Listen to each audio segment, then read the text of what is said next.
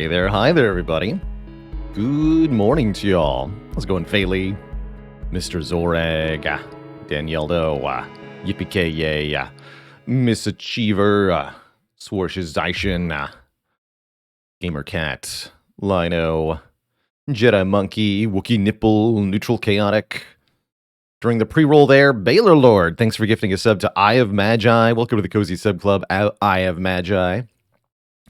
And Robzor with the 40 months in the Prime sub. This number is bigger than expected. The time sure flies, don't it?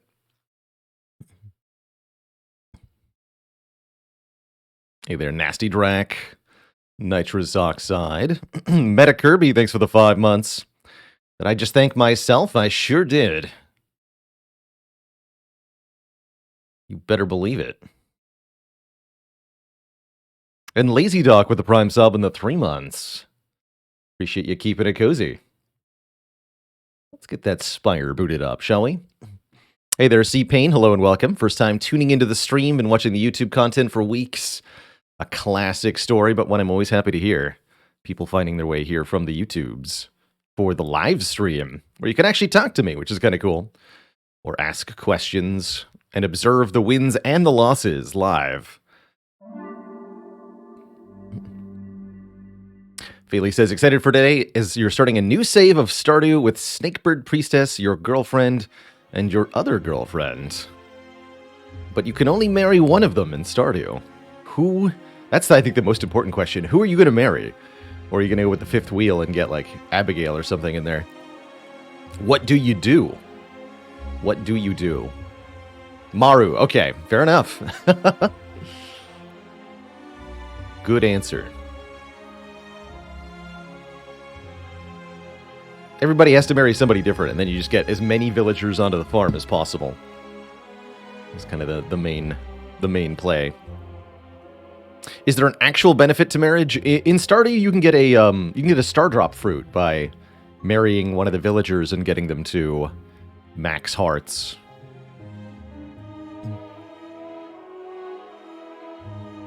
Mostly cosmetic overall, though.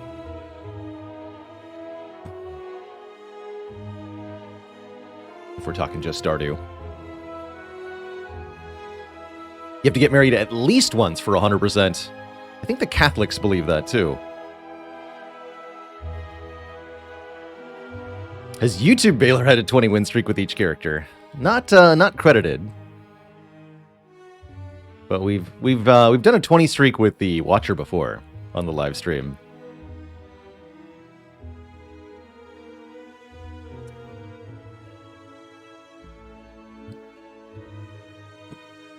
Moo says, looking at the world record for each character, you've observed that the world record for Watcher is significantly higher compared to the others.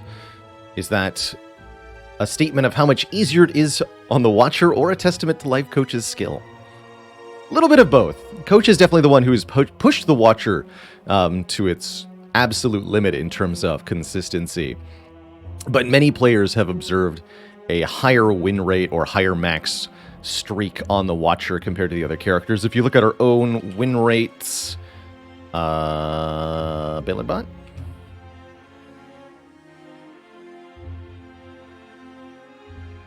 PB. Oh, there we go. Okay, that's just the current win rate. Our all-time best streaks, we've got a 22 with the Watcher. I've only done 16 with Ironclad, 8 with Silent and Defect. And our lifetime win rate, there you go, thank you, Philly. Watcher holds our highest win rate as well at around 75%, whereas the others are closer to 50, 60. And that's including a lot of shenanigans, of course. 2,000 plus, I like that. Since the year 2000. And other players have shown really long win streaks with Watcher. Prior to Life Coach's streak, Merle held the record at 38 Watcher wins.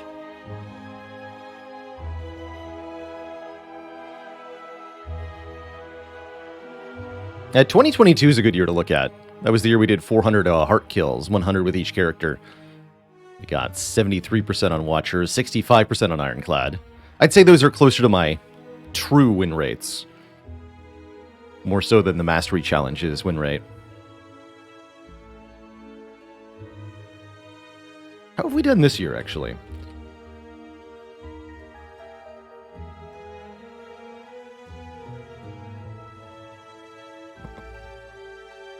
About 10% lower overall. Pretty much across every character. That makes sense. I'm actually surprised that it only dipped by 10%. In what ways do I think the Mastery Challenge improved me as a player? I think it helped me to find new options, new ways to eke out victory that I hadn't tried or trusted before. And it also gave me, I guess, an idea for a heuristic that I've come to call curse tolerance. How many useless cards can you have in one deck before you perish? And each character has a different curse tolerance by default, as well as a different curse tolerance that they can achieve through adding cards. Defect starts out with, in my opinion, probably the lowest curse tolerance, the lowest ability to have garbage cards, but also a lot of necessity to do so, because so many of the defect cards are setup heavy. Whereas the Watcher and Ironclad, with their scry and exhaust mechanics, respectively, can handle a few more, usually. Get Blame, thanks for the tier 1 sub. Welcome to the Cozy Sub Club. And yes, that's including all the resets we did this year for the 2023 win rate. And there were quite a few. I abandoned more than one run, that's for sure. Mostly on Clad and Watcher.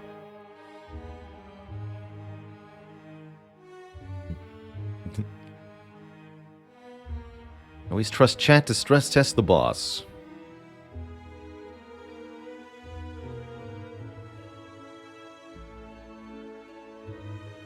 I am still planning on a Mastery Challenge retrospective. I want to sort my plan out for that soon and get it actually made. Don't want to wait too long. So, Nielzo, we abandoned towards the end of the Mastery Challenge because I was looking for specifically a run that had 2 copies of the Clumsy Curse.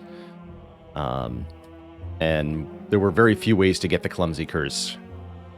So we had to kind of run through Act 1, see if we found a source of Clumsy or a Curse Key, and then reset if we didn't. Eventually, we were able to get a Curse Key start on Watcher that led to getting 2 Clumsies in a row to get the final run of the Mastery Challenge. We're about to embark on a very similar journey, actually, in Monster Train, where I'm going to be abandoning a bunch of runs to try to get the event-specific cards, the Most Blessed Sword and the Skull. So we'll have to do a bunch of runs through the first 2 rings, visit the Ring 3 caverns, and figure out if it gives us the right event.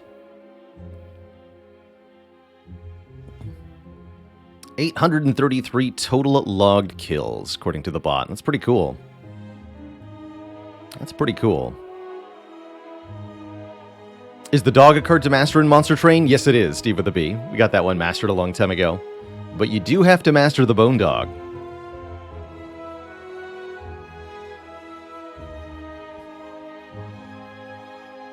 Exactly. Clumsy was very hard to intentionally get, because there's no specific way to get it.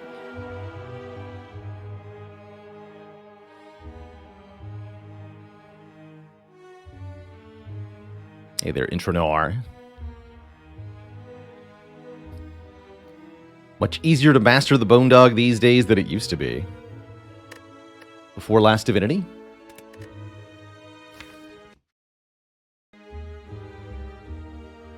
Had a pretty good run yesterday. Coffee Dripper into Meat on the Bone was very powerful.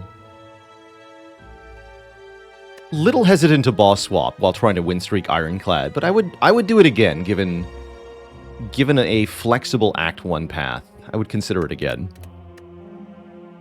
We had to stumble our way into Clumsy, that's right. That's right. So, shooting for number 3 here on the Clad is what we're doing for the first part of today. Starting out a new venture in the Spire. Choose a rare card's pretty strong. Let's have a look-see at the act overall. Yikes.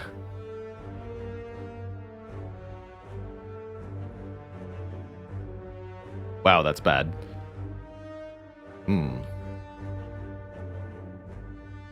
That is not good. Core problem here is this. All of these elites don't have a fire before them. Usually it's only one or two paths with no fire before the elite. All of the elites require no fire. That's terrible.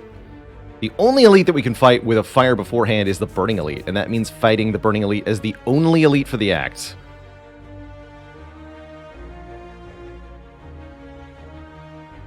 This is like a 1 in 100 Act 1. Two reasonable options I see. Take 100 gold, hit an early shop is one of them.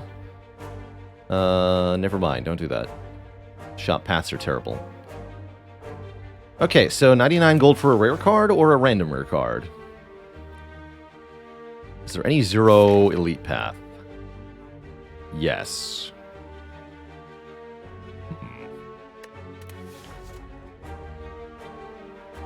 Do I prefer Immolate or Feed Start on Clad? Given these paths, I would think I would prefer Immolate, because then I could actually fight 3 elites. Generally speaking, probably Feed.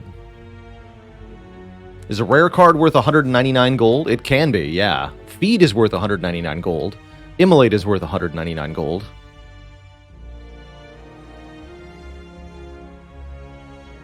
Offering is worth about 150 gold.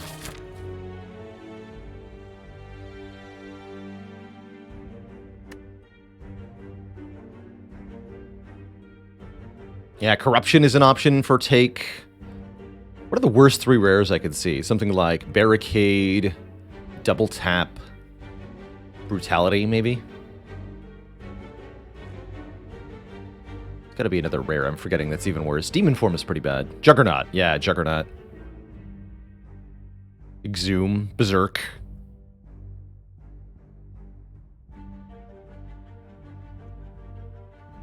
Bludgeon's fine. I would take Bludgeon into 3 elites, no problem.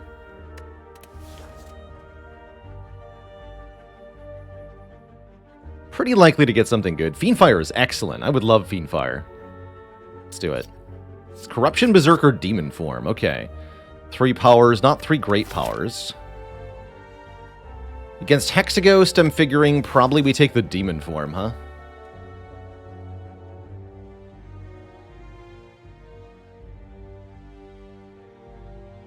I don't totally hate Demon Form. It will get us through the Act Boss, if nothing else. It's also very good against the Lagavulin Elite. But is otherwise kind of awkward. Solves Jawworm. Could take Berserk and try to upgrade it. I've never really used an early Berserk, but it's not impossible.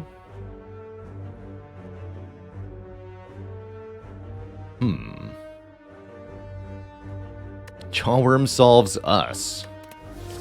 I'll take the Demon Form. This could work out later with a Snekowai or a Reaper or something.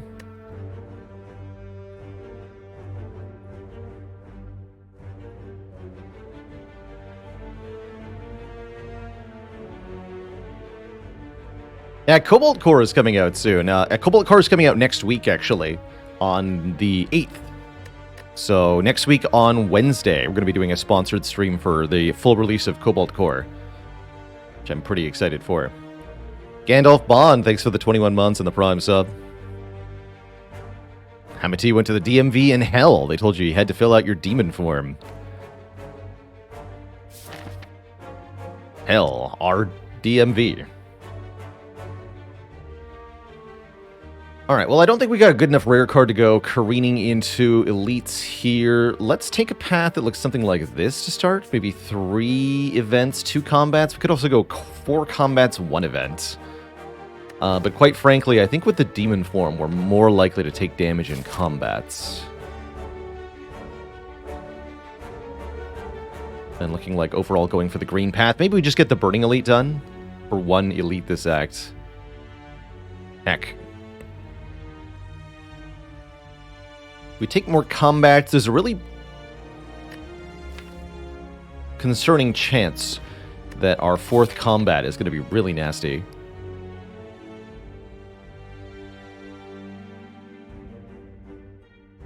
Is the planned upgrade Demon Form? Probably not immediately. I could definitely see upgrading Demon Form right before our boss.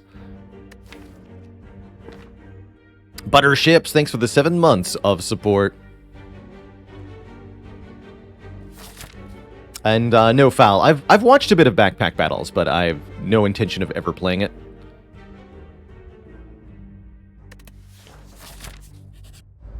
Let's go with the more events line. See what happens here. Reckless with the Prime sub. Thank you so much. Welcome to the Cozy Sub Club. And they said Demon Form was useless.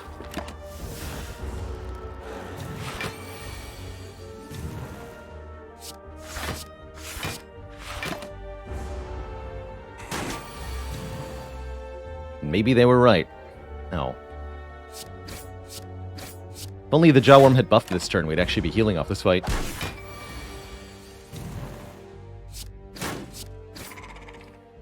Not bad, though. We get a regen potion, meaning we did heal off this fight. And once again, we're offered a floor 1 shockwave, which is pretty hard to turn down.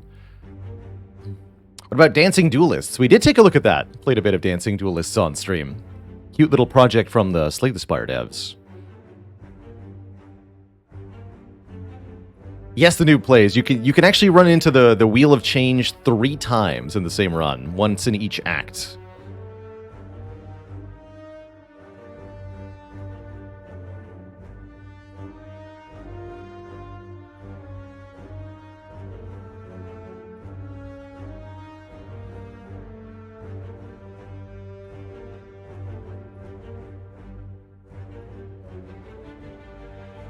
Do I only play indie games on stream? No, I only play games I think are good on stream, usually. But it doesn't matter if they're indie or not. This channel started out as an XCOM Enemy Unknown channel, playing Firaxis's XCOM titles, which are anything but indie. Bewildered Beast with the 8 months. Round Guard. Peggle with RPG elements. That actually reminds me, we gotta go back to Peglin, the Peggle roguelite. Have I played BG3? Yes, I just recently finished my off-stream playthrough of BG3, and I thoroughly enjoyed it. Remove Transform Upgrade. An upgrade here does not let me kill elites, right? Surely upgraded Demon Form is not good enough here. We should probably transform a card.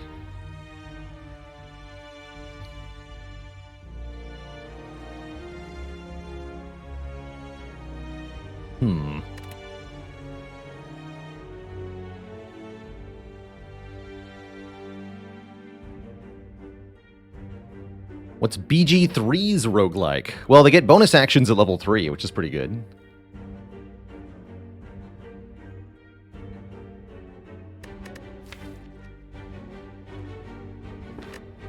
Let's transform.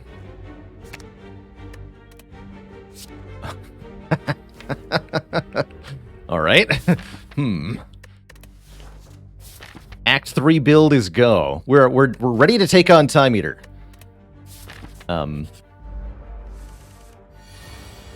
Tim? Might go Corruption Shockwave here. Although we should probably go Corruption Strike, kill the slime that's about to weaken me. I might be able to play Demon Form if I play Corruption. You know what? Heck it. Hit me. Yeah, Act 3 has been solved. Now for Act 1.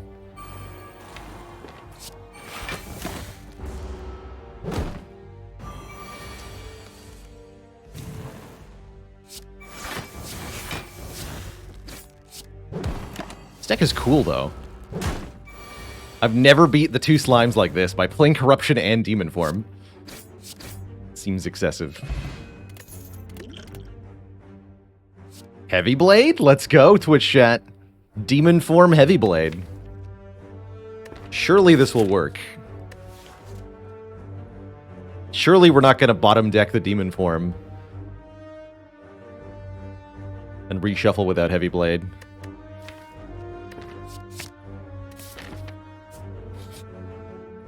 Ooh,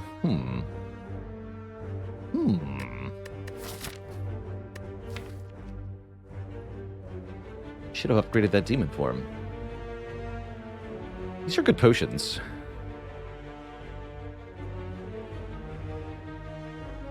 These are really good potions.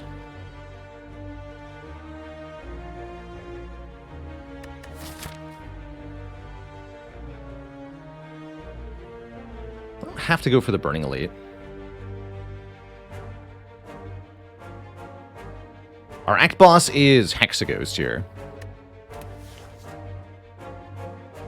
Currently debating whether we go for the elites now. With the Strength Potion Fairy in a Bottle, we're at pretty capable.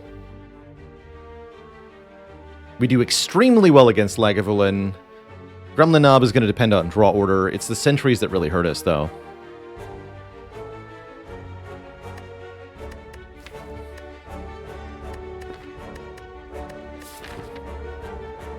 I'm going to try it.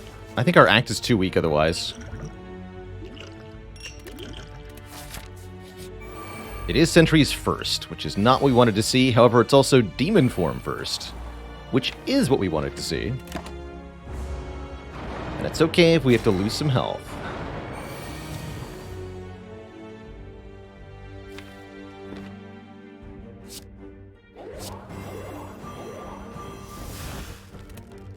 These aren't yet doing enough damage.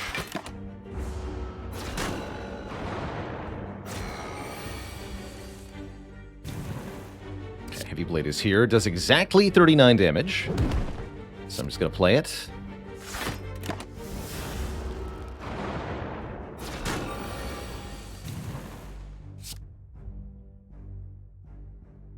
Team goes to 21. So even the Strength Potion is not a kill here.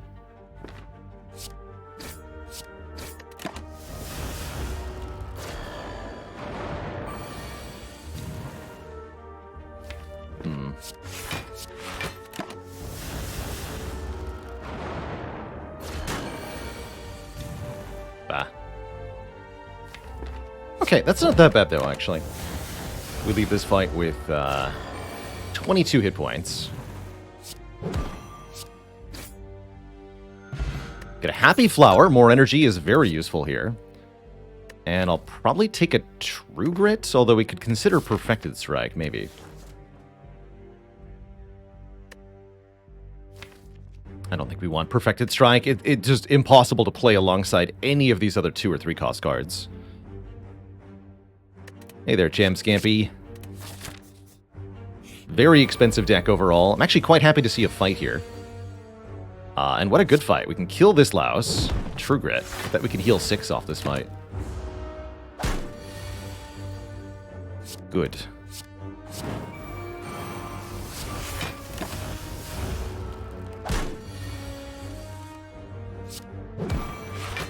Can also maybe set up Happy Flower for the elite fight. Let's do that. Happy Flower turn 1, I guess? Might as well.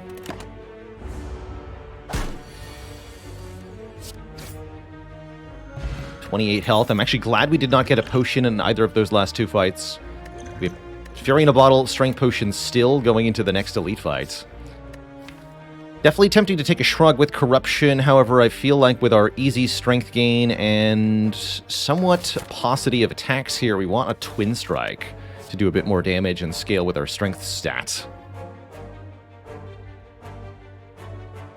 Most ambitious Act 1 ever, I like it. If we can pull it off, we're going to have a really good position here. And again, we don't have to fight this Burning Elite, depending on how the next elite fight goes. But I actually do expect that this next elite will be easier. It's not Gremlin Knob, thankfully. It's Lagavulin, and we get turn 1 Demon Form, turn 2 Corruption? No.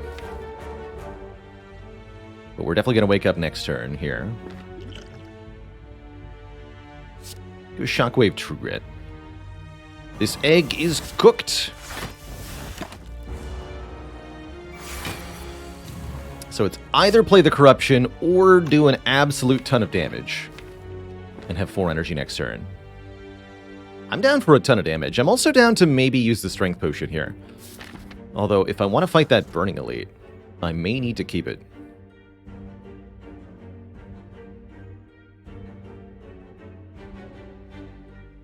Thing is, 2 more Strength could be enough to get us the kill here.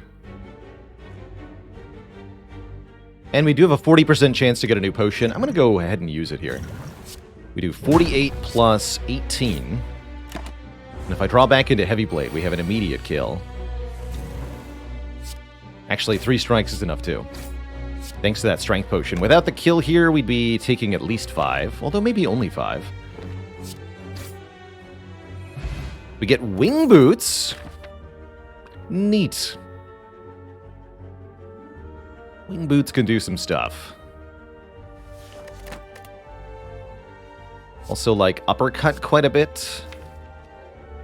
Although Seeing Red could be considered too. Seeing Red gives us enough energy to play some of these expensive cards alongside each other. It's true we already have a Shockwave, but I like another way to extend that Vulnerable and Weaken. Definitely 1 Shockwave is not enough in the late game. It's also not enough against Hexaghost. And against enemies with Artifact, you really like having the Uppercut too.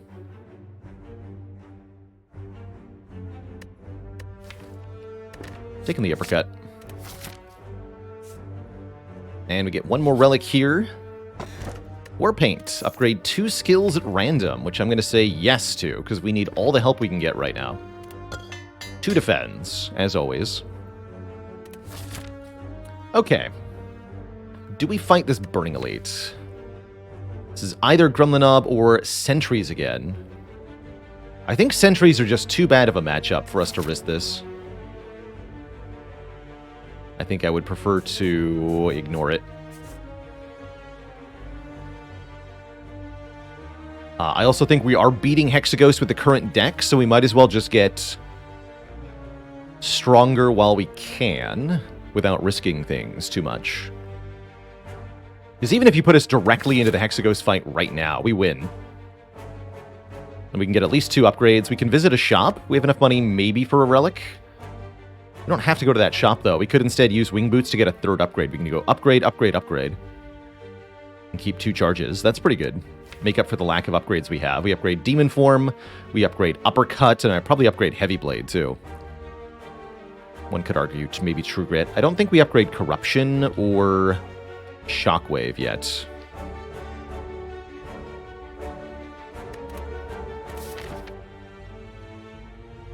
I could even go 4 upgrades if I really wanted to, right? Wing Boots, Wing Boots, Wing Boots. But that would use all 3 charges. I'd rather get 3 upgrades and keep 2 charges.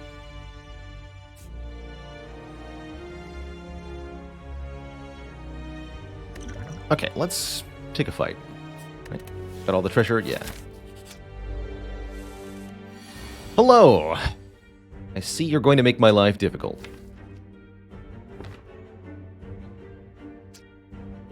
Probably Shockwave, Defend, take 4.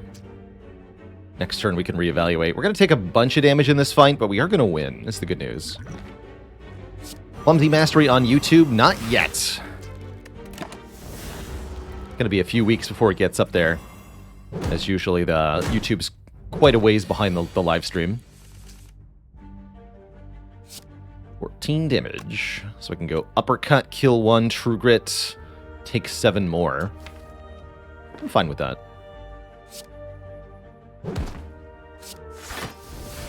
The Violence Mastery went up today. Good stuff.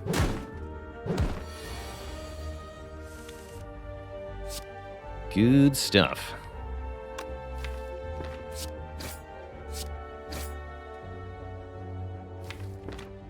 And they won't be vulnerable next turn, huh?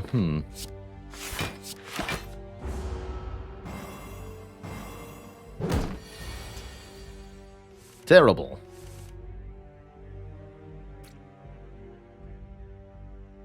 Take another 8. Ouch.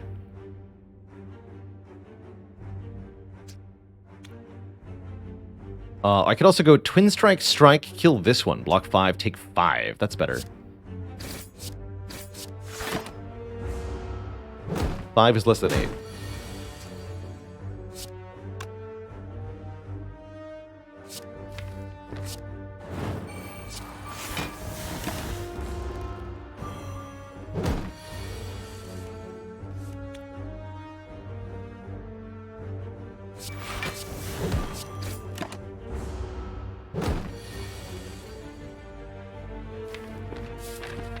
And I guess I'll set Happy Flower to 2. Might as well.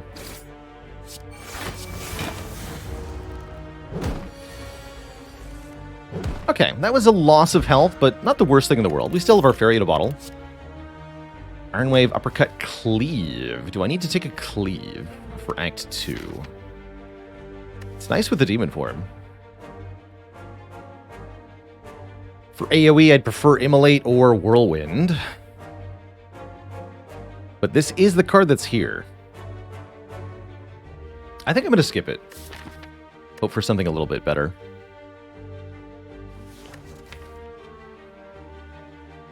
Yeah, I'm going to skip it. Do we want Flower on 1 for Hexaghost? I'm not sure, actually. We want Flower on whatever turn we draw our Demon form, really. Run into 3 Lice. Guess we go Uppercut, Defend, True Grit, kill the front one. Having both of these attack again for 8 next turn could be bad, but what can you do? What can you do? Only one of them. Okay, good. So we can go Shockwave, Defend.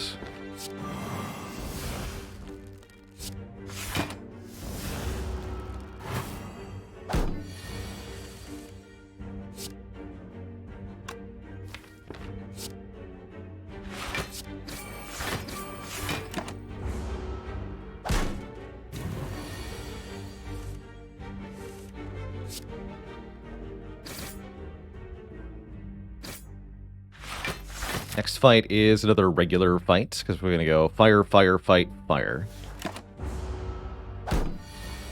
So I'll set Happy Flower to 2 again.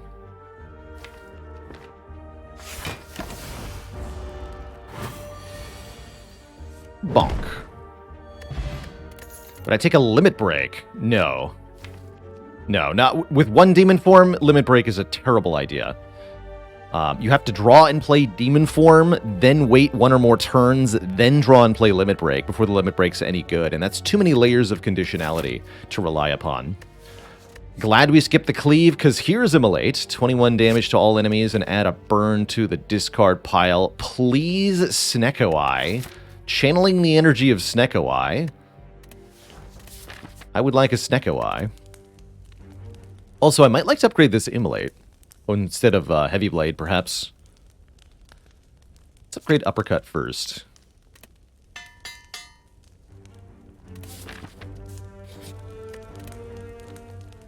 Uppercut, Immolate, Demon form. That's what I'll upgrade.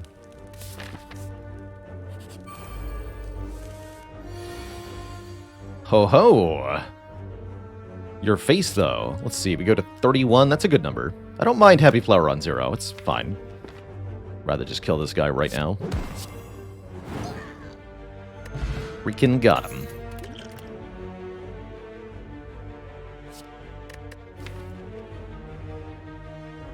Think I want to Shrug? We have enough attacks now. Shrugs are always good with corruption. Snecko or bust. Well, Snecko or energy or bust. Honestly, 4 energy would be fine.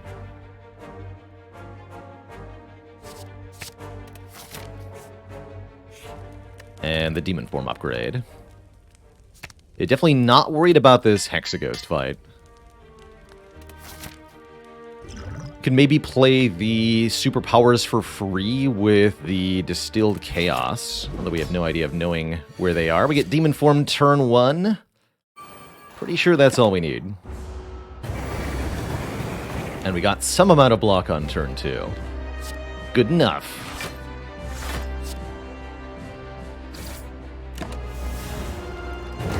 Hey there, Frinkle Star. Hello and welcome. What a name, what a player. Frinkle Star. Aha. Happy flower setup. Successful. If I'm not attacking this turn, and I'm not benefiting from the weakness, I'm going to hold on to this card.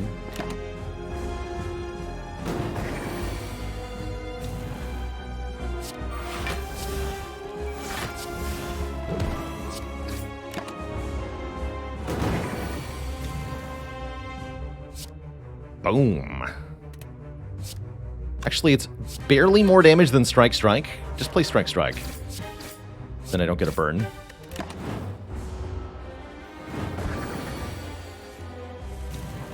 Heavy Blade. Whoop. Bam. GG. What a decisive Hexaghost fight with the powerful powers. Putting in all the work. Alright. I want a Reaper or an Offering. Channeling Reaper or Offering energy. Yes, Offering is here. Gain energy, draw 3 cards. Makes it much easier to play Demon form or Corruption or whatever. Exhume can get back just Shockwave. That's no good. Fiendfire could be strong, especially with lots of strength. But Fiendfire wants you to have a lot of cards in your hand before it's really good. Currently, we can only draw 5 cards per turn. I'll take an Offering. Having the Offering, a Fiendfire becomes much better. There is no Snecko Eye, however there are 3 perfectly reasonable energy options here. Velvet Choker gives energy, but limits us to 6 cards per turn. Ectoplasm prevents us from gaining money, but gives us energy. And the Curse Key will give us curses for opening chests. Honestly, I have rarely seen this good of a Velvet Choker deck. This is a very good position for Velvet Choker. However, as always, Ironclad can definitely turn things around in terms of cards per turn. Simply having a Corruption means we're 1 Dark Embrace away from wanting to play 15 cards per turn. Yeah, 1 Dark Embrace away from being very bad with Choker. Saren H, thanks for the Prime sub in the 4 months. I think usually I'd rather take the Curse Key than Ectoplasm, because the way I like to think of this is Curse Key adds 2 curses to the deck, so we have to pay for 2 removes, essentially. Ectoplasm prevents us from gaining around 500 gold. 500 gold is able to buy 2 removes and then some. So you can use the money that you earn by not taking Ectoplasm to remove the curses from the Curse Key and then still have some left over. So I would usually advocate Curse Key over Ectoplasm here. This is a takeable Ectoplasm. This is not the world's worst Ectoplasm by any means. I think all 3 of these could work out well. I suspect my personal preference is the Curse Key, though.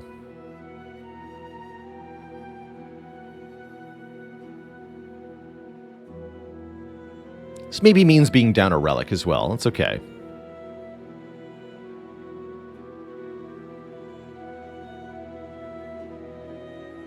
Gotta say, here at the end of Act 1, I'm pretty stoked. We got a Demon form in exchange for money as our starting card, which is not usually something you want to do. Then randomly transformed into a Corruption, and somehow managed to beat 2 elites despite that. We got some pretty decent relics. The Happy Flower in particular is putting in a lot of work. I'll take a Curse Key. I find the downside of this is easier to mitigate than the others, essentially.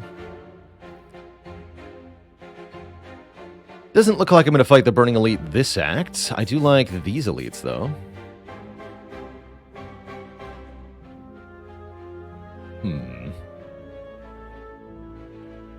Those merchant placements, though. Yikes. I guess this is a good act for maybe considering the wing boots, then. We could do something like...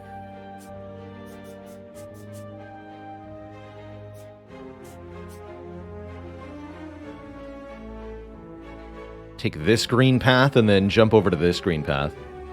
Get a bunch of fires and elites. Overall, I think we're pretty good at the elites of Act 2 here. We have a massively damaging AoE card. We have great scaling, lots of energy, and an offering for acceleration. I think we're very good at most fights here in Act 2. Barring abysmal draw orders. Still wouldn't mind adding something like, say, a headbutt, so we can headbutt Immolate or Heavy Blade. Another strength gain card like an Inflame or Spot Weakness, especially with Corruption. Dark Embrace or Feel No Pain would also be more than welcome. Good reasons to go to shops. Could even look at 2 shops with the Wing Boots if I really wanted to, although I don't think we're that desperate. I guess my only real question is, do I take 3 combats or less than that on the way to the shop? Combats are probably good. Combats are card rewards. Combats should be easy to take down by and large. Still have this fairy in a bottle, which is quite valuable. Souffle. Let's see, 42 plus 21 does not KO here. Makes me want to consider the Distilled Chaos. This is not what we're looking for from a Chosen fight, usually. Capo, thanks for the Prime sub. Welcome to the Cozy Sub Club.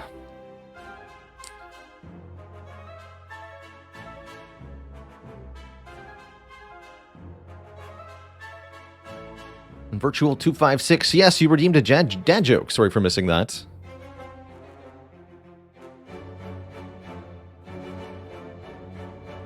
What is the smelliest part of a computer? The CPU. That is all.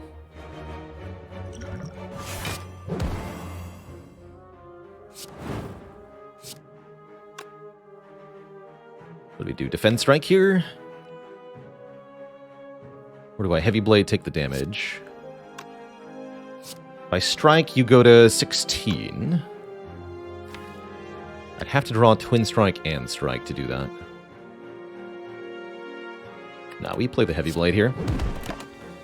Take 4. Exactly. So I would have had to take 6 to play the offering. So he gained 2 from that play. Huzzah! There's the Feel No Pain I asked for. Beautiful. Whenever a card is exhausted, gain 3 block. We've got lots of things that say exhaust on them already, and that's even before Corruption is played. Yoink. There's also an upgraded Uppercut, but guess what? I've already got one.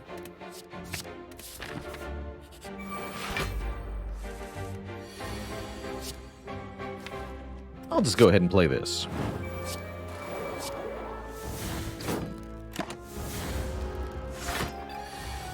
Make my skills free. Next turn might hurt. Give me Feel No Pain offering. Close enough. It's not close enough.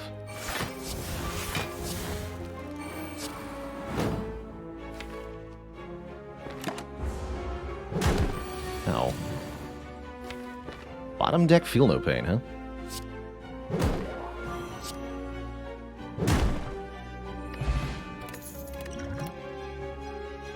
Italicize. Don't think so. Yoink me some water. I like that kicking.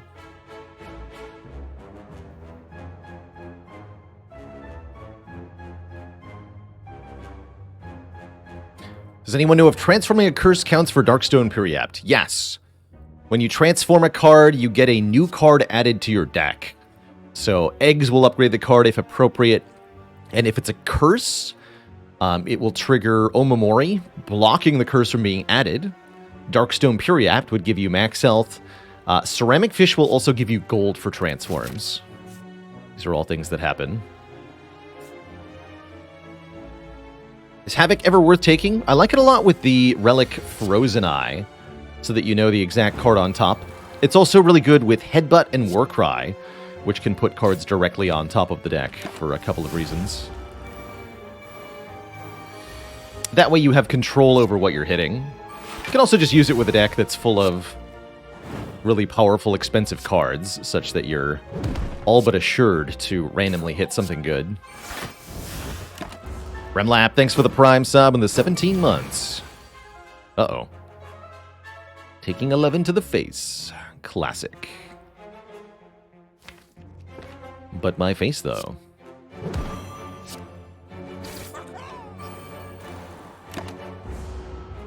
I guess take 11, heal 6 isn't the worst thing here.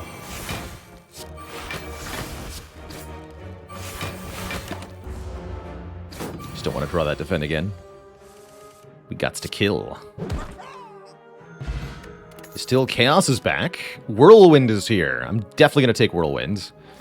Even though we already have Immolate, I would not mind another AoE card, especially one that scales with Strength multiple times.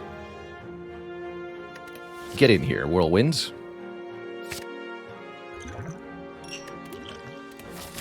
Welcome. We definitely like Reaper now. Oh, yeah. Do we like Apparitions, though? Lose half of our max HP. Gain 3 spooky ghost cards that provide 1 turn of intangibility. I suppose, in theory, those are good with demon form.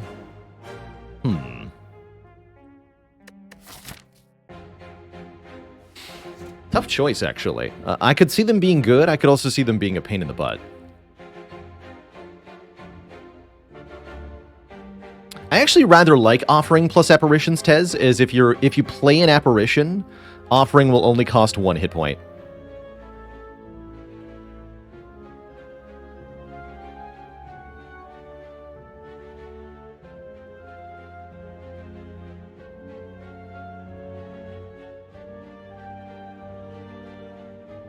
What does Apparition even mean? It's like a ghost or a spirit. A spectral manifestation. Yeah, I don't like the lack of card draw here on these Apparitions. What's the lowest amount of max health I've won with? I'm pretty sure I've won with less than 30 before. Something like Silent Apparition and Bites. Gets you down to around 22 normally. I'm going to refuse these. 40 is a lot of max health to lose.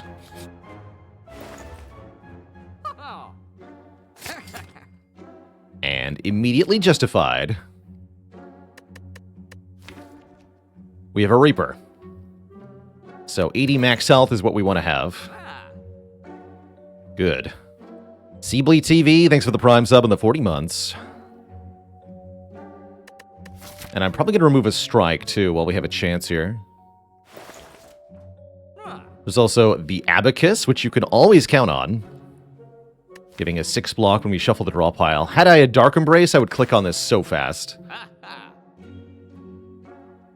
Yoink me an Abacus.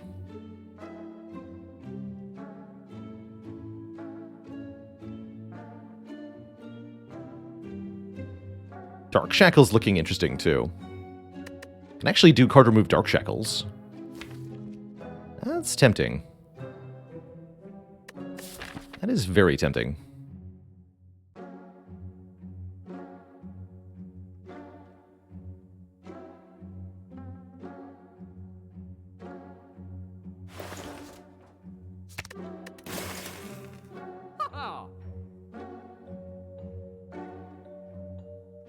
I'm going to save the money, though. Let's see if I regret that.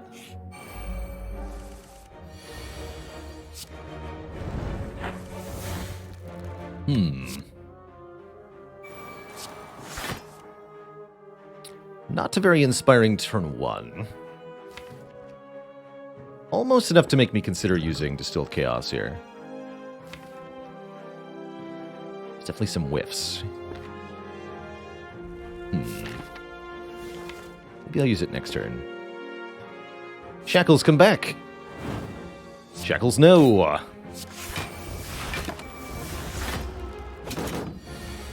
Yeah, now we use it. Whew, look at that!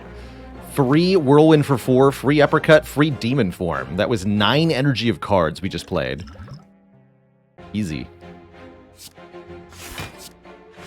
Huzla with a full year. Here's to an easy 20-0. Let's hope. Let's hope. Keep Reaper in the discard pile. We could play it now for 6 health. That might be the best we get, actually.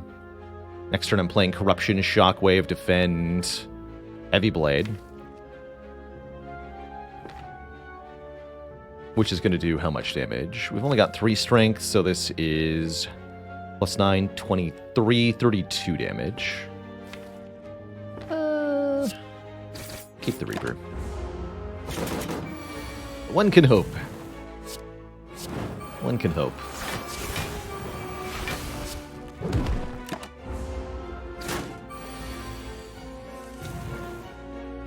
Probably should have played it. Oh well. We get a Gurya. We can now gain strength at rest sites up to 3 times instead of upgrading our cards. That's pretty potent. So is a Shrug Plus with a Corruption. It's time to get swole. I mean, with a Reaper, we're definitely going to lift 3 times, right?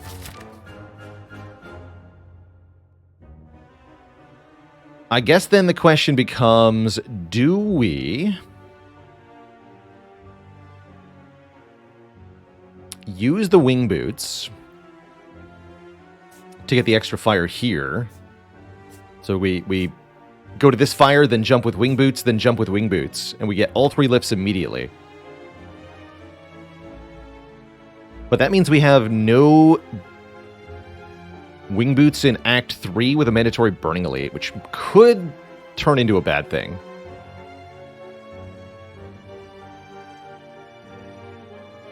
Could also mean that we don't get a shop to remove our curse.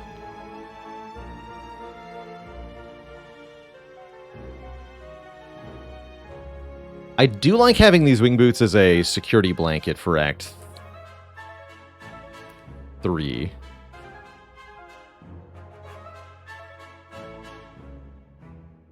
I guess another option, Twitch chat, is if we're feeling really gutsy here, we can do lift, Wing Boots, lift, fight the Burning Elite, lift a 3rd time, Wing Boots, fight this Elite.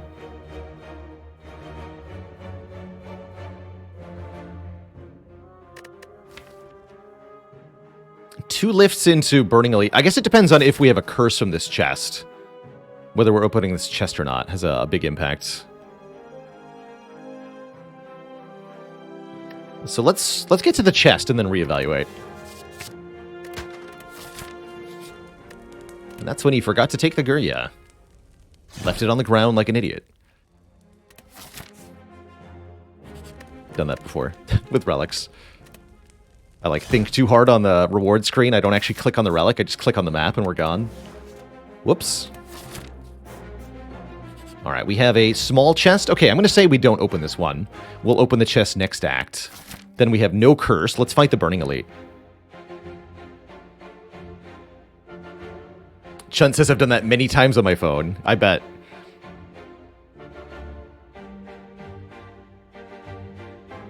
Was second wind a consideration over Shrug due to curses? Yes, it was worth at least considering the second wind. The corruption and the lack of Dark Embrace and the free upgrade all made me prefer the Shrug. There are different sizes of chest. Yes, there are 3 different artworks you can find in Slay the Spire for treasure chest. And the artwork of the treasure chest will tell you some information about what's inside. Namely, the rarity of the relic. All chests always contain 1 relic unless you have the Matrushka modifier, but the rarity is dependent on what type of chest you found. This small, grayish, rounded top chest contains either a common 75% or an uncommon 25%. There's also a blue triangular medium chest, which can contain any rarity of relic. I want to say that's 50% common, 33% uncommon, 17% rare. Not sure on that, though. And then the largest chest is kind of octagonal or hexagonal in design and has a black coloring to it. That's a 75% chance to be an uncommon relic, 25% chance to be a rare relic. The larger the chest, the more money contained within as well.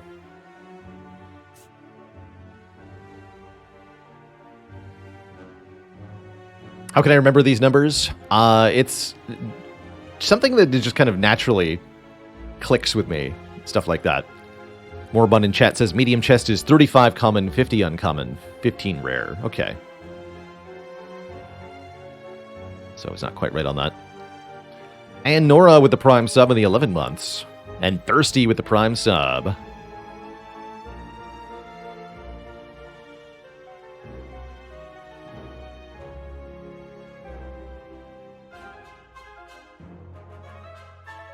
And the small and large chests might be 66-33. Let me see. I'm actually curious now. To the spreadsheet. Gotta make sure I know these numbers.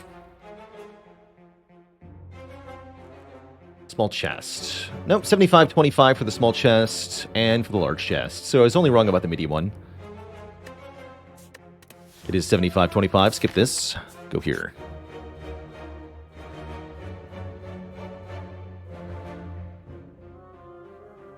It's me, Renwid.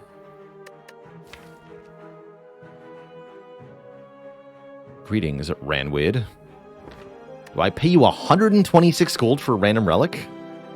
I am not going to give up Fairy in a Bottle right before these elites. I could maybe lose Heavy Blade. Heavy Blade seems important for the boss fight, but we could get another one maybe.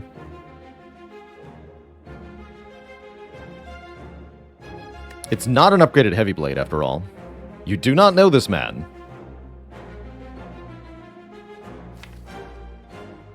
Let's give the Heavy Blade up. For a Dreamcatcher, then we can rest and get a Heavy Blade. Perfect. Uh-oh. Oh, shit. Pardon my French. We are completely screwed here. Although Reaper could heal me to full, so maybe we're not.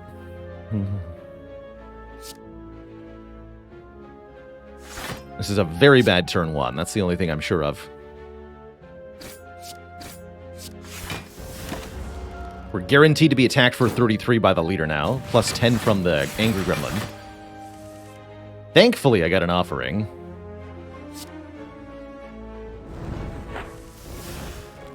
But yeah, this is bad.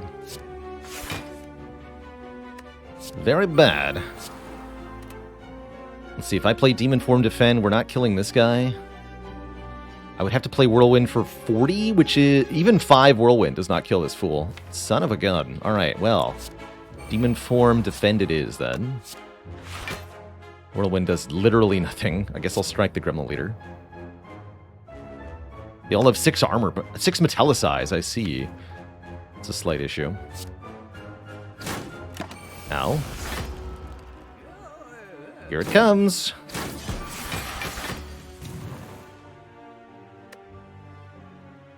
Terrifying.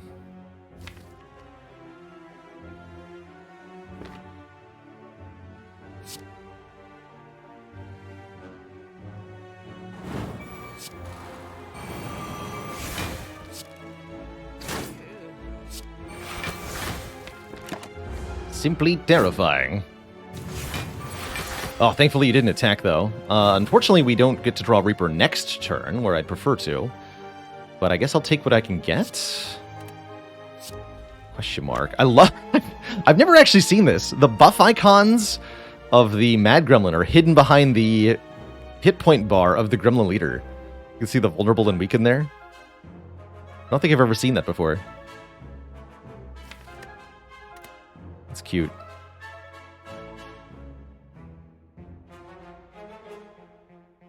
You can barely see the strength because the block is perfectly covering it.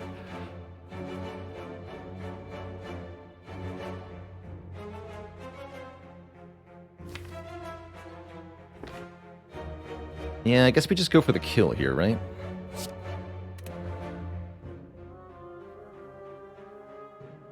Probably needs to be Reaper Immolate. Although, again, Reaper does, like, nothing to this Mad Gremlin.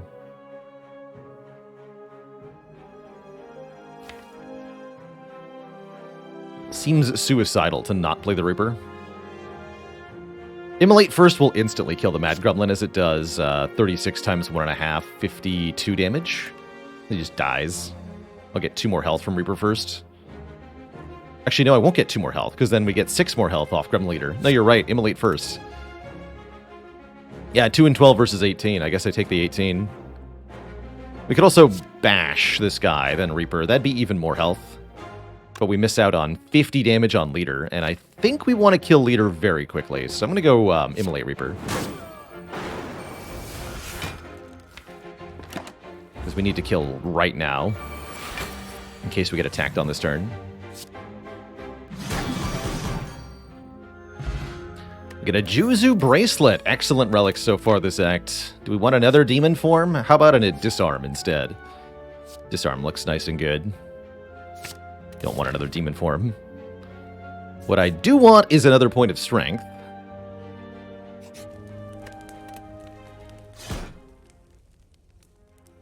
And I do want another elite fight, so let's swing boots here. Hello. You're all terrifying. Probably uppercut, strike, disarm. We do 16 plus 13. Weaken you, block 7, take a whole lot of damage. But that's okay. Do you even lift? I do. I do lift. Deck needs a bag of prep. Hey guys, please drop a bag of preparation for me. Thank you.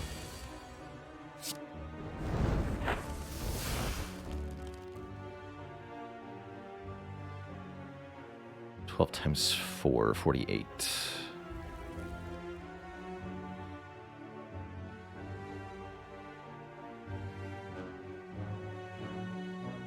Only need to play it for 2 to kill you. Okay, let's go Shrug.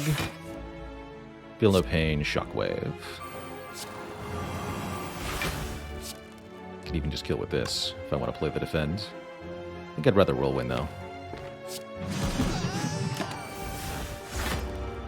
Come on, Reaper. Right now, before I get weakened. Thank you.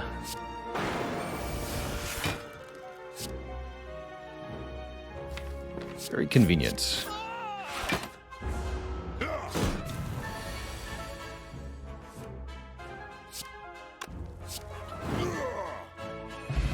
Get a Regal Pillow. Okay, I was thinking about resting before the boss, and now I've got really good reason to. We get a card reward and a full heal.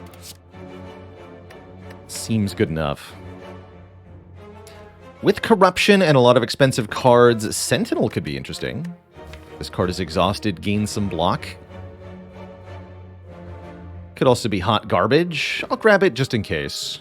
Making a stronger Whirlwind could be well worth it. But sometimes we'll draw it when we don't want it, and it's going to be garbage then. Although it lets me play Reaper now, so that's not too bad.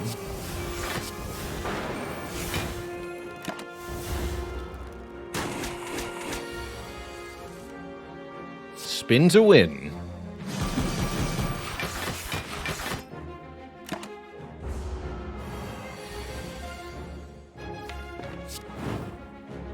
That wasn't too bad. Burning Pact. Exhaust a card, draw some more cards. Definitely things you like to see with Corruption, Feel No Pain. Heck, with Sentinel. Period. Happily take a Burning Pact. And I still think I'm resting before the Bronze Automaton. In terms of upgrades, what upgrades would be good? True Grit maybe? Feel No Pain? Offering?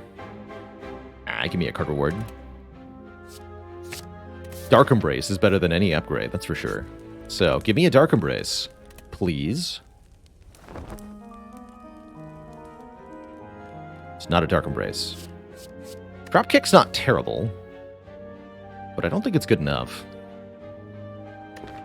These ain't it. Not even a Heavy Blade. Not that I think we need Heavy Blade to beat Bronze Tomato here. Because I've got, once again, turn 1 Demon Form. This knows when to show up on turn 1 in the boss fights. Excellent.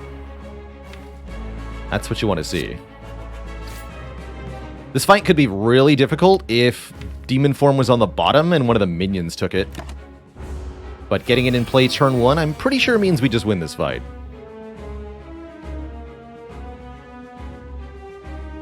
Pretty sure.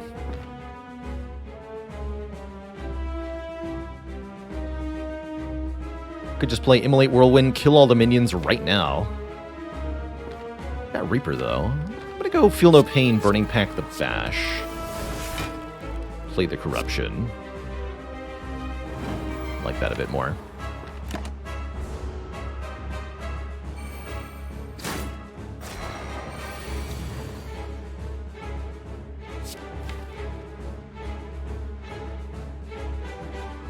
Don't think we play Offering yet.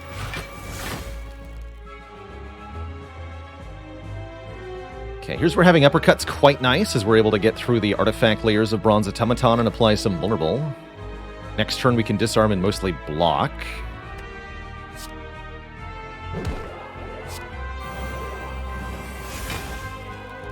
You've got Reaper, so you need to die first.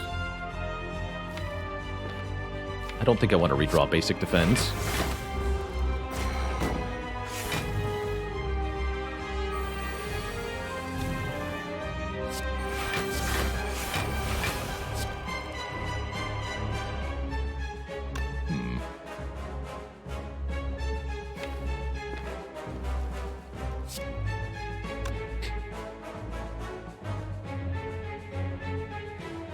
To play the Reaper.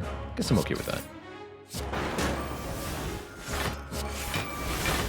Means we're at full health for Hyper Beam. Oh boy.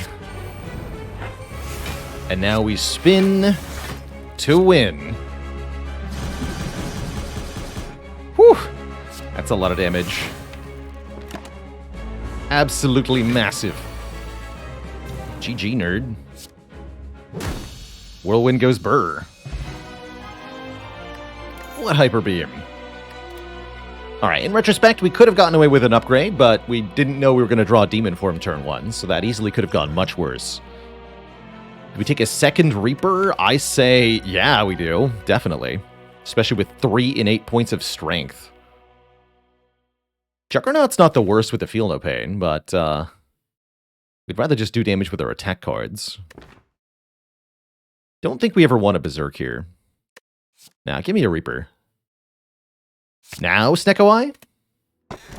No. Now, Philosopher's Stone, Mark of Pain, or Tiny House. It's actually not the world's worst Tiny House, with one of the major benefits being 5 max HP. Pretty good with the Reapers. Could also discard the Smoke Bomb, pick up a better potion. 5 energy seems perfectly fine to me as well. I don't mind the Philosopher's Stone. Disarm negating the +1 strength is usually good enough for me. And more strength, more energy means better whirlwinds. It means we can play the powers more easily. If we upgrade Corruption, we can even play Demon Form Corruption on the same turn. So I think we take the Philosopher's Stone. Go to 5 energy per turn, and enemies start combat with a little bit of strength that we could, of course, just remove. Still missing some card draw if we want this to work really well. Which means hitting some shops up early, looking for, of course, Dark Embrace is the easy way to get all the card draw that we need. But there are other ways, too. I would strongly consider an Evolve at this point. Especially since we have Immolate. Our first Act 3 boss is going to be Time Eater. That's a fight where Evolve could really save our bacon. Bacon. Guess we'll go to this shop, take some more combats. Card rewards are still what we want. As we're, again, looking for those crucial cards. We could also maybe look at events, try to get rare relics for something like Dead Branch. But I think we're more likely to get what we need from a regular card reward. Pretty sure.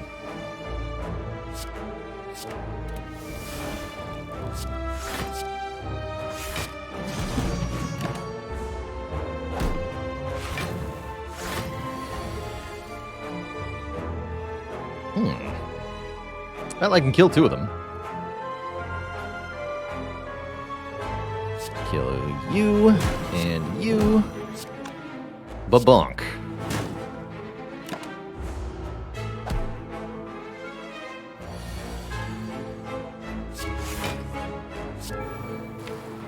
Could win the fight right now by playing Strike. I'd like some of my health back, though.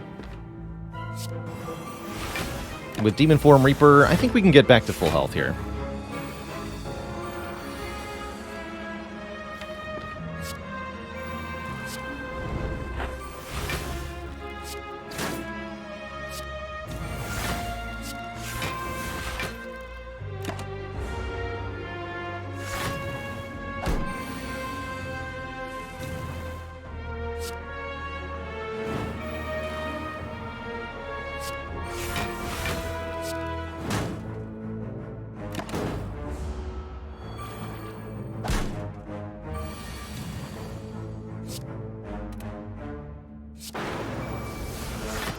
Close enough. Heavy Blade returns to us with an upgrade, or we can get a Bloodletting. I guess with 5 energy per turn, we'd rather have the Heavy Blade. Yoink. Welcome back. Thanks, Ranwood. Let's come back even stronger than before.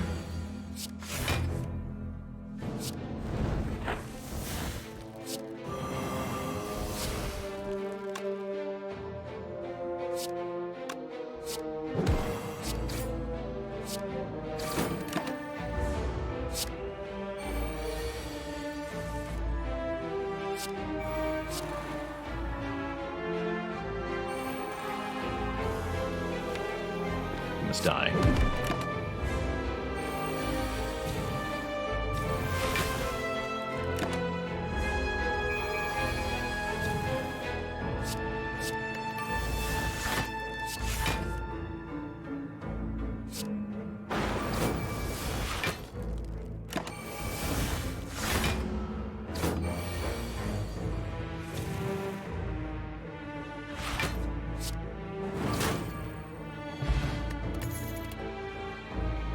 Second Feel No Pain, or some card draw with Battle Trance. I think this deck has enough exhaust that a second Feel No Pain is very good. Battle Trance is tempting, though. You're not a Dark Embrace. Second Shockwave's not bad with a Corruption. Pretty cheap, too. Let's see. We have to open that mid-act chest, right? We probably want to go to this shop, then, to remove the curse. Something like this. Probably. Could go more elites up this way, but then we don't have a way to remove the curse if it's really bad. Flash of Steel is kind of like card draw, and actually really good with our strength gain. It's a cantrip attack, you could call it. Wide Dog Studios, thanks for the Prime sub and the 8 months. Go get him, Clad. That means that we don't want to remove here. No, we want to remove a strike. Removes our card draw.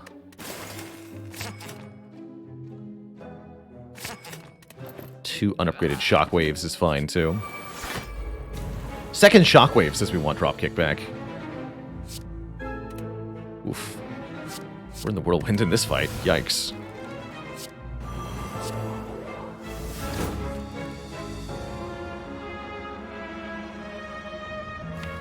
Alright, just play this again. Ow. They have plus attack power, too. Terrifying.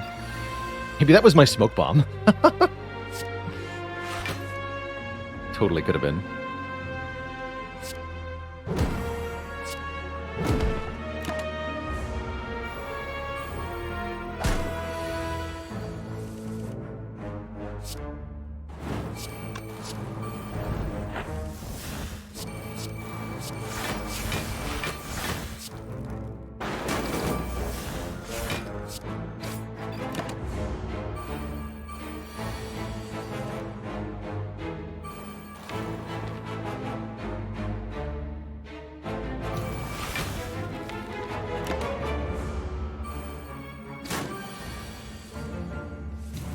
They do want card rewards, though.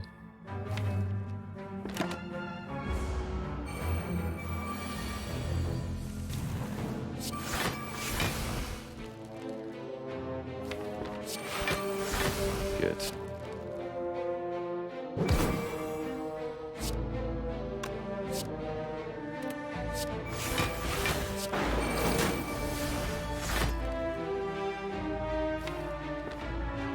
Acceptable.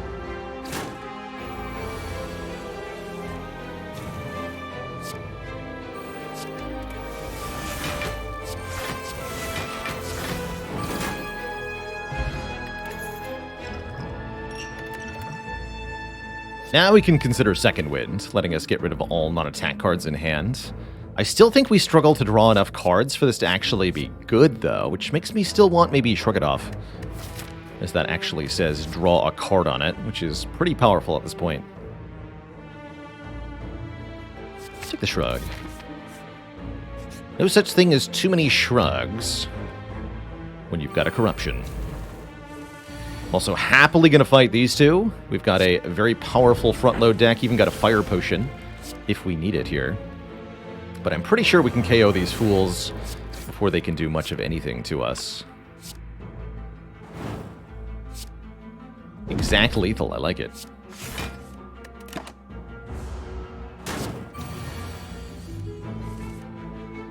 Dark Embrace when? Could have just killed, huh? But I want a Reaper for 1 hit point. Excellent. Magic Flower.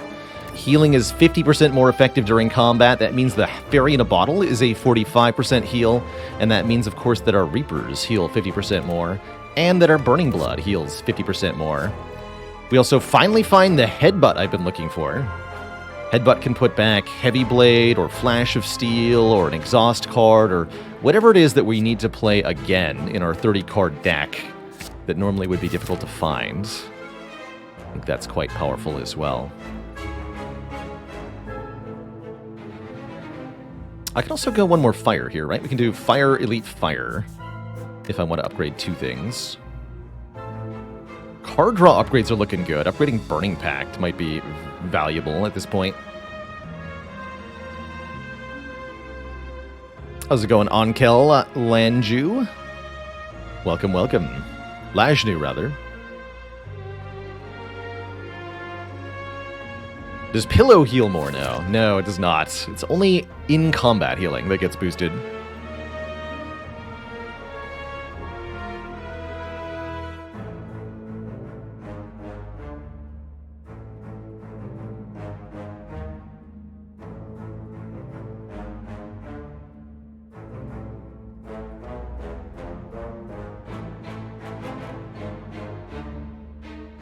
And Barry Dow is, why does the Ironclad only go to bakers who are also wizards?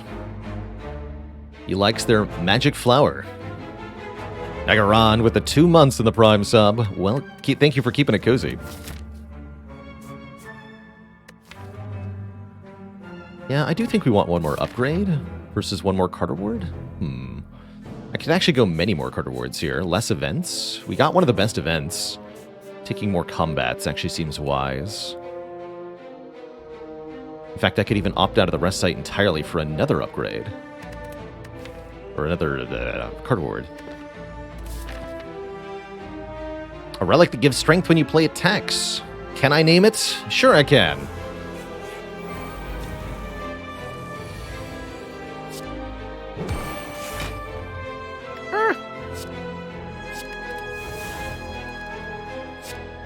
Please don't kill me. Thank you. That could have been an attack for like 38. Thanks for not doing that.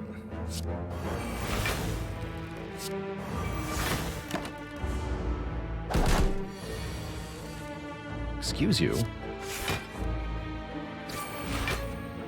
Blah.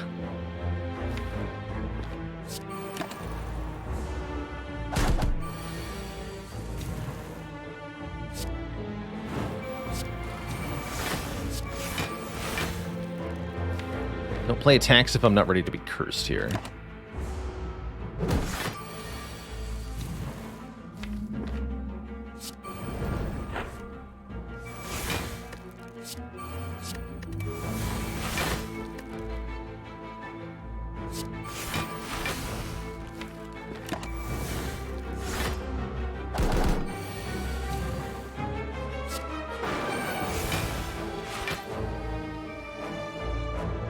Gonna do much better than that.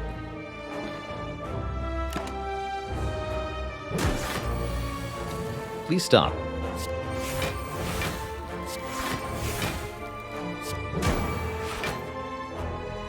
Thank you. Again, if I play Reaper here, there's a chance it turns back into a curse. So I'm gonna wait again.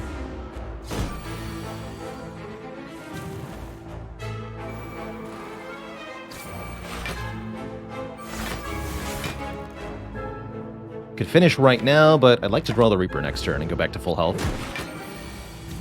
Good.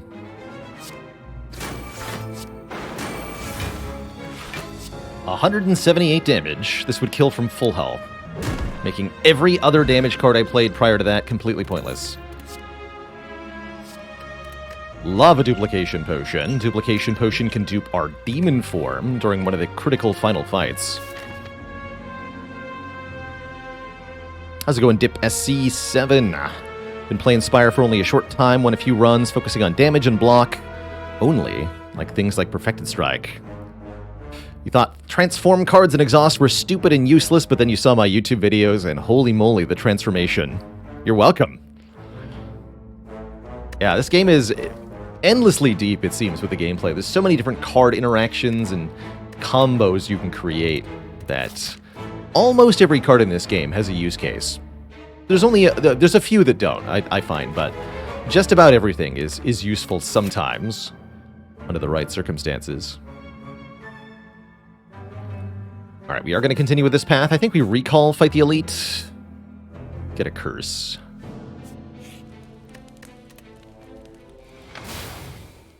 Kind of like Forethought, pressure points, poor pressure points. Uh-oh, it's Nemesis. Spooky. This is very much a consistency check for us. Can we draw our damage cards when Nemesis is not intangible? I'm going to draw one at least here.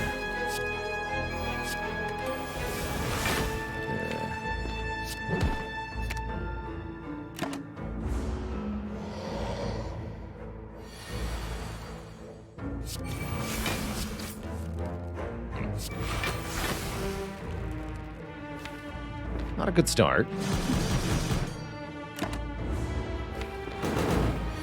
Ooh, really not a good start. Demon form, come on, there you are. This is a fine turn next turn. Even if we get hit for 45, this is fine. We do.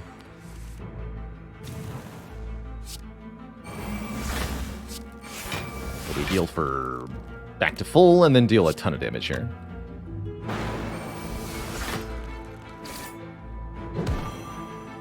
Hopefully next time we draw attacks we can kill, although with the burns in the draw pile, this could go pretty badly now.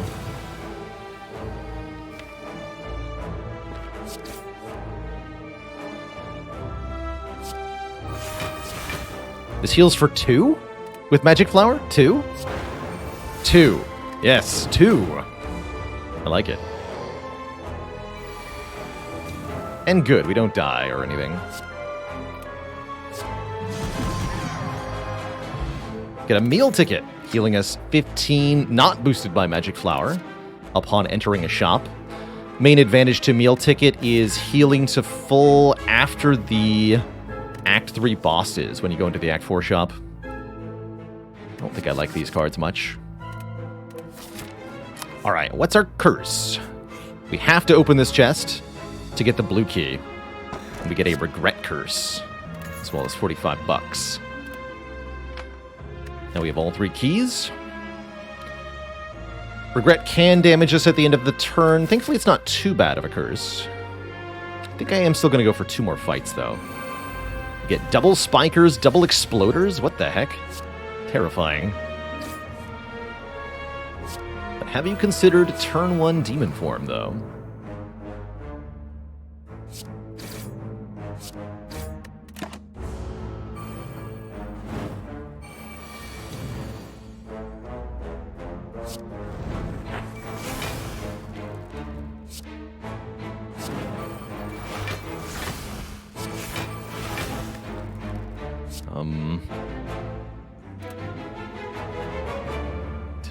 Don't play that Whirlwind. Definitely don't play that Whirlwind. Even with lots of block, don't play that Whirlwind. You will die.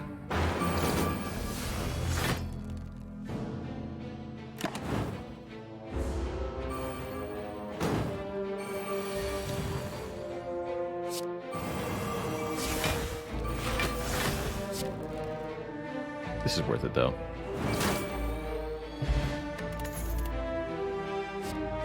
Ooh, Evolve or Battle Trance. Battle Trance is card draw, but Evolve might be more card draw. Especially with an upgrade. Draw 2 per status card. Very good against Time Eater, very good against Shield and Spear, very good against Heart, which are 3 of the most difficult opponents potentially remaining here. Give me that.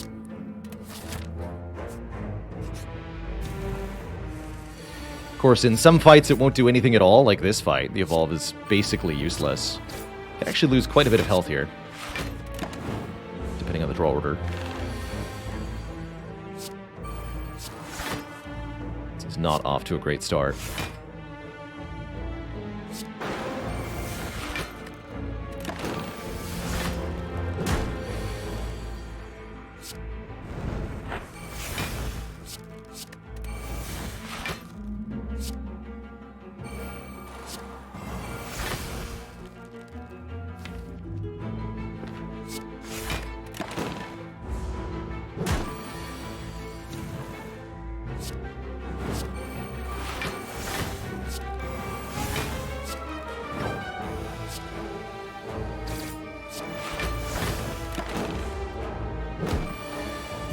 And back to full, just like that. Bonk. Swift Potion is card draw, but I think these 2 potions are too good to ignore. Don't feel like we need an Anger. Our skills are free. We don't need the attacks to be free, too. Skip. Alright, we made it to the shop to remove the curse. There's an Evolve here. Of course there is. Do I take 2 Evolves? Not sure about that. Second Disarm could be nice with Corruption. Another Shrug is fine. The Hand Drill. While we're here, Twitch chat, I actually do need a really quick bathroom break, so I'm going to take just a quick moment here to relieve myself so I can think better through the rest of this run. I'll be right back.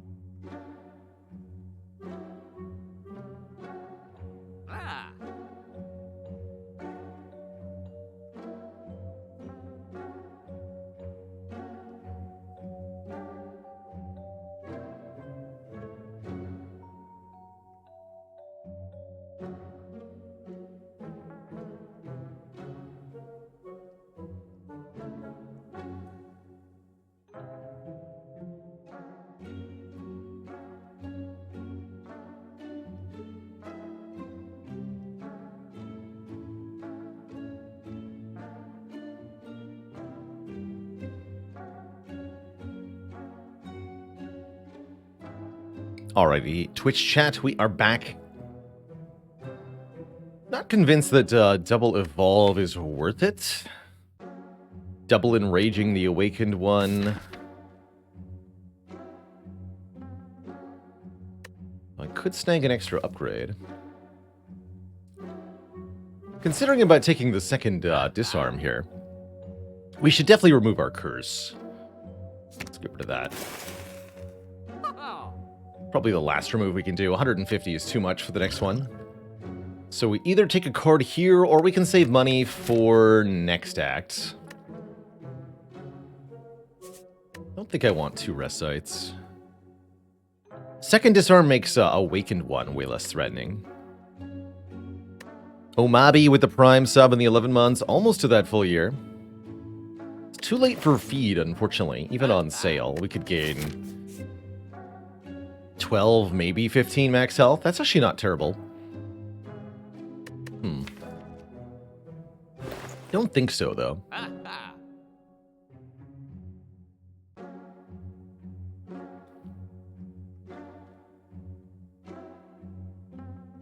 Oh no, kicking. Truly terrible. Love it.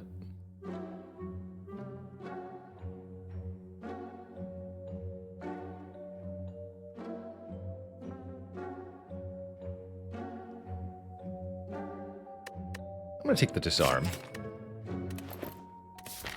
Don't know if that was correct, but we're doing it.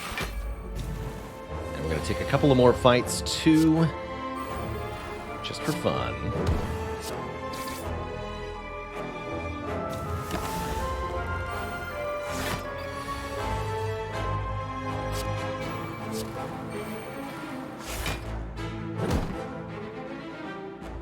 I'm gonna take this. Ow.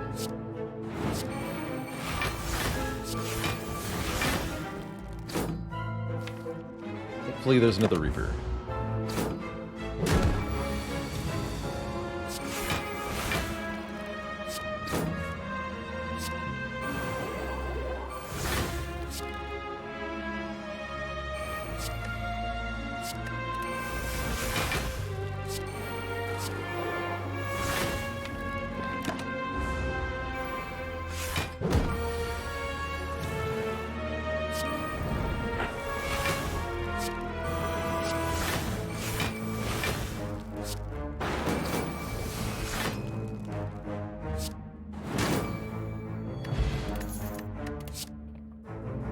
Warcry Plus is not bad with 2 Feel No Pains.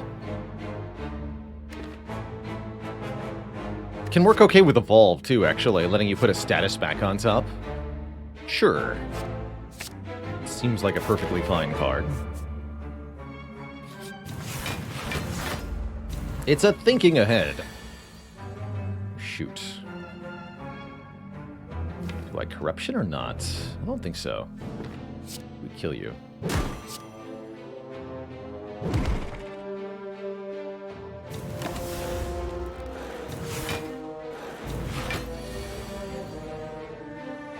Spooky.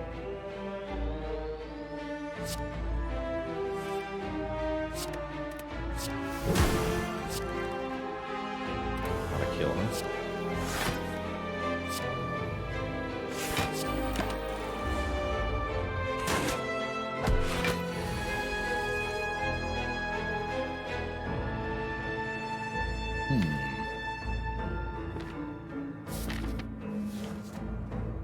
Don't like it.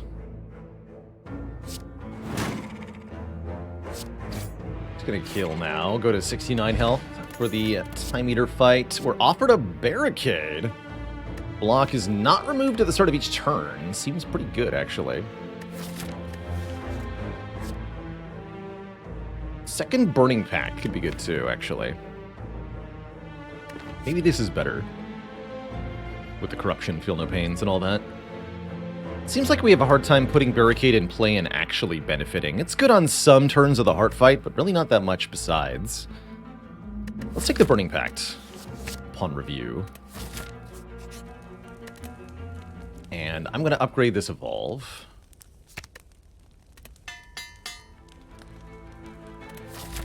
Here goes.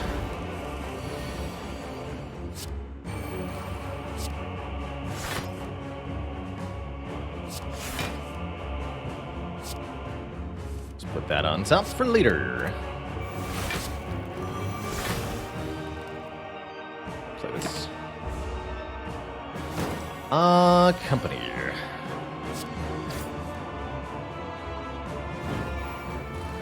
The minus draws from Time Eater are particularly nasty. At least the slimes are useful.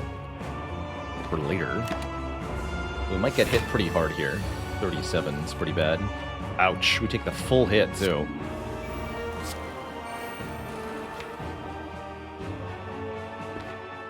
Gotta play this. Ow. And that refreshed the drawdown, too. Uh-oh. Uh-oh. With my face, though. Kind Demon Dark, you're heckin' welcome. Thanks for the 1,000 bits. My pleasure to be an awesome streamer. What just happened to my face? I'm dead? Well, not dead, but we have to use the fairy here to this draw? That's miserable.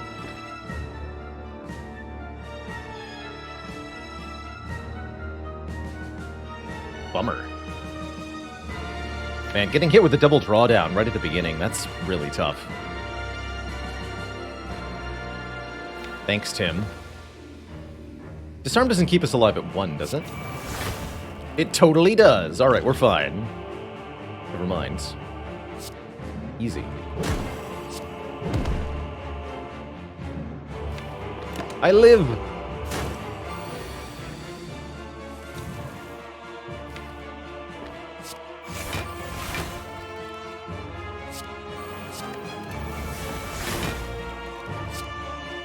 Heal me.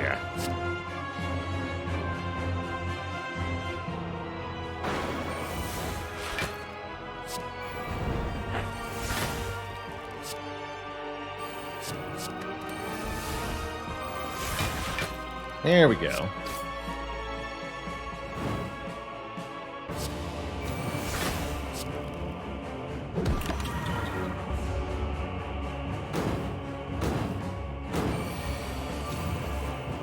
What a turn of events that was, eh?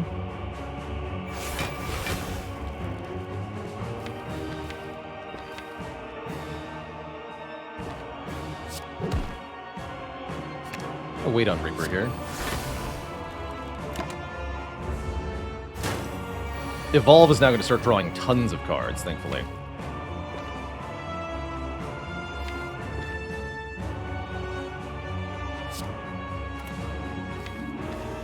Doesn't seem like there's any benefit to playing cards this turn, though. As Time Eater's about to remove debuffs and heal back to half health. Just draw me a bunch more cards. Thank you, Evolve. Evolve upgrade definitely saving our bacon here. Bacon.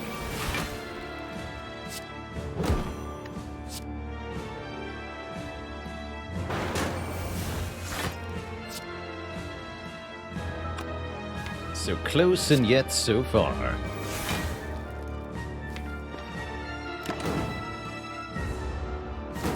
So much drawdown this fight, though. Jeez, dude. Take a break. Okay, so we almost super died, but instead we leave the fight at full health. Classic Ironclad Reaper experience. Who's next? It's the Awakened one, which makes me very glad we have that second disarm. We also got Demon Form turn 1. Very good, because this fight would have been pretty tough without it. Never even came close to dying.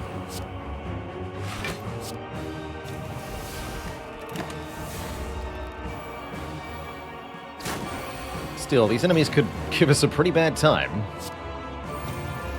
If they wanted to.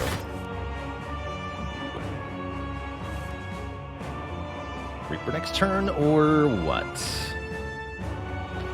Let's heal back to full next turn.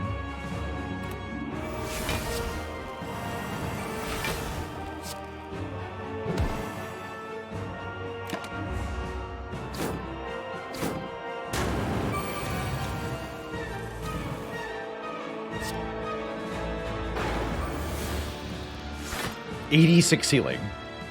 Okay. I like it. Defend True Grit or play the Shockwave? I think just defend True Grit. We have Uppercut to keep you weak and such.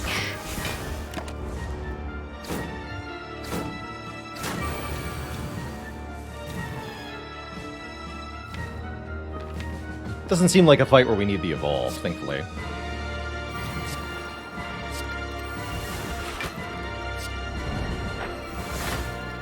Here we go.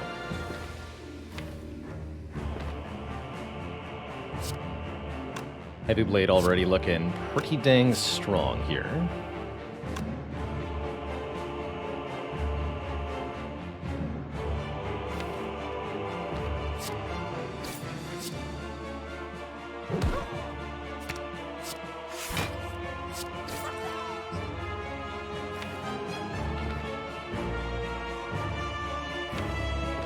It's time to play this.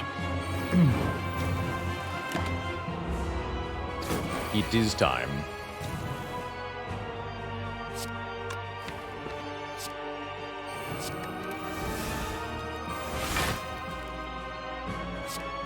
Not a kill, though.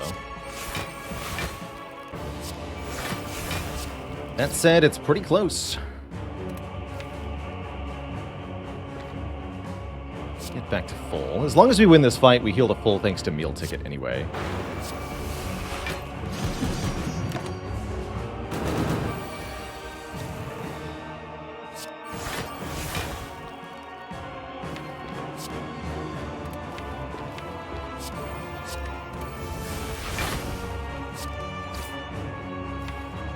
This ought to kill next turn.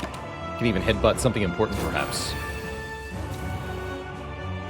Heavy Blade headbutts. We have Uppercut Heavy Blade next turn. That's great.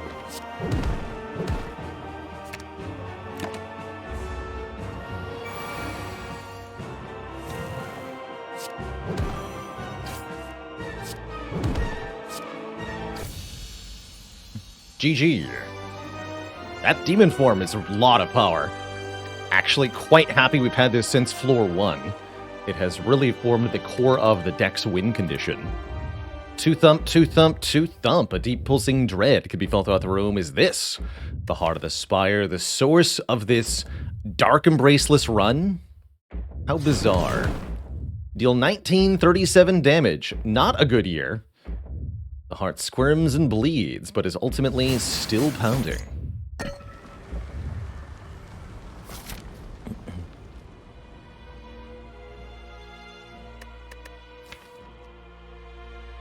Get one more upgrade. Could be on a Feel No Pain, could be on a Disarm.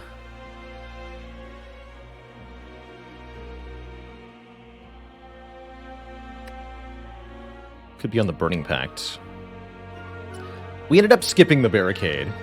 I felt like we weren't going to be able to accumulate enough excess block most turns. Streak is heart kills only, that's right.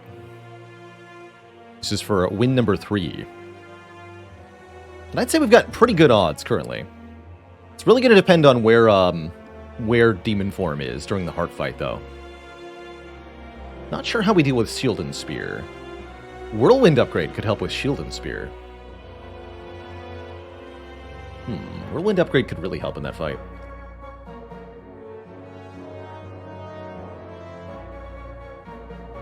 And upgrade the Whirlwind.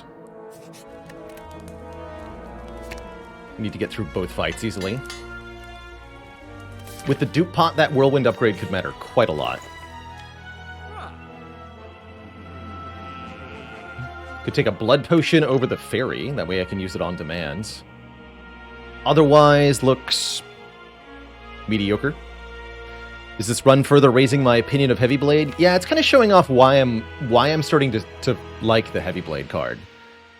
Especially, and Demon Form too. Both are really dense solutions for damage, meaning that you can have a deck that's mostly blocks and powers, one Heavy Blade and a bunch of strength, and it's a lot of damage. I guess I like the current potions and such. All right, we will not get anything at this store, and we will go to the Burning Elite fights.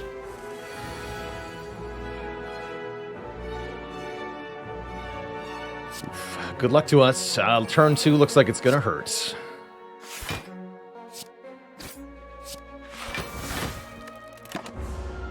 Thankfully, we've got healing galore.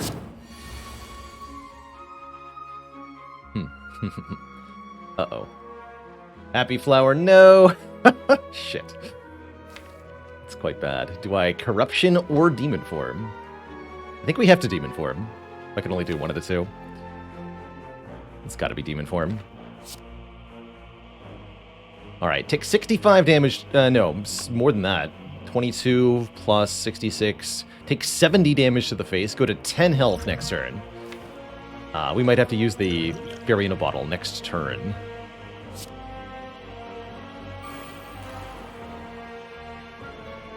Ouch. I'm not going to play Reaper for no benefit, though.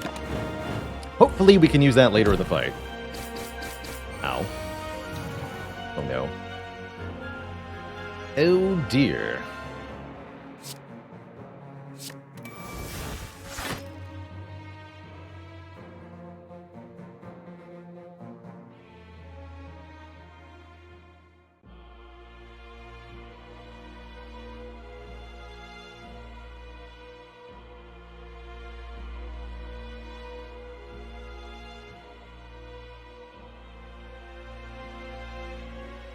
Be 59. Team.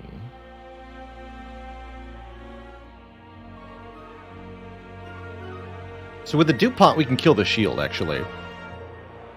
Dupe Pot over Fairy in a Bottle here. Could also use the Fairy in a Bottle instead of the Dupe Pot. I think I'd rather use the Dupe Pot.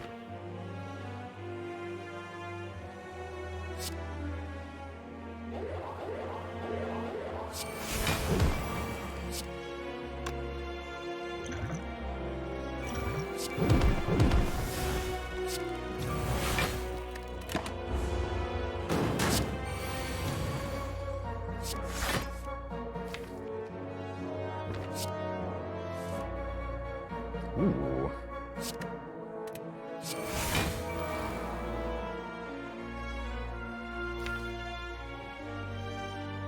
That's some fun trick with Warcry there. Getting the Evolve, putting the Burn on top. Let's go Feel No Pain into Bash. I'm hoping to Reaper a lot of this health back. If we can get out of this fight with full HP and the Fairy in a Bottle, we have a decent chance here.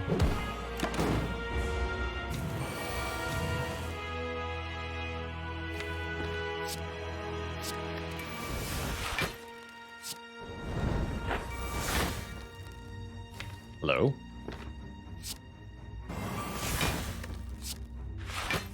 This is 32. So I just headbutt the other Reaper. Then we can double Reaper next turn. Go back to full health. Easy.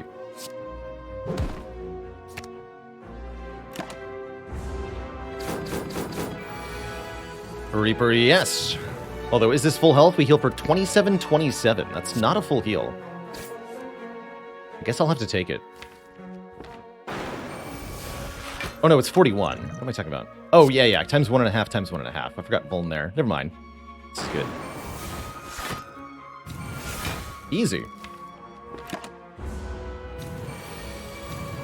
And just like that, we're at full health for the heart. Cool. Do I want Happy Flower on 2? Seems as good as any turn to have more energy, right?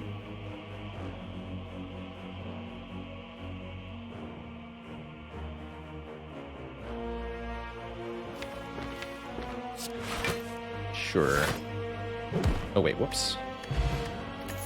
That was 41, not 43. Oh well, Happy Flower on 1 then. And 3 cards I don't want. That's fine. Never did find a Dark Embrace. We're going to have to rely on this Evolve for enough card draw.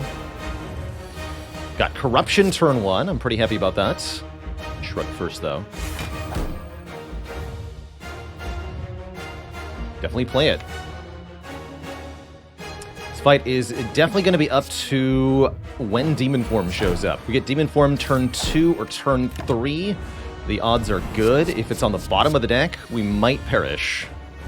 Same goes for Evolve, quite frankly. Just Feel No Pain, at least. Spin to win. Ouch. Publish or perish.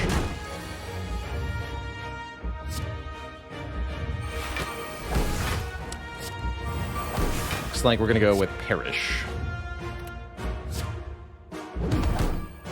Damn.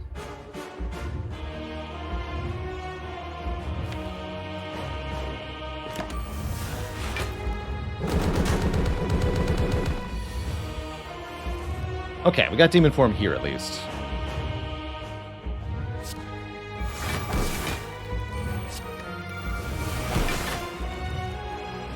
Take off that one strength.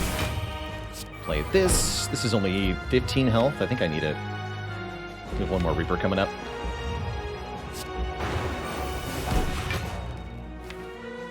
Keep this too. So we headbutt, uppercut. Uppercut's in the draw pile. Really like to disarm right now, if possible. Don't think it's going to be possible, though. I guess I could headbutt the Burning Pact. But then I have to exhaust one of these cards. Hey, we got it. Okay, cool. Uppercut, disarm. Sweet. Excellent. Hold on, Twitch chat. We might actually have a chance. Guess we headbutt the Burning Pact. Try to get it evolved down next turn. This is still up. Not a lot of block. The damage race is on. Next turn's another attack, right? Yeah, next turn's the single big hit. Really want to do a little bit more damage. We should Heavy Blade.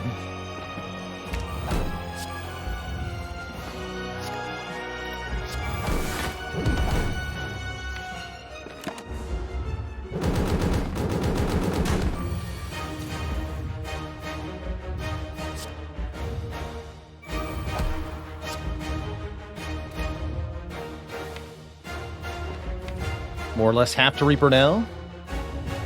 Can we get this thing below 400 hit points? I don't think so, huh? This is not enough damage. Shoot.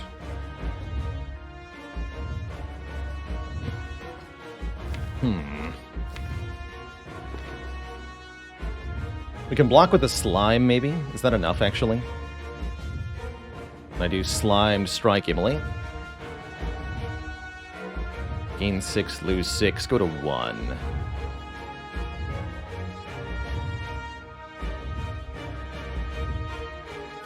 Spooky. Seems like potentially our best option, though, so I'm gonna do it.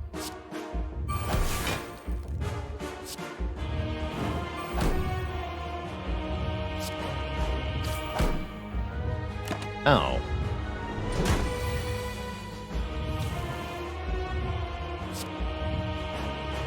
Talk about cutting it close, eh?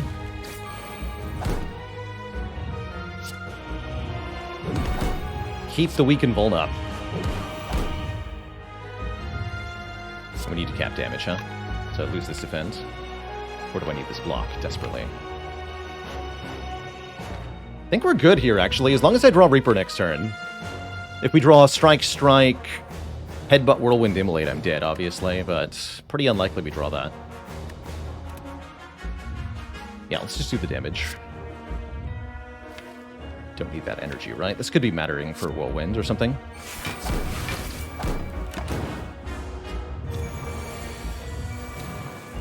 Hey, look at that. Reaper's here. I think we actually win, Twitch chat. Holy crap, this was close.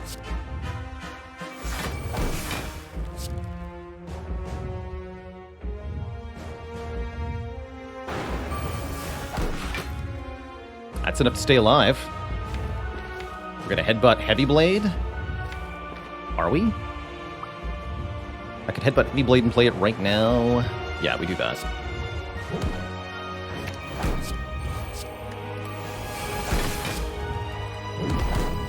Cap damage. Take only 1 damage. And thanks to Flower Power, we are successful. GG. What a close one. But a victory nonetheless. I'll take it.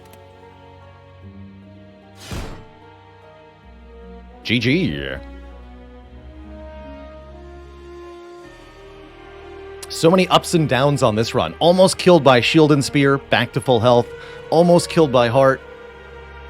Back to win. GG. GG. Truly a butt clencher. But a good clencher. I'll take it. Yeah, we really needed to not play that Reaper for the additional hit points from a couple more turns of Demon Form. Quite happy with that performance. Easy 20-0, that's right. Your sacrifice will not be forgotten, my fairy friends. GG. Has it been done? The Spire sleepeth, and so shall I. Base is certainly the place. This run took hundreds of damage in these late game fights, and yet we didn't care. Look at that. 78 to Time Eater, 66 to Awakened One, 77 to Shield and Spear, 134 to Corrupt Heart, and yet we won despite all that. And then we took not less than 30 damage in almost every Act 3 fight also. Wow. Wow. Flower credited with 115 hit points in total. Pretty good. And even Regal Pillow got in there for 13. Amazing. That would have been much, much better with a Dark Embrace, but I'm actually thrilled that Evolve was good enough. I'm glad that we recognized this as one of our outs for card draw, and we're able to make it work. Saved our butt in Time Eater, who almost killed us. Awakened One almost killed us. Shield and Spear almost killed us. Corrupt Heart almost killed us. I have a hard time imagining that this run would have been as successful had we taken the Apparitions in Act 2. I think we were too dependent on Reaper and healing back. Evolve a real sleeper hit. Yeah, he didn't hear no bell. That's right. He's in it as long as he can be. Based on recent games, would I say Evolve is a no-skip towards the very late game? Yeah, the later you get, the better Evolve is. As soon as you reach Act 3, it's pretty solid. Evolve is kind of weak in Act 2, problematically, so it's kind of hard to take middle of Act 2, unless you're generating your own status cards. But it's great in Act 1 as long as your boss isn't Guardian, and excellent in Act 3. Belage Fist says, any tips for round 1 boss kills? Watcher is probably your best bet. Ragnarok is one of the big damage cards that can get there. Blasphemy plus Ragnarok does 108 damage on its own. The easiest bosses to kill one round are going to be Slime Boss in Act 1 with only 150 hit points. Or you can do the Awakened One towards the end game. And kill the first phase of the Awakened One in one turn with 320 health. Turn 1 killing Donu Deka or Time Eater or any of the Act 2 bosses is pretty tough. But the easiest way, I think, is Watcher with something like Blasphemy or otherwise entering Divinity turn 1. You can also create an infinite combo to get a turn 1 kill. Make a deck that just has a couple of cycling cards, cards that gain energy back and draw cards back, like 2 Flash of Steel, 2 Dropkick, something like that, and then remove basically all of the other cards from your deck. And you can get an infinite combo on turn 1 to get a kill. Color Outer Space says, I did Awakened One in one hit with a double tap Searing Blow. Felt pretty straightforward. Beautiful. Love Searing Blow runs.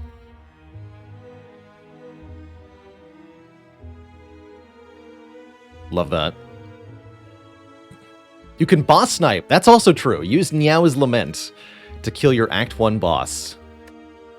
It's Pretty hard to do unseeded, though.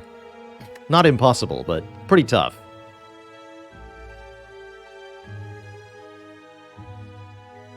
I have also done the double bot turn 1 Donu Deca kill with lots of whirlwinds. Necronomicon Whirlwind can get there. Akabeko Fiendfire. What Ironclad cards do I think will have been in the most decks as we get the 20-win streak? Shrug it off. We had any wins without a shrug yet? Oh, there were no shrugs in this run. Cool. I'm completely surprised by that, actually. I think Feel No Pain will also be a common contender. But yeah, if I had to pick one card that shows in the most runs, probably this one. One of the most takeable commons there is. It's the backflip of block cards. Wait, what? I thought backflip was the backflip of card draw, of block cards. What was the worst deck I've ever won with? Oh man, that's a fun question. Worst deck. I've had some runs that really didn't deserve to win, that managed to eke their way through. The ones that come most to mind are runs with Sacred Bark, where you just use a whole bunch of potions in the heart fight to win, even though your deck is terrible. But I don't have a specific run example to point to for that.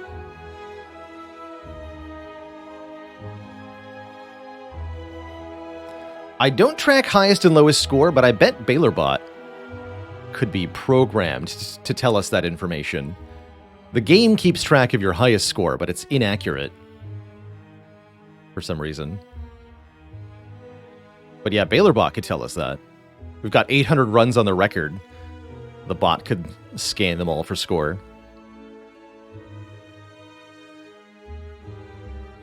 A couple people were asking about Ascension 21 the other day. My suggestion was you have one less energy on turn 1 for Ascension 21, which sounds like a hard time. You could also make it you draw one fewer card on turn 1 instead of less energy.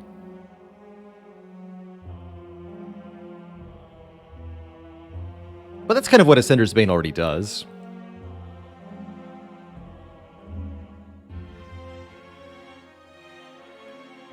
Could also make it something fancy and esoteric, like the first time you defeat an enemy each combat, add a status card to your discard pile. This would only penalize fights with more than one enemy, but it could make them pretty tough. Ascender's Bane no longer exhausts? That's spooky. Curses have a chance to show up at card reward screens. Secret buff to the Ironclad. Do not put me on pizza says, I remember looking up this some time ago and have not forgotten. I've done 3922 twice on different characters. Surprised we don't have a 4,000 point run on record here. You are permanently vulnerable? That's unfair. That's evil. Orange pellets become amazing. Campfires are sometimes elites. But is that a buff? Could be. It would make your best runs better, but of course your worst runs die quicker.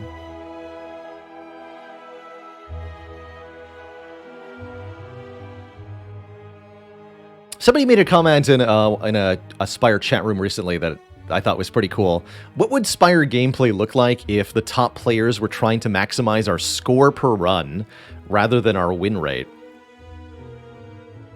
If it was more valuable to have a higher score run, we'd be taking curses all the time, trying to get 4 of the same card, trying to perfect bosses. I think it'd be interesting. Tubsass, thanks for the 10 months, the full metric year. Yeah, I think there'd be a lot of resets. I agree with that.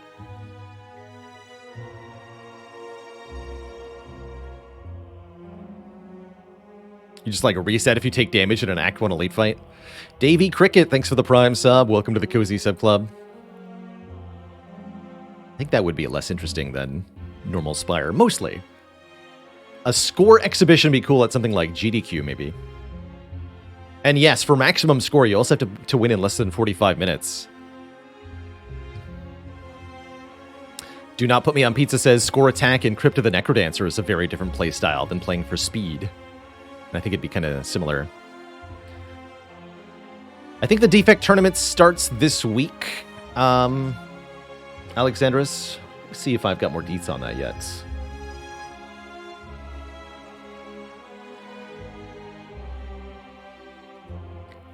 Not yet.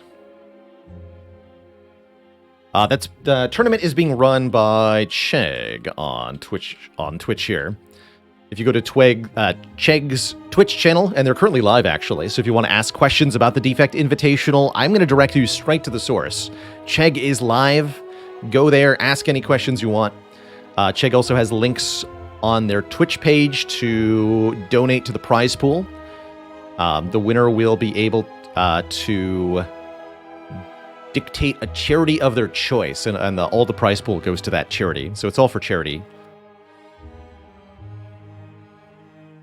Hey there, Delona. I've speedrun Spire in the past. We've even done a very ambitious all achievements run, speedrun. These days, I don't speedrun so much anymore. I found that the playing too fast, especially in a card game like this with lots of clicking, is an ergonomic nightmare. And speedrunning too much is just a way to hurt myself.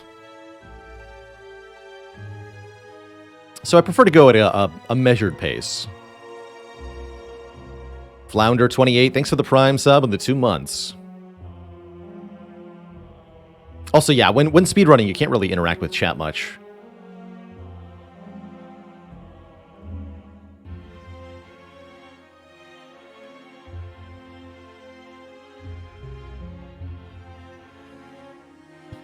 Crip Rat Daddy says, do most speedrunners use controller? So in Slay the Spire, if you want to go as fast as possible, the best way to do it is by using both controller and keyboard mouse. And you kind of alternate between the two in order to use A, whichever one is faster for a given input, and B, using both input methods in alternation allows you to glitch the interface of Slay the Spire in order to achieve a lot of time-saving glitches. Many of which are dependent on straight up breaking the controller interface, which I'm not 100% sure the Spire devs designed themselves. Or maybe they did, that's why it's terrible. Unclear. Either way, it's super broken to use a controller. But all the more impressive, the strategies and tricks that have evolved by kind of dual-wielding the input methods. The Baylor Bump.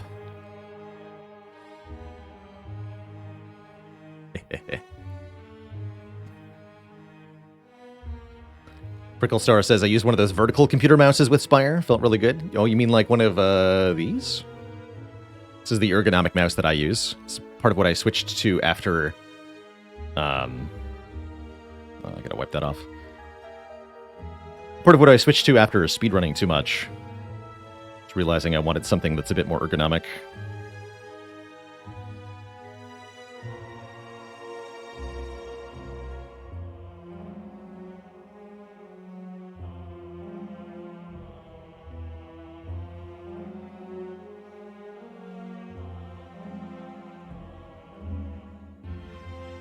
I don't know if they're good for carpal tunnel syndrome. I believe I was developing tendinitis, and it definitely helped with that. This is a Logitech brand, ergonomic mouse. This one right here. Logitech, I don't remember the name. This was only about $65 retail. Not too expensive. Love Tap 69, 69, 69. Thanks for the 21 months. Cheers. Crypt Rat Daddy says, have I ever tried Peglin? I did. I didn't like Peglin when I tried it, but that was a long time ago before they added gold and card removes. So when I first tried Peglin, you were stuck with like 3 or 4 stones in your deck and you could not get rid of them, and it was a really terrible experience. But I think Peglin has improved dramatically since we first looked at it, and I'd like to go back soonish, check it out again, because I think it's a lot better than it was when I first looked. Sometimes there's a downside to trying an early access game too early in the early access period.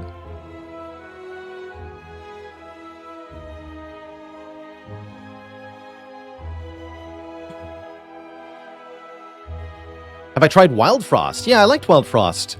Not many people have said this about Wild Frost, but I personally found it a little too easy. And I'm waiting for the difficulty update, which is, I think, the next major update to return to Wild Frost.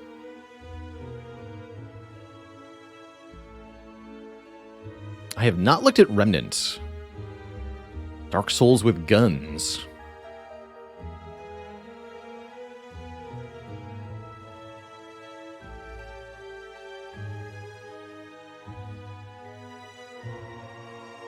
I have not personally played either Risk of Rain Muddy, but through Lethal Frag, one of the inspirations. I'll throw a shout out to Lethal Frag. One of the oldest and, in my opinion, greatest channels on Twitch. I've watched a lot of Frag's content, lots of Binding of Isaac, and lots of Risk of Rain 1 and 2. Risk of Rain Returns, I think that's what it's called, is coming out soon. A remaster of the first Risk of Rain game. I'm going to take a peek at that when it happens.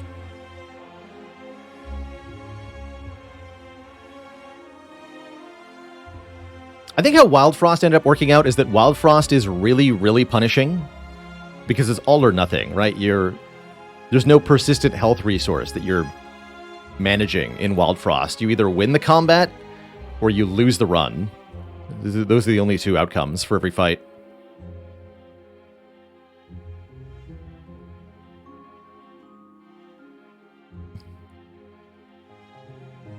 We might be checking Backpack Hero out again for 1.0. I did get a sponsorship inquiry for Backpack Hero.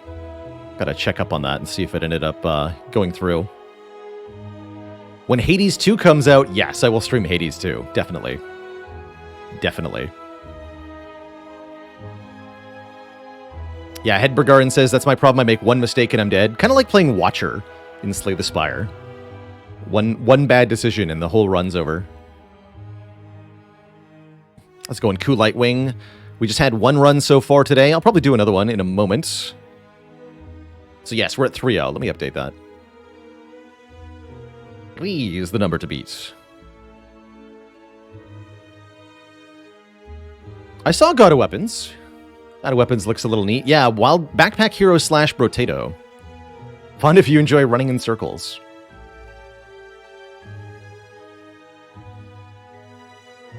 Muddy says, the all-or-nothing health is a problem I had with Slice and Dice as well. Yeah, Slice and Dice. You either win the fight. You can have characters die and then come back the next fight on half health. So there's some kind of progression, but yeah, nothing overall persistent that really gives you any resiliency. And with Slice and Dice, I found that made taking optional challenges essentially impossible, at least on unfair difficulty. You would occasionally get offered, like, get a reward, but there's an extra enemy in the next fight. But then the extra enemy just straight up murders your entire party, and you lose. Also, the additional items you get are usually complete garbage for those optional challenges. Win the fight or death you die. But yeah, it's called unfair for a reason. It is unfair.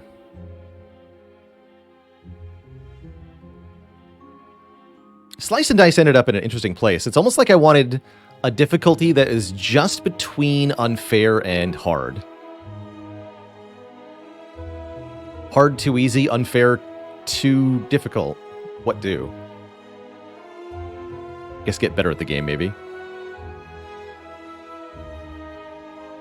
Noita. We streamed a little bit of Noita. Noita wasn't to my flavor, personally.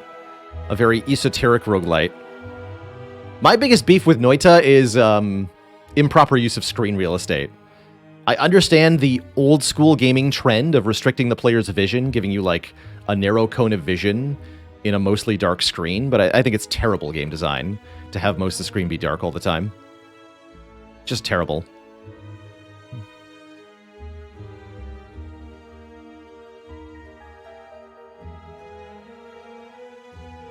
How about Spelunky? I like Spelunky. We streamed a bit of Spelunky 2. Spelunky 2 is one of the few games I would describe as harder than Slay the Spire. Not many games meet that bar, but that game is hard. And I am continually impressed by anybody who plays Spelunky at a high level. You need knowledge, you need reflexes, you need luck. All of it. Yeah, Spelunky is fundamentally unfair. The random shenanigans that can happen in Spelunky are just truly insane.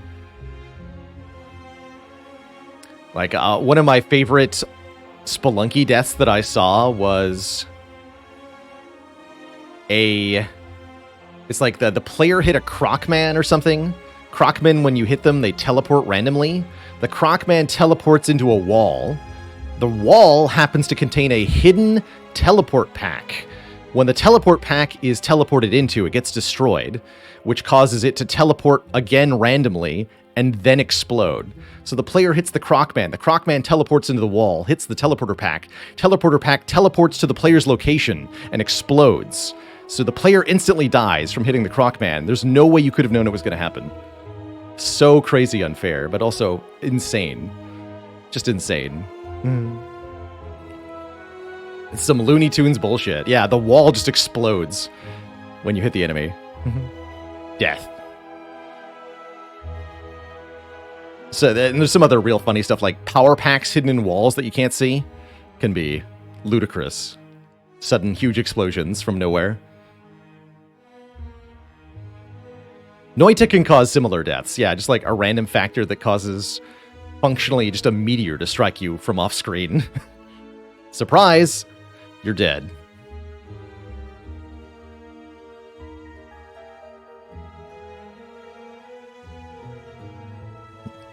Getting Noita'd is a thing, just like getting Spelunkied is a thing.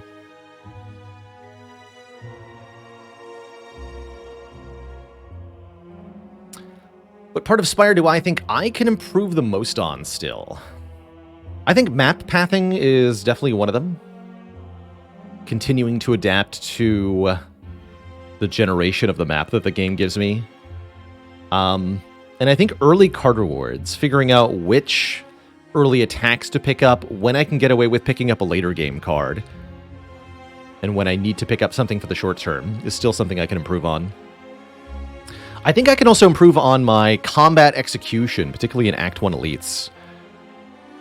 Figuring out when I can save a potion, or when I have to use it. Figuring out how to play my cards in order to avoid, 5 more damage on Lagavulin. When you draw 3 strikes and 2 defends versus Lagavulin, let's say. Do you block 5, block 10, or block 0? The choice of which of those to do can really, really impact the fight. Mr. Magic plays Spelunky with her brother all the time. Nothing funnier than watching each other die in hilarious ways. Definitely. Definitely. The Dark Embrace problem. Yeah, fundamentally.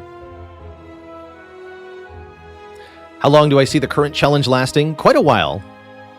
I do think we'll rotate characters if I don't achieve my goal with one character after an appropriate amount of time.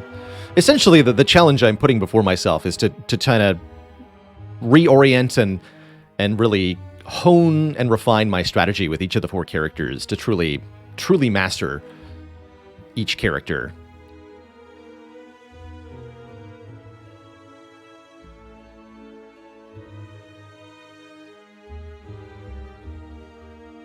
Reduced map visibility. Some other games do something like that, where you don't get to see all that far ahead.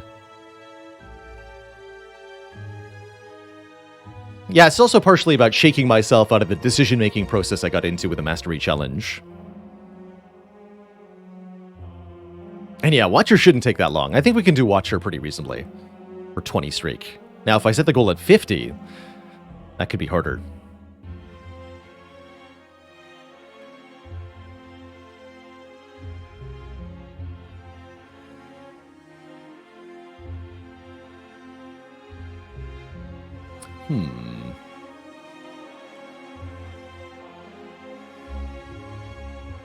Set the goal at 53.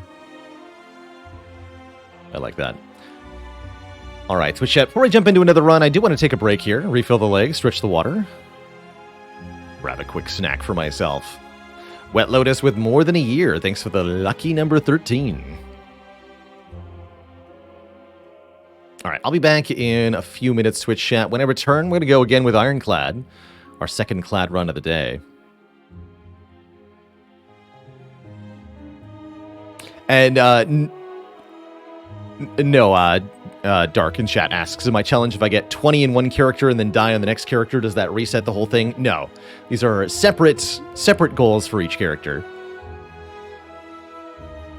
So if we get 20 on Ironclad and lose the first defect run, that's fine. We still got our 20 clad streak. Stretch the refill, length the water. All right, I'll be back. Yeah, I'm not setting a goal of 80 rotating win streak. Or even 20-20-20-20 across the 4 characters, which would be easier than an 80 rotating, just to point out. I do think part of the reason we're playing the same character over and over again is that it lets me really stay in the mindset of one character and really practice that. I personally feel that playing rotating is a more challenging endeavor than playing the same character repeatedly, because you're forced to constantly shift your mindset. You're alternating between 4 different skills, essentially. And it's much harder to stay at peak performance across all 4 characters at the same time than it is to master one, then move on to the next, and then focus on the next one.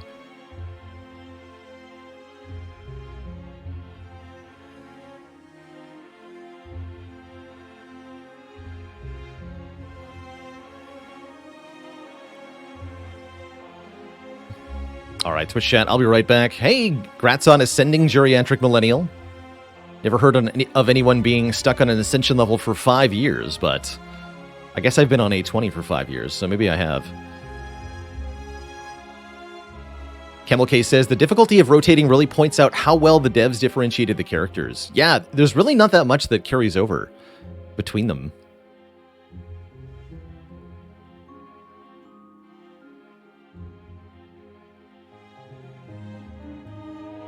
Xerxes says it's easier for me to change it up. Interesting. I could see that.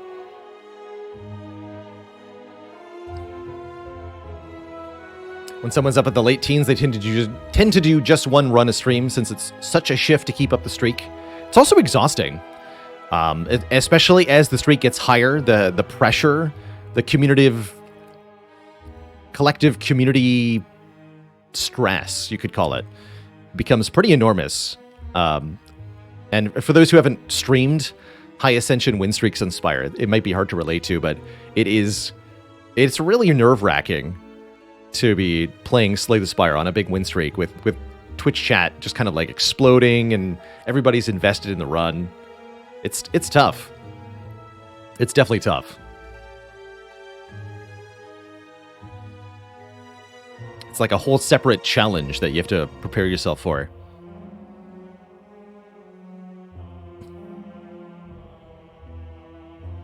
And it's very easy to throw a run because of a little bit of fatigue. That's the other big thing with win streaking, right? If you do 2 runs in the same day, you are less likely to succeed the second run because you're more fatigued. You're tired. You've been playing for hours already.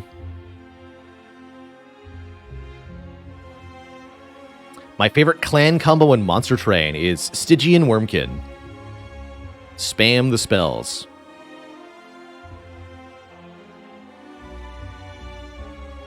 All right, I'm going to go get my water. I'll be right back. Twitch chat, please don't go nowhere.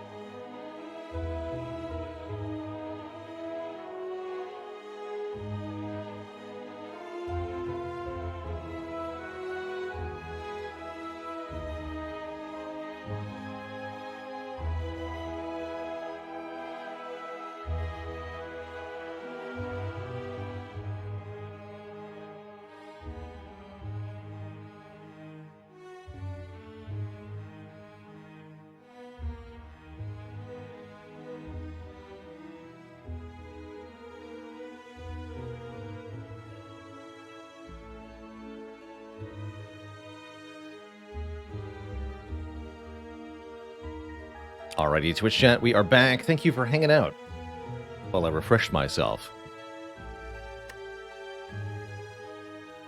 We're going to go one more with the Clad here today for our Spire segment. Let us begin a new journey here. Embark.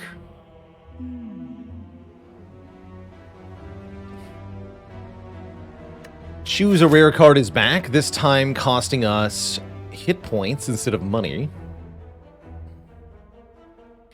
Act 1 boss is Slime Boss. Interesting layout of elites and such. Not the worst, but not the best.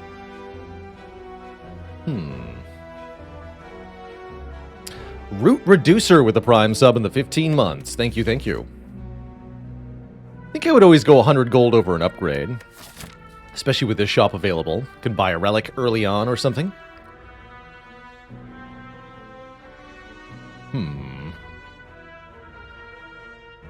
This path.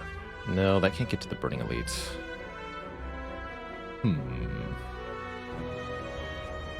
I do think we want to snag the Burning Elite here in Act 1. While it's viable and easy. So I guess we have something like this. But then there's some optionality here. We can opt into this elite instead of the first fire, or opt into this elite. We get a shop and another elite. I like this 2 elite path. That means hitting 2 shops, or maybe we could dodge the first shop. Not confident in beating that first elite without going to the shop, though.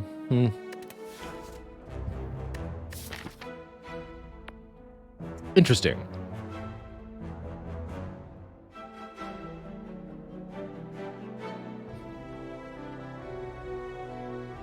I could definitely see taking 100 gold and then going red path. This red path. If we take some combats to start. Brute forcing your way through 1 elite on Ironclad is super reasonable. And then having the bonus money into that shop could be really good. Taking damage for a rare card. I don't really like damage starts, but the choose a rare upside is quite strong. Could be a feed, could be an immolate. Choosing a rare worked out okay last time.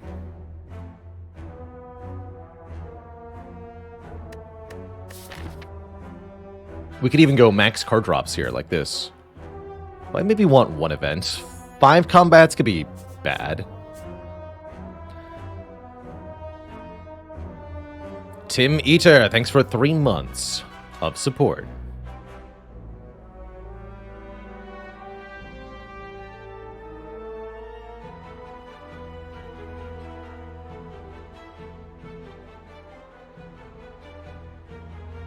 Yeah, if we got a feed to start, 5 combats could be quite good.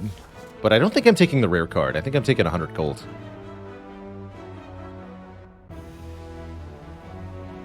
Last time our rare choice was, I want to say, Corruption, Demon Form, Berserk. Didn't really love those choices.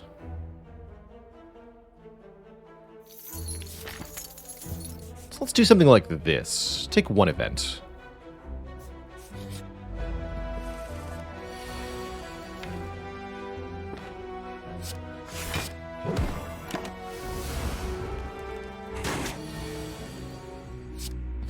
And then I think we want to play 2 strikes this turn. Lest the fight go too long here. Let's take 2 more.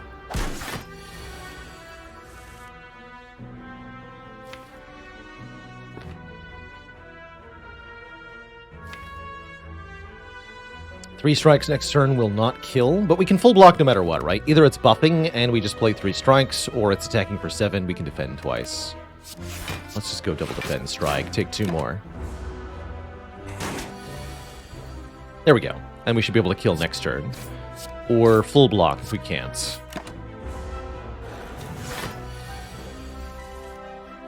We can kill. Balding Bigfoot. What a name, what a player. Thanks for the full year. Get a decent first card and first potion, rather. And wow. There's that floor 1 Dark Embrace we keep seeing.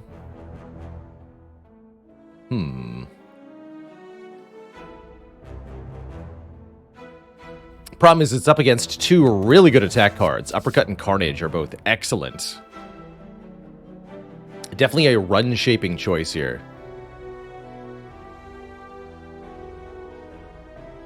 If I want to go red path, though, we have to take one of these attack cards. Is the current problem that I'm seeing. We could go green path instead. That means not getting the shop with a gold start. Don't love that choice either.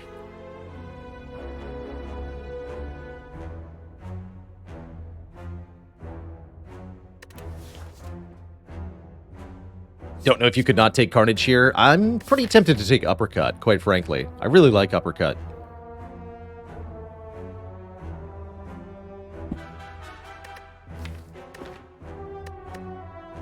Just get the question mark shop. Easy peasy.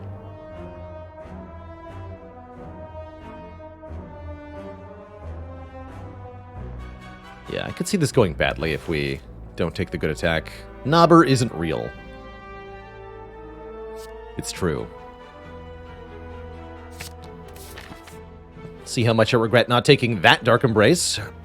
Hey, Fruit Juice Speed Potion. What a great event. Take 5 health and a potion. That probably means we can take one fewer fight on the way to this first elite here. We're already full on potions. Let's do that. Surprise, it's a combat anyway. Like you do. What do we think here? Uppercut, defend? I'm actually perfectly happy to use the speed potion this turn. Because you are unlikely to get more than 5 health out of one of these. Could go defend, defend, strike. I guess uppercut, defend would be only taking 3. Should mean no need to speed potion yet. That's probably the best line. Now I'll use the speed potion for the 5 health on this turn. That's worth it.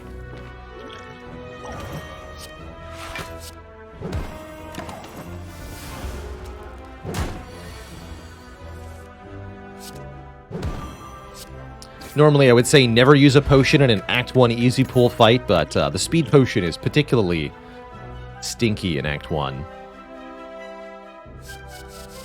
And this is more or less why we had to take Uppercut from the first combat, because now we get nothing here. I could take a Warcry, and it would be passable. I guess it's passable. Lauren Kate says, how do you determine if it's easy pool or not? Your first 3 combats in Act 1 will be from the easy pool. Whether you find them in enemy rooms or unknown rooms, the question marks. It's all about how many fights you've had so far. In Act 2 and 3, there's only 2 fights that are easy pool, and then you face hard pool stuff.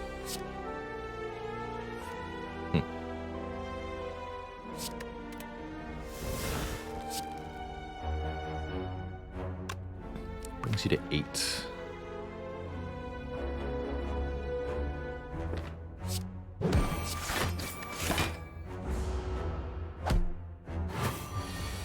Birds are easy pool, that's right. Yes, they are.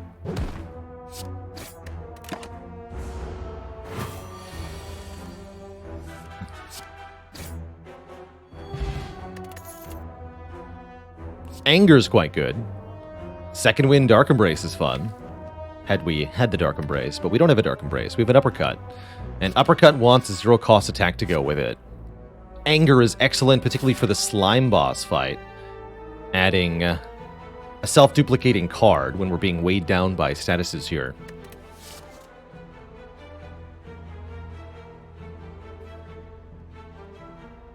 Give me that. So this will be our first hard pool encounter of Act 1. It's no longer Jawworm or Cultist or 2 Slimes or 2 Lice. Instead, we get 2 Fungi Beast. Thankfully, one of the easier encounters in Act 1 from the hard pool. This could have also been 4 Gremlins or 5 Slimes or 1 Louse plus 1 Slaver, which would all be pretty bad.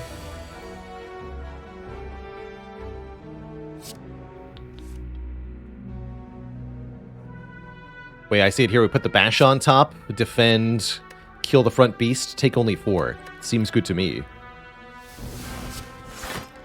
Thank you, Anger. Then we can punch. Okay. Pretty good health and 2 potions as we go into this first elite before the shop. I like it. I think we're in good shape here. And we do get the chest before the shop. Perfect. Clothesline, Wild Strike, Sentinel. Clothesline can combo with Uppercut for reliable weaken. Kinda weak overall, but I feel like we need to take something. Wild Strike and Sentinel aren't doing a whole lot. I really don't like Wild Strike very much. But it is acceptable damage per energy. Maybe it's what we need here. Is this a rare Wild Strike take? I already have incentives for status cards with the Slime Boss coming up. So a Fire Breathing or Evolve would be welcome. And I do think we need a little bit of an edge here. Greeny says, I don't think we'll be able to play Clothesline enough. I mostly agree, which makes me want to take Wild Strike here. Normally not a card I would ever take, but this might be the time for it. Let's give it a shot. I will take 1 Wild Strike. And I will upgrade Uppercut.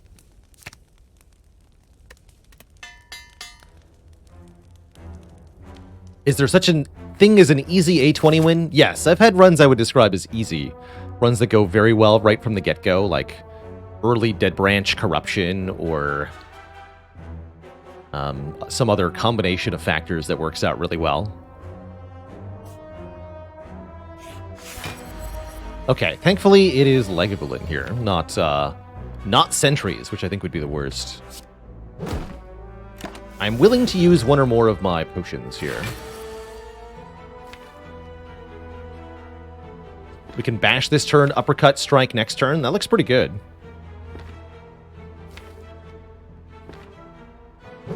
Early Pocket Watch can make a run pretty easy, too. That's right.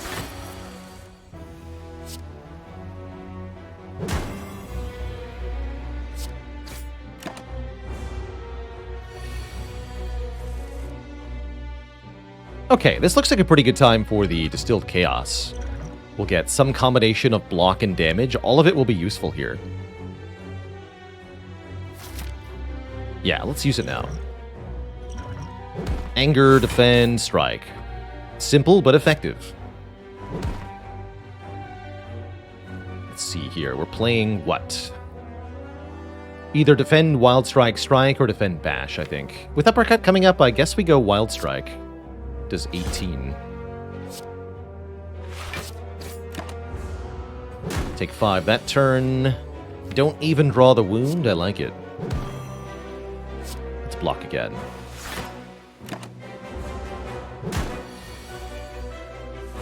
Pretty comfortable Legavulin fight, actually. And I gotta say, this Wild Strike did help, providing quite a lot of damage. We get our Distilled Chaos back, and an Ink Bottle, giving us a card draw for every 10 cards played, and a Battle Trance for way more card draw. Card draw excellent with Anger, in my opinion.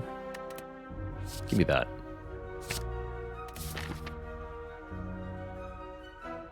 Battle Trance, go! And Porpoise666, thanks for the Prime sub. Welcome to the Cozy Sub Club.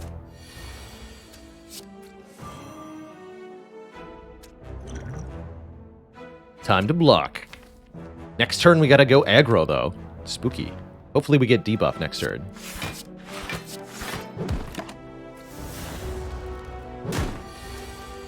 Heck. Well, that tells me I might need to Distill Chaos again here. I don't really like that, but this is gonna hurt otherwise.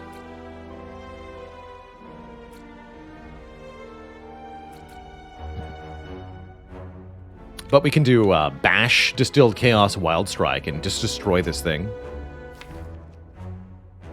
We would definitely Bash first. But my face, though. We can buy a new potion or get a drop from this or the next combat for the Burning Elite. I think we're fine.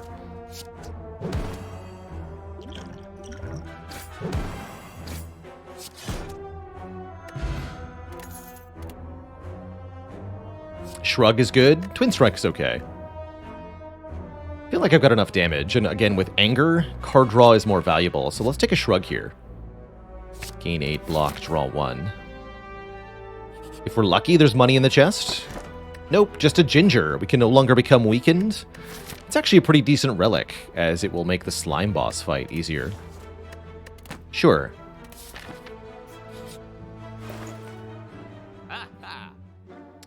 Extra money could have let us buy the prayer wheel, but I don't think that would have been such a big deal. In the shop, we see the Frozen Eye. That could be kind of cool. Frozen Eye Havoc on sale. Ooh, I like that. Or we could buy Bag of Marbles and Inflame. Definitely want to Inflame here with the Anger. But man, Frozen Eye Havoc. That's kind of cool.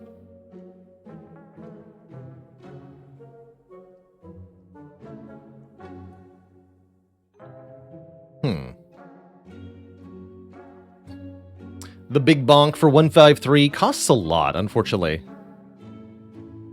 Can't even do Bludgeon Bag of Marbles.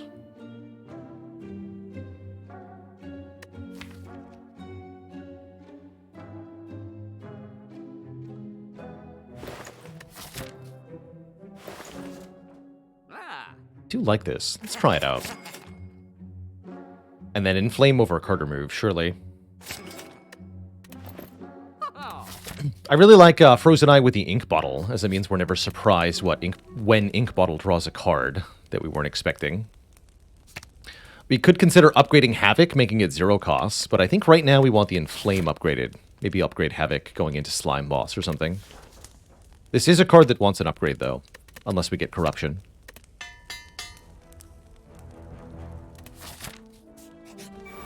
Never forget, we could have had Dark Embrace. So we know the top card is Strike. Yay.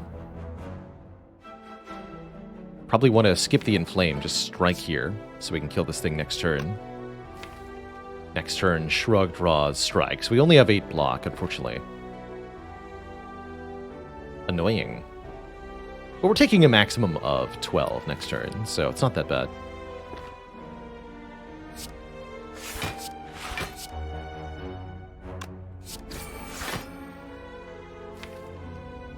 Then I guess just play this for the Ink Bottle? Sure.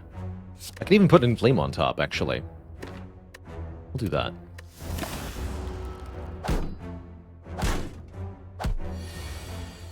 And we don't take anything this turn. Even better.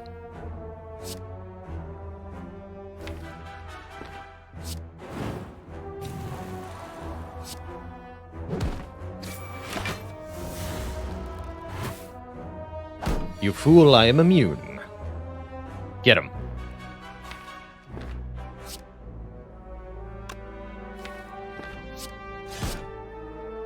Could have killed them both, but I didn't want Ink Bottle on 0 going into the Burning Elite here.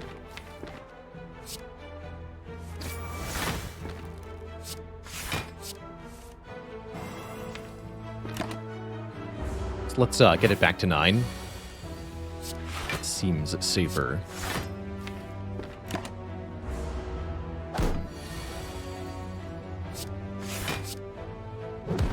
Good enough. Another Battle Trance, a Blood for Blood, or an Entrench. Blood for Blood could be good. Each time we take damage, it becomes cheaper. It's a good card with Havoc, too. And can be really good if you can cycle the deck over and over again. I'm going to grab this. This is a really good late-game attack card.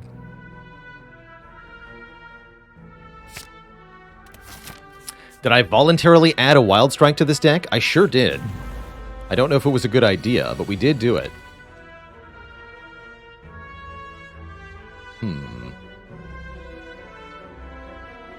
Next turn looks like terrible.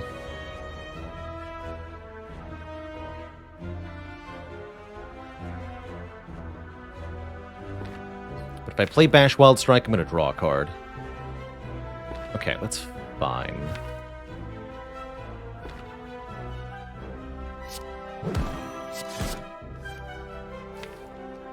Huh. Wait, now the wound is the Havoc hit? That's fine. We play Inflame Strike next turn. Then we'll do some stuff.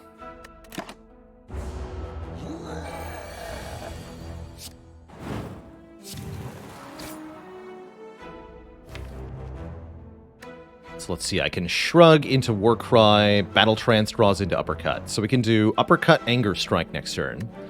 With 3 Strength, how much damage is that? Uppercut does 16. 16, 13, 13.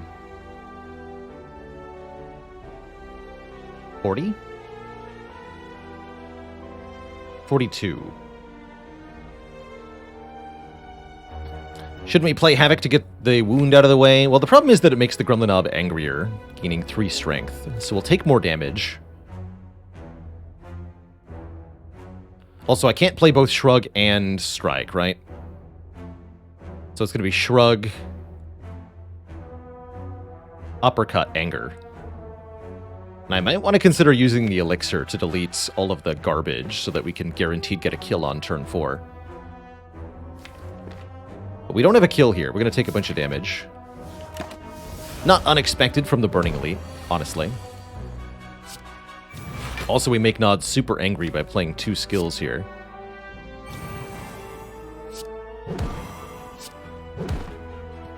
Can delete Wound, Defend, Warcry, Defend, and then we're much more likely to get a kill next turn. We need 2 attacks.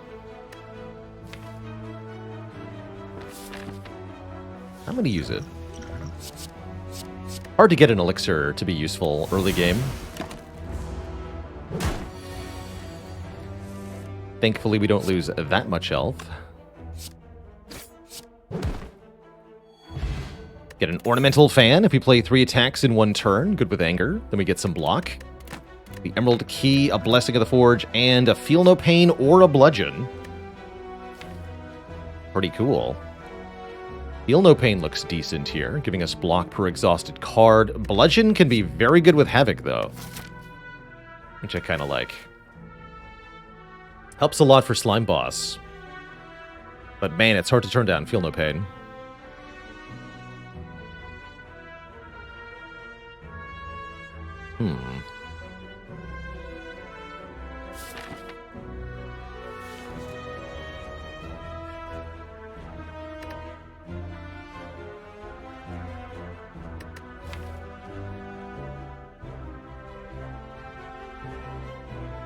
Headbutt would be good here, it's true. I'm going to try the Bonk. I feel like Feel No Pain might be the better play here, but we're going to give the Bonk a chance.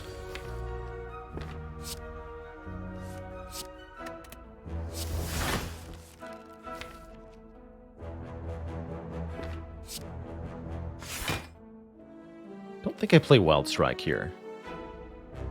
Currently, Havoc is lined up with Uppercut, which seems pretty good. So I can do Havoc, Uppercut, Strike, Anger, Defend, even, Block 9. That's pretty good. Strike, they're both the same. Strike you.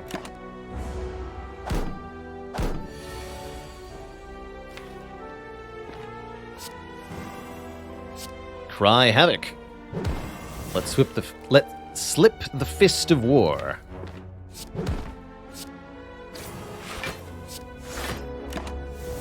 Thank you, Fan. And we can even leave with the Ink Bottle on 9 for Slime Boss here.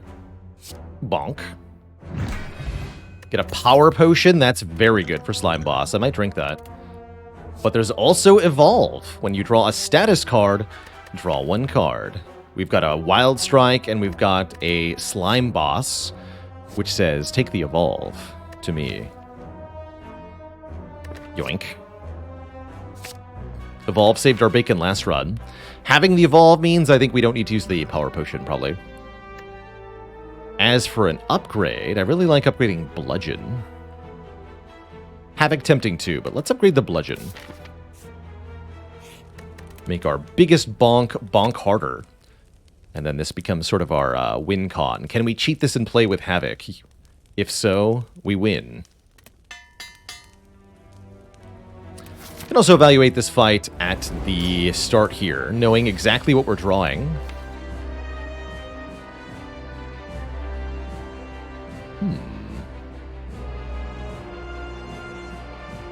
Looks like I've got Havoc into Bludgeon if I want it here, although I think we just play the Bludgeon next turn with the Vulnerable. Let's make sure that's not too much damage. If we do 8 plus 63, that's 71. That's almost a split. That's perfect, actually. That's exactly what we want. So let's just play Evolve Bash. Next turn, Bludgeon. And then we can do Inflame Strike Strike or something.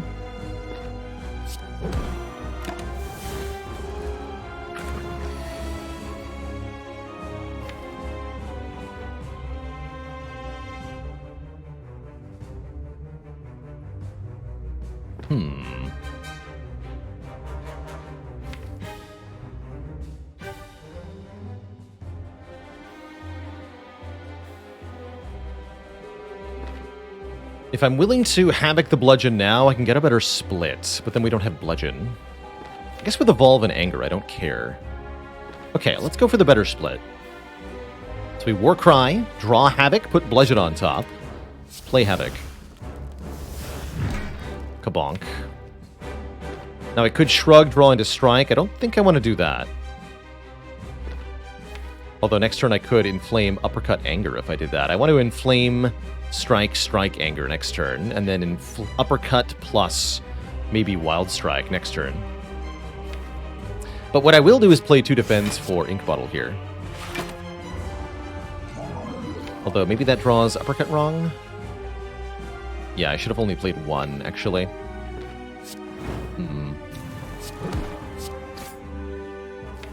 Yeah, that was wrong. Definitely supposed to play 1 defend, not 2.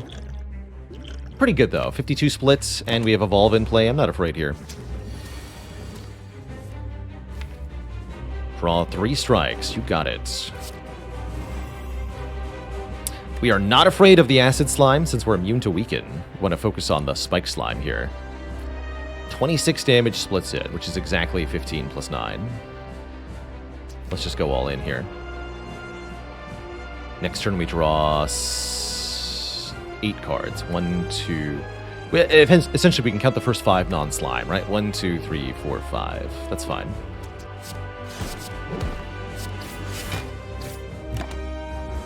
I like that.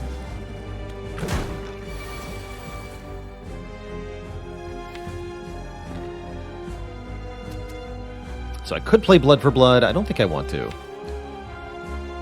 Go Shrug. Anger you. Defend. Doesn't really matter if I get rid of a Slimed. I guess it's a card for Ink Bottle. Could also play Havoc here.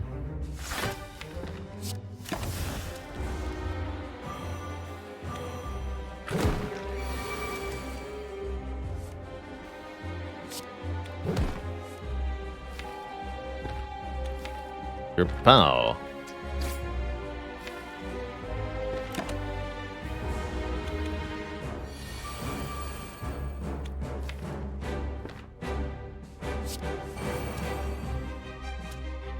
Wild Strike, Strike, Anger. Seems good enough to me.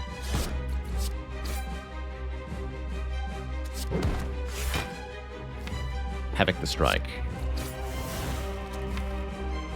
Good.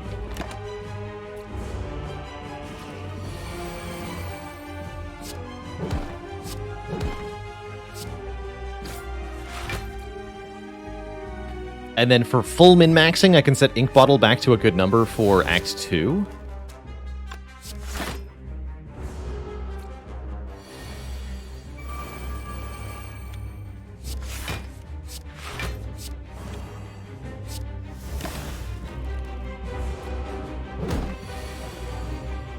Well, a better number. GG. Feed is here. I like Feed a lot with Frozen Eye. It's going to be more easy to land. We know when to set up health on enemies to get the Feed kill. Seems pretty good. Feed is a huge amount of max health over the course of a run. Very abusable card. Very strong card. Don't much like the Berserk or the Double Tap here. Well, the Double Tap with Ornamental Fans, at least decent. Kleiny, thanks for the... Or is it Clinny? I can't remember now. Thanks for 5 months, either way. Thank you, thank you. Baylor is Lord. Let's take the feed here. And I like the current potions. Elixir's awkward without a Dark Embrace or something. Okay. Boss relic time. Are we going to have an easy run or a hard run? A medium run. 3 energy relics offered before us. 3 different choices here. Coffee Dripper means we can't rest. Ectoplasm means we can't gain gold. And Fusion Hammer means we cannot gain upgrades.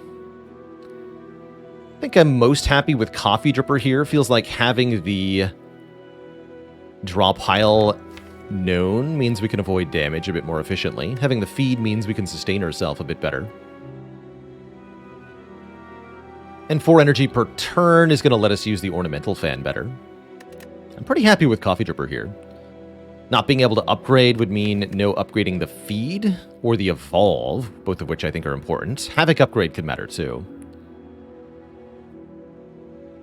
I say take Coffee Dripper, and then we just take a not-so-aggressive path in Act 2. Things should be okay. Definitely the possibility that things aren't okay. At least we got an early shop. That doesn't always happen. Definitely would like some upgrades here. I see we can get a handful. Best upgrade paths have elites on them. I'm down for 1 elite early.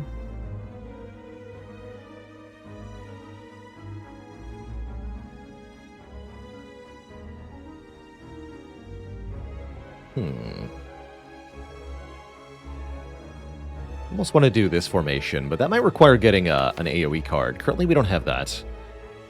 I think we start something like this. Combat Event Shop. And then we can evaluate. We have just enough money for a common relic after fighting this combat. We did finish the Mastery Quest, Hammy goodness. It happened. And then we're going to do something like...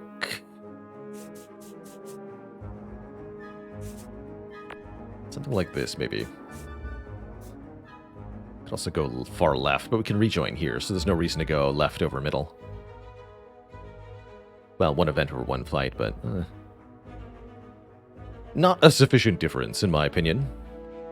The end of the act, we have Collector, who could definitely give us a hard time if we don't get some good stuff along the way. 1, 2, 3 defends.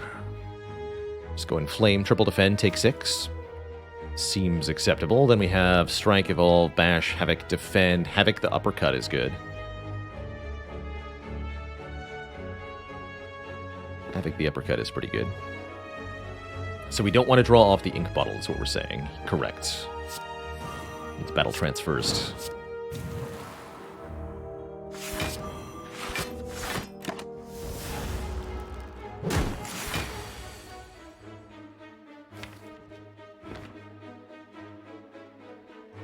Decent time for the Blessing of the Forge. That would let me full block this turn.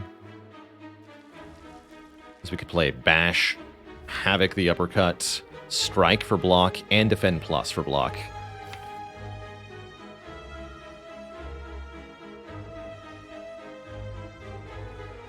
Can we feed next turn if I do that? Probably. Yeah, I think that sets up the feed too.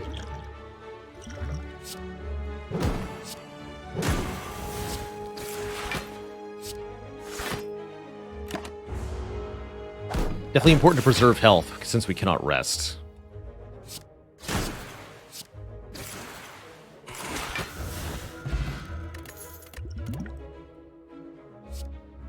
Pommel Strike is definitely good. I like it with Frozen Eye because it draws. I like it with Ornamental Fan because it's an attack card. Pommel can be okay with the Inflame, but I really like Pommel. Pommel over Pummel.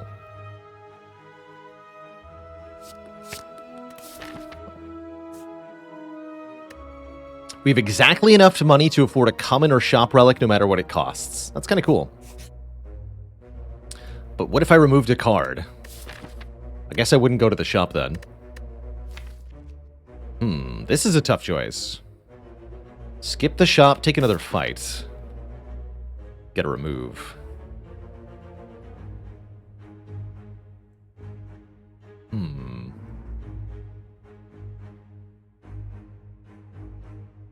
Who keeps giving this man feed?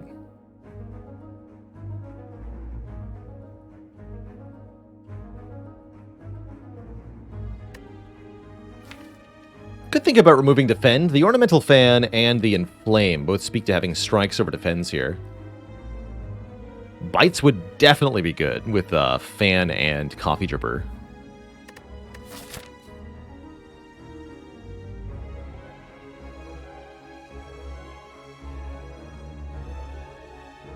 At the shop, I'm more interested in buying cards and relics than I am a remove.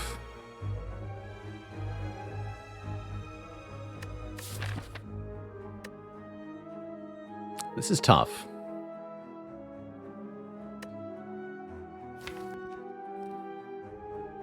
For the upcoming elites, I think we would strongly prefer the strike cards, huh? Yeah, we do. But it's going to hurt our ability to block. Kind of have to lean into aggro, I guess. Hard to do that with Coffee Drippers. I don't like this situation. That's what I've arrived at.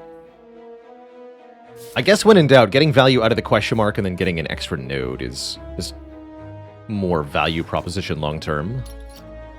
And I'll lose the defend. Bludgeon is a block card, of course. Of course.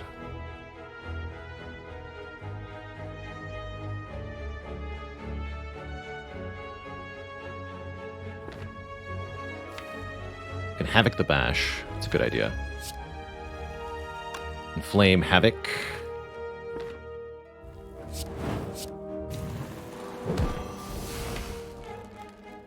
Pummel Strike, Battle Trance. Next turn. 1, 2, 3, 4, 5. Doesn't look like we're landing feed here. Could even play the feed, potentially. Since I have no expectation we land it. Although we can get back to Evolve, so maybe we can land it.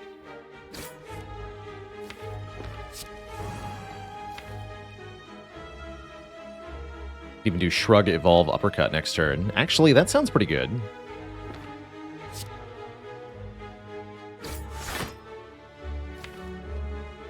Could also put Feed on top if I think I'm going to get a kill next turn. Let's see, this is 19.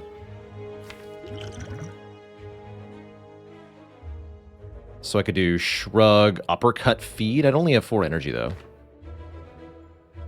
That won't kill. Okay, that's fine then.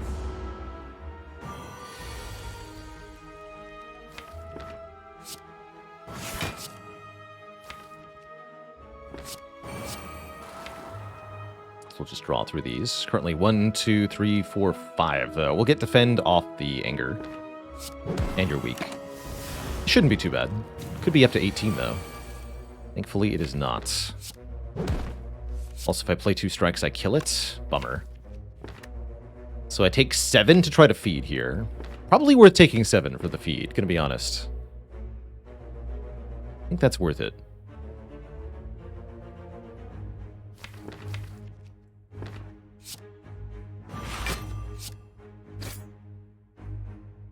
We'll heal back 3 immediately, and having more max health in the long term is very valuable.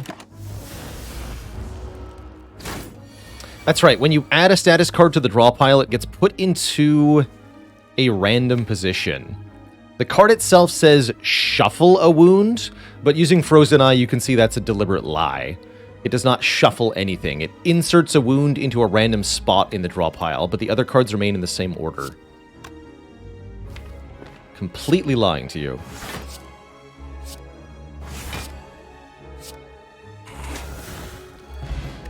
Hey, more max health. I like it.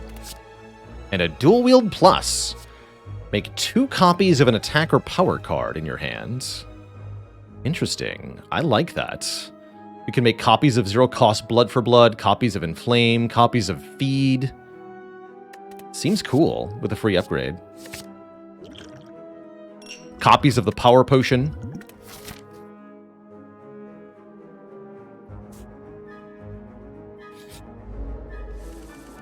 And it works with Snecko, even. Although this draw is terrible coming up. Thanks, I hate it.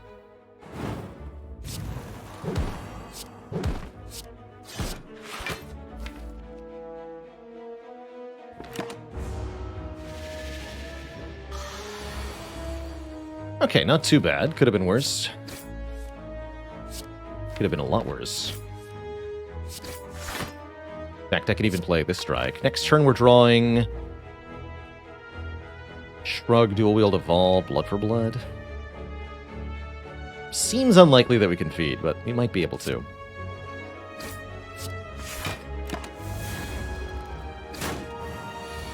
We're not weak, at least. So Blood for Blood kills. Let's Shrug. Can't play the Warcry. So we could take another 7 to get a feed. Although it's actually not guaranteed that we can land feed, right? That is not a guarantee. All of these cards could cost 3, and then I'd have to play the Bludgeon. I think I just kill now, then. We already made this trade one time. I do need to keep lots of current health for this act. Getting out of this act alive is the most important thing right now.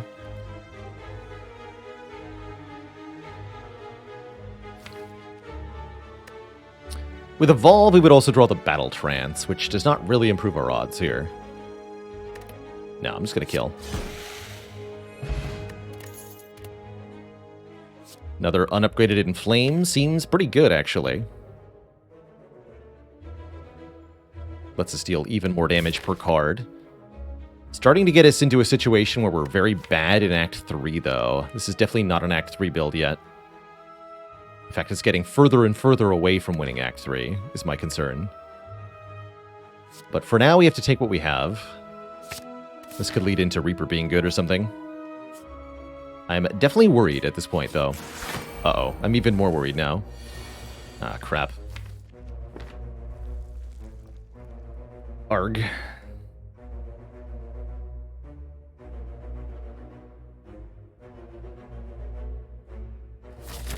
And we'll draw the strike too. Bah.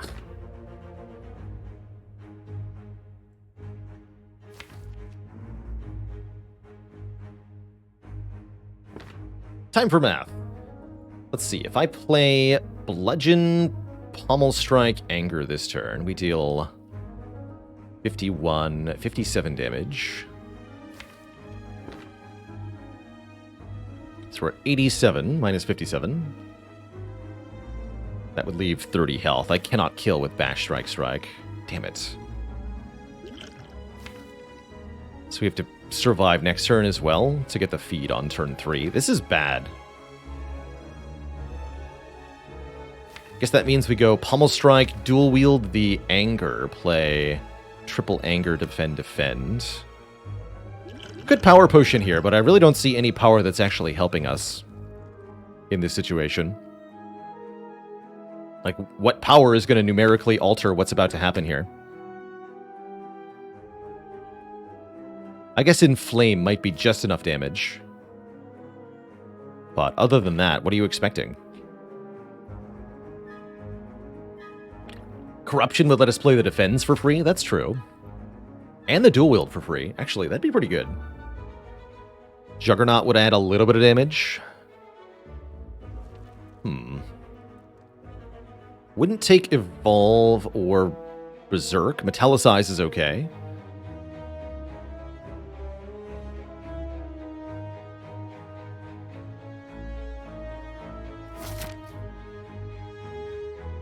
I do have 3 elites coming up, though. Consider we might need help in those elite fights.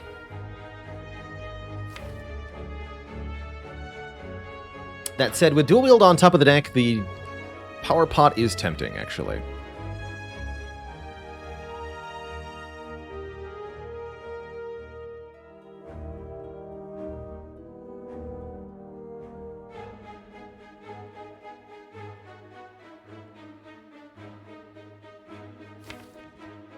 It's really next turn that's going to suck. Quite a lot.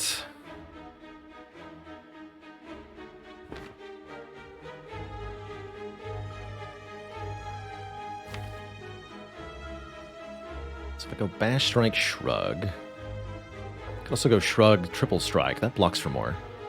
That would mean no Bash. Alright, time for some quick math here. I'll go Pommel, Anger, Dual Wield. Let's see. Guess we can work backwards, right?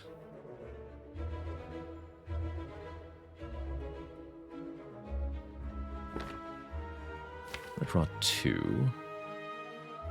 We're drawing this. That means next turn we get 1, 2, 3, 4, 5. Yeah, I can still triple strike.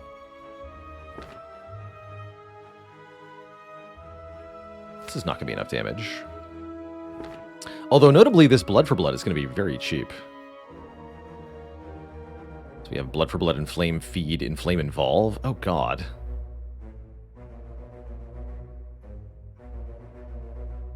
Damn it.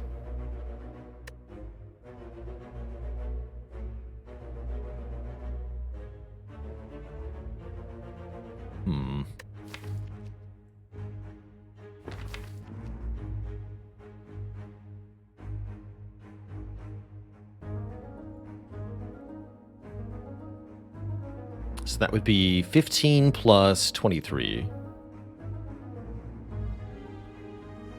It's 38.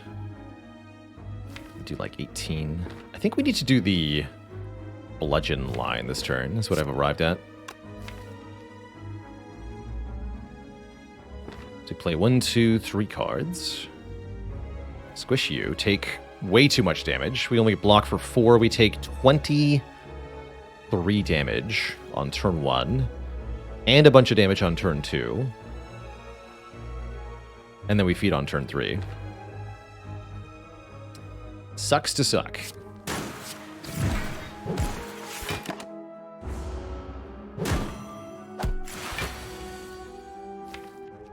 I guess it's better not to get attacked on this turn rather than to see a buff.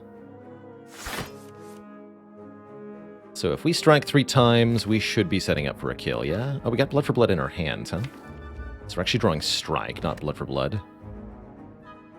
Let's re-evaluate then. We do 18 this turn. 41 minus 18. Leaves it at 23 plus 9. So I have to do 32 damage next turn. With 5 points of strength, we do 15 plus 11. That is not 32. So I have to play either the Blood for Blood or the Bash and take 4 more.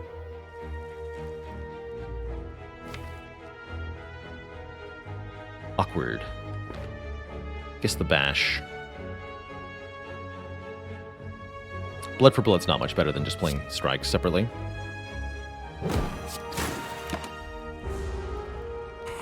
Ow.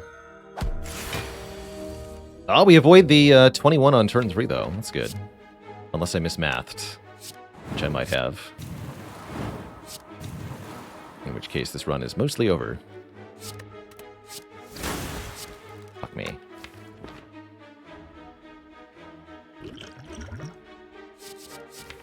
Damn it. Alright. Whatever.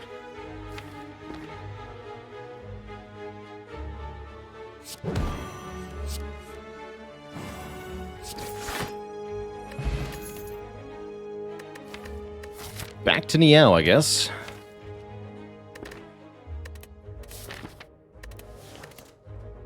No, I can't take Pummel.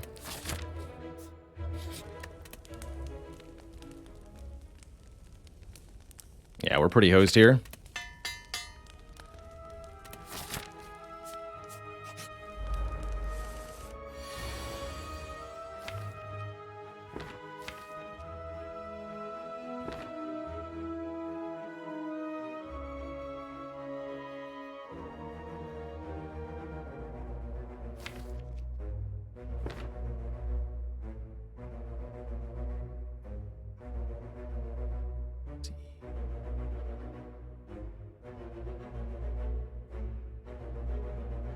$18. 45.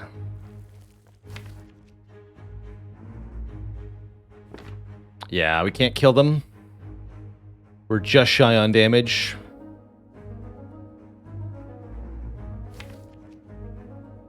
Fight is so brutal no matter how strong your deck appears to be. The problem is that our deck is not strong. That's the actual issue here. As you can see by the fact that we cannot kill this guy on turn 1, even with a free card play. We're just not outputting enough for this deck to work. And it's ultimately due to the cards we took Act 1, right? Bludgeon, Wild Strike, Evolve. These aren't good enough in Act 2.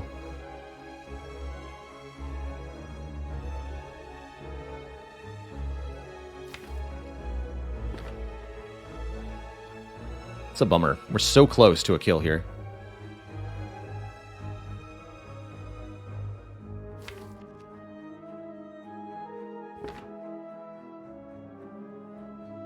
I don't see any way to make Havoc work for us. Hit the 1 in 20 bludgeon on the 1/3 guy. It's not 1 in 20, it's 0 in 20. We know what card we're hitting. It's either Inflame or Shrug. Those are the two options. No randomness here.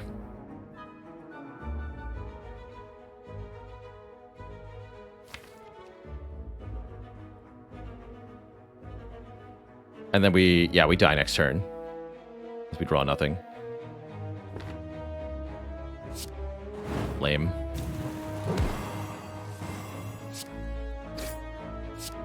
$18.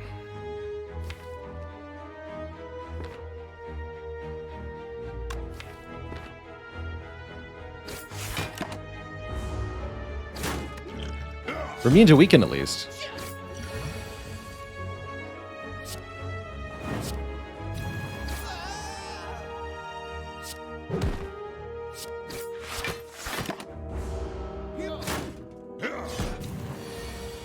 GG.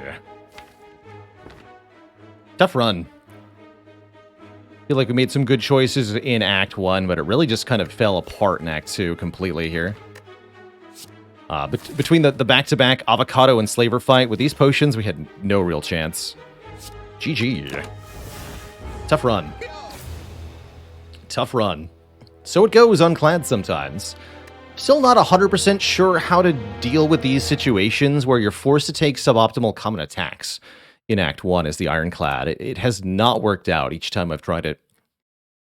Really do be like that sometimes. GG. Smoked Gouda, thanks for the 100 bits. Appreciate ya. Not the red guy. That was tough. Now, I was not ready for a hard run there. I really need the second run of the day to be easier than the first one, or I'm kind of hosed. Oh well. So it goes. So it goes. There's definitely some cards we could have skipped. We could have skipped the Warcry. We could have taken Carnage instead of Uppercut. I don't think this was a takeable Dark Embrace. I'm pretty sure we just lose if I take Dark Embrace.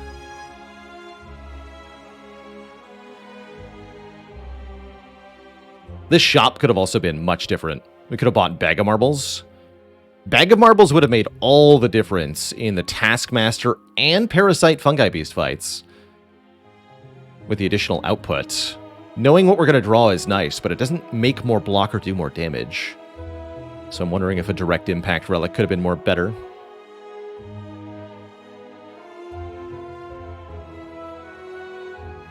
We also could have made a different choice by not removing Defend, going to the shop. Maybe buying a good relic like Bag of Preparation or something. But overall, that was tough. I really don't know what to do in a run like this to get a real leg up on the Spire. Doesn't feel like there were any really good plays.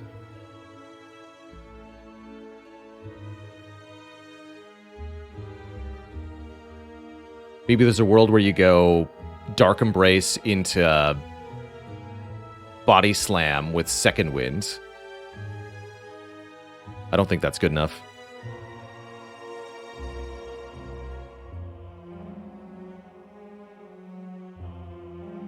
But yeah, as soon as we failed to get the kill on the Parasite, I kind of gave up on the run. Which is fine by me. Just not quite enough output.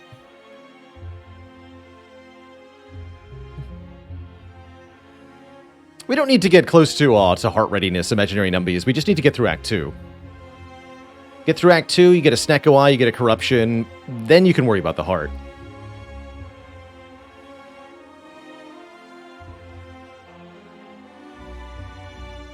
What attacks do I typically take on Ironclad? My favorites are Anger,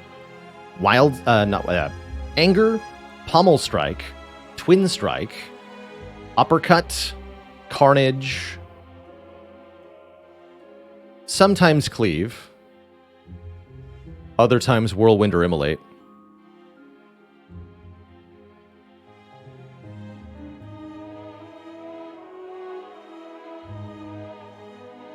Was it possible to avoid elites after the avocado?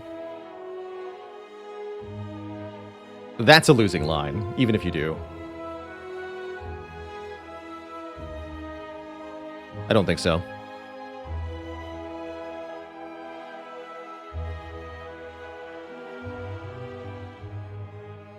Digital Chaotic says, after watching these, your starting bonus kind of has to get you ahead in the power curve. If it doesn't, it's hard to have the run get any inertia behind it. Yes, I do agree about that. So maybe starting from the very beginning, we could say that we needed something better. Maybe picking a rare card was truly the right choice. Certainly an option. Choose a rare from Niao instead of 100 gold. What is the average number of elites per act I feel like I need for a viable A20 run? 2 or 3. 2.5 is pretty good. Pretty hard to win if you only do 2 elites every act.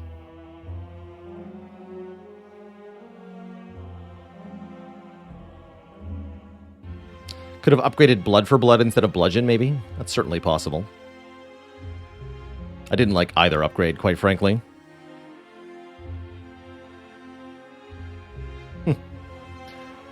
Oh well. Let's see, what do I want to do now? I'm not in the mood for Dome Keeper. I was thinking about playing Dome Keeper, but I don't want to. What else we got?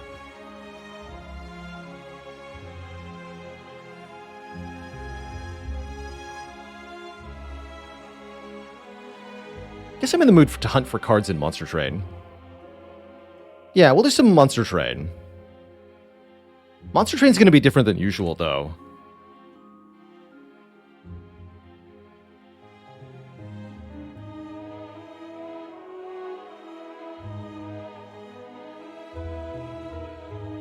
Also going to take a quick break, refill the legs, stretch the water, Twitch chat as we switch games here. I'll be back in a few minutes, and when I return, I'm going to be hunting the final 3 unmastered cards in Monster Trade, which is going to involve some resets. I'll be RB. I'll be RB. Don't go nowhere, Twitch chat.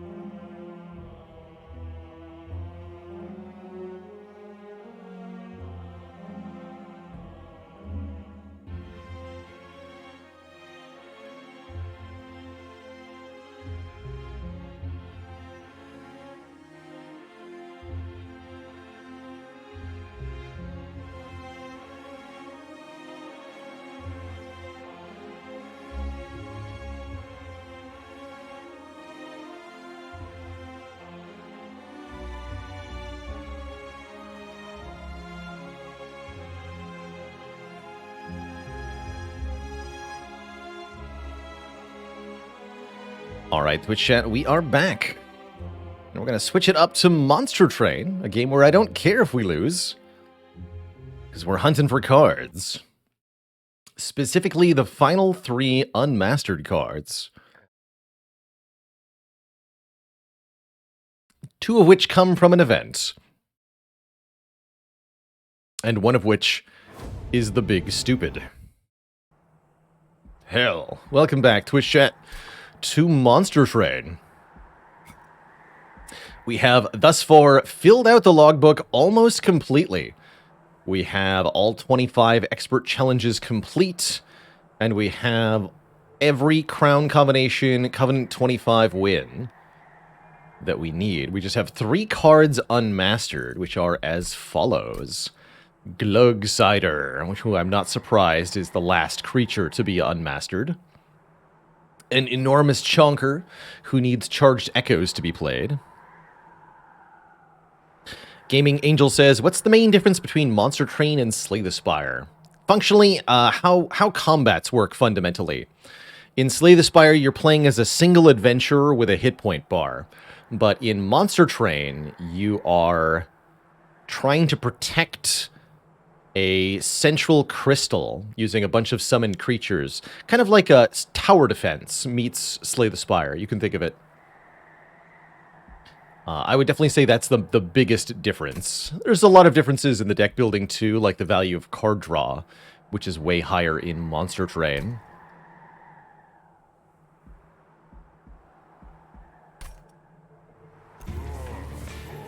So, in hunting for these 3 unmastered cards, what we're going to do is play runs with the Wormkin. I guess Wormkin primary. Have I played across the Obelisk? I have. Somebody asked me what my favorite clan combo was. I said Wormkin Stygian. So let's do Wormkin Stygian runs for a bit. Echo Right or Spine Chief? I like Echo Right. Let's go Echo Right with Frozen Lances for now. We're going to lower it down to Covenant 1. Take off all the layers of difficulty that we usually play Monster Train on. Do have to play on the first Covenant to get shards, though. And the goal is to find, again, either Glugsider or one of the event-specific cards from the first Concealed Caverns. I think that's the only place you can get the Hope for Peace stuff, is from this first Concealed Caverns on Ring 3. To that end, we're going to be doing fights real quick here. I'm just going to clicky. We're going to take every Wormkin unit banner we see, trying to find Glugsider. And we'll just see what we can do.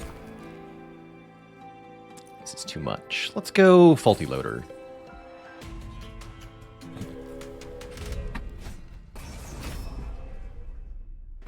Could I basically sleepwalk to a win on Covenant 1? With some clan combos, yes. Not with every clan combo. I think, for example, Awoken / Umbra. I don't think I could even beat Low Covenant very easily.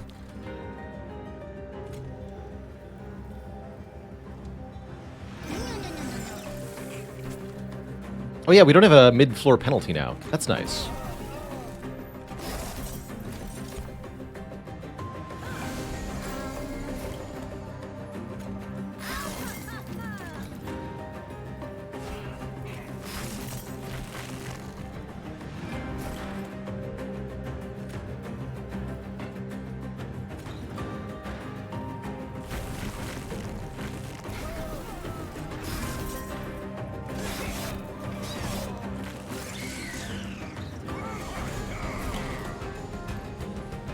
Excellent. No.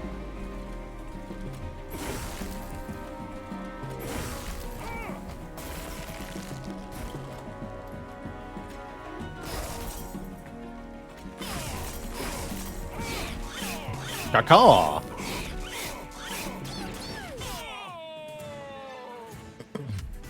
And San Ross with the 14 months. Thank you. Oh, heck yes. Infused Proclamation, one of my favorite cards. So breakable. So very breakable. Infused Offering Token is interesting, too. Ice Storm is another good one for abusing spell power. But let's take the Infused 0-cost card that says draw 1. And let's spam Inspire. Sure. This will work great.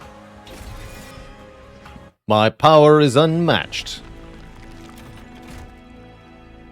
This is normally where I would strongly advise Merchant of Steel, but we're playing a little differently here. I was wondering if I'd see you. Get in here. Did you miss the Spire for today? Yes, you did, unfortunately.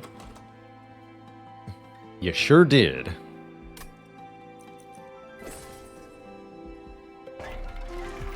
Duty with the Prime sub. Thank you for joining the Cozy Sub Club.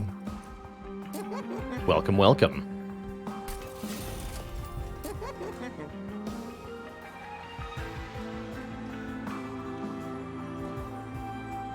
Sure.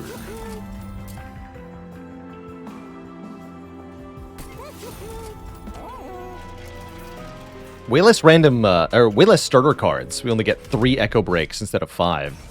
And no dead weights makes the run a lot easier overall. And the Akuma with the Prime sub in the 4 months.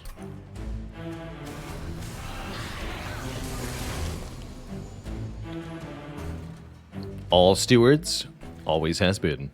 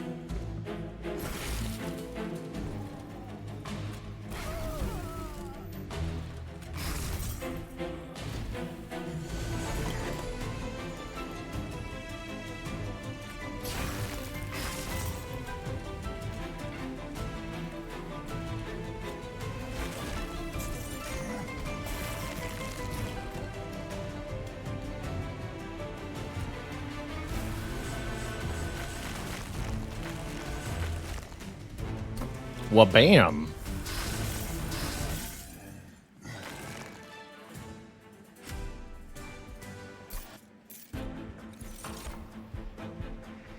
Infused Bonkfly, interesting. I like the Bounding Echoes for spamming Inspire effects. Seems like something we're doing.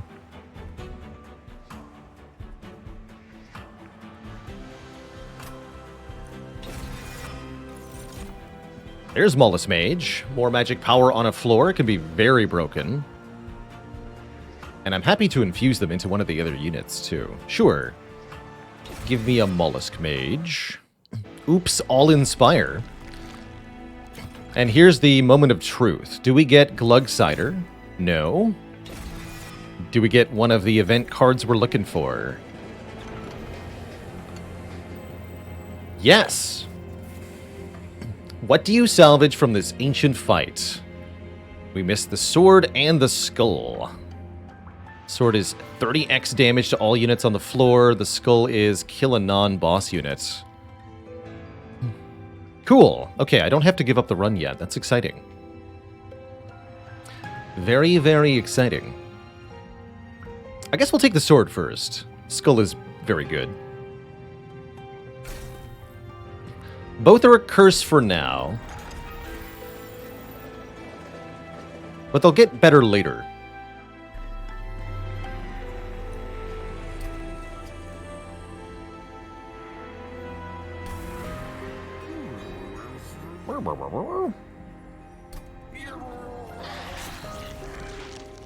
There's the Intrinsic. Couple good options for that. Intrinsic Soul Siphon is good.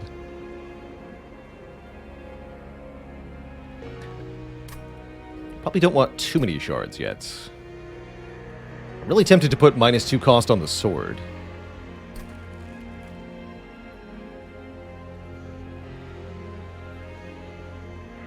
I think with what we have, we can handle a lot of shards. Let's lock in a few things here. Hey there, Troglodyte. This is not modded in any way, shape, or form. Wonder if I want double Soul Siphon. It's a fun thought. No, we want double Proclamation, surely. Yeah, dupe that. That's a good Proclamation.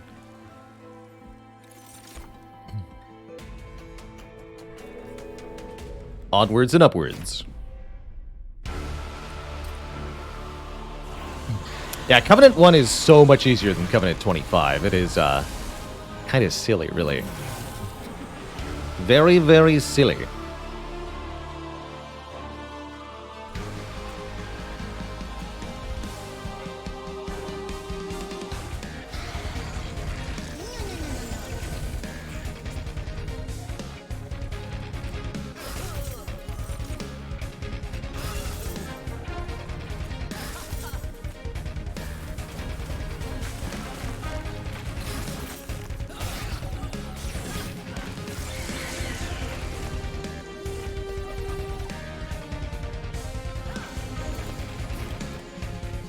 Then I have no energy this turn. A little bit of energy this turn.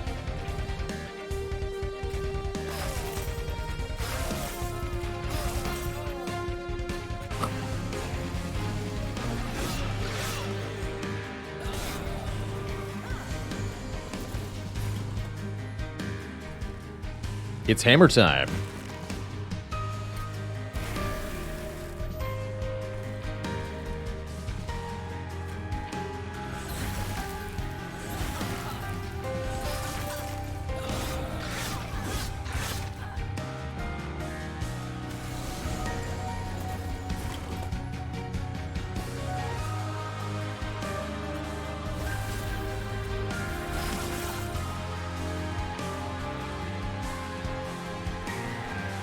And they're all going to the top. Probably want to prevent that. Seems wise.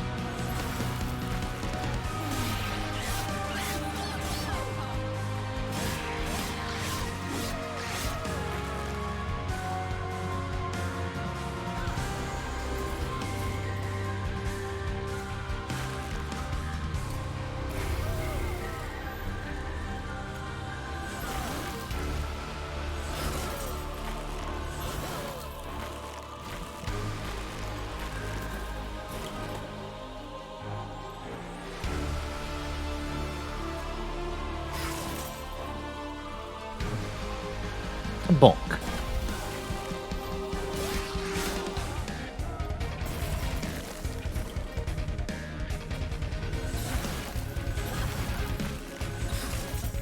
Shard Soul Carvers gets a pretty decent power here.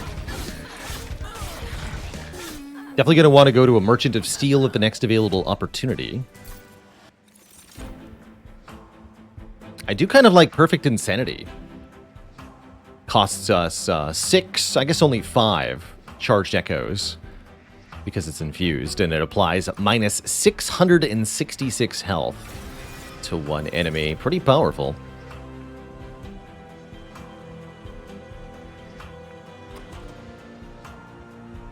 How many temples are coming up? There's one next floor. I like it. I like it quite a lot, actually. Let's do something cool.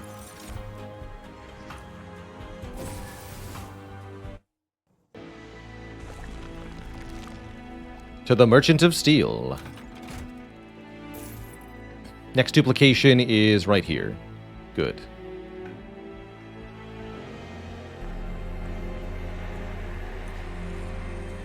$30 magic power seems strong. Offering Monument is back. How cute. Don't think that's what we want. And we confuse cards again soon. Actually, maybe that is what I want. Offering Monument seems like it could do some very cool things here. Got 2 Shard Soul Carvers. I want it to be what? Carver, Carver, Keeper of Echoes, Keeper of Echoes? Oh, we've already infused the Keeper of Echoes.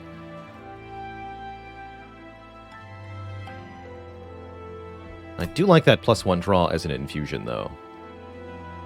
Okay, welcome.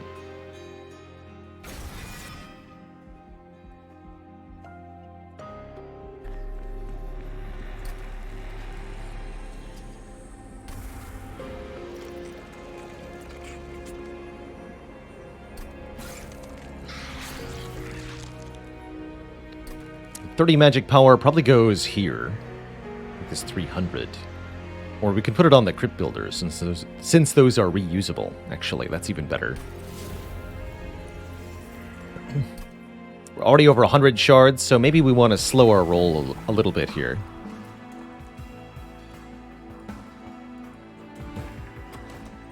I'm going to cross path into Repeater. Get back a random consume spell each turn.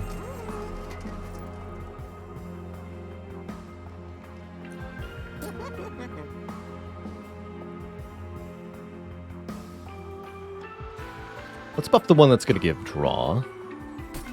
With durability. Large stone, I guess, is good, too. Effectively no penalty there. Let's buff the thing I'm going to duplicate here. And you can have 10 attack power.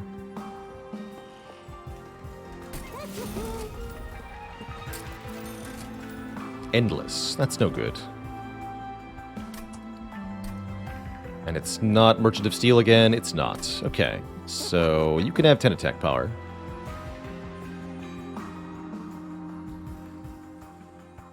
I'll leave the other two upgrades available for now. I suppose. We really got to get rid of some train stewards now. Been unable to get to unstable vortexes, which has been bad. So let's purge a steward or two. Got to make our turn ones less terrible.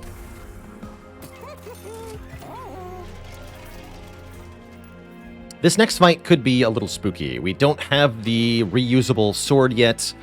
We have an unreliable Sketches of Salvation. There's a couple things that could go wrong here, but I think we'll be fine. We have full health. I think we'll be fine. We've even got Faulty Loader for the first turn. And I'd say that's a pretty good middle floor setup, too, actually. I quite like that, in fact. We've already got 2 charged echoes. Oh, I didn't realize that counted. How curious. Seems fine to me.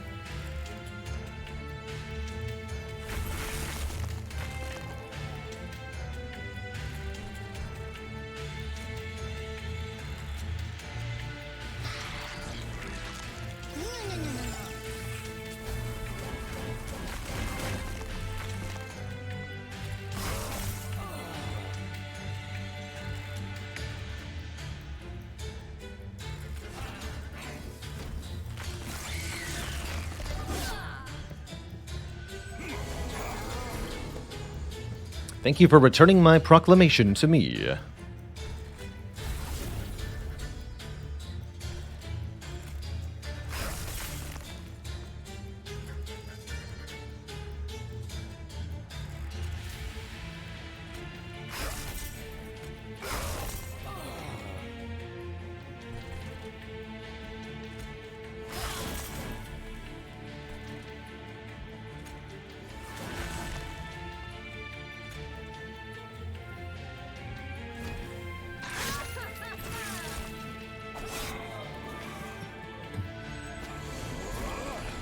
Seems to be going well overall.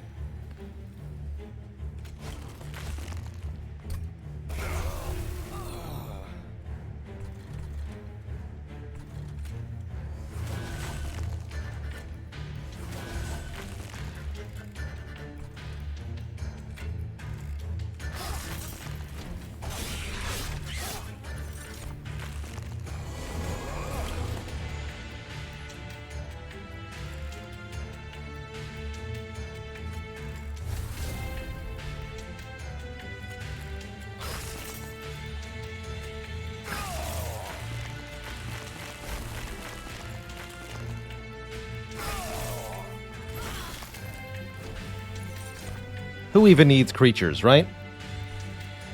Not me.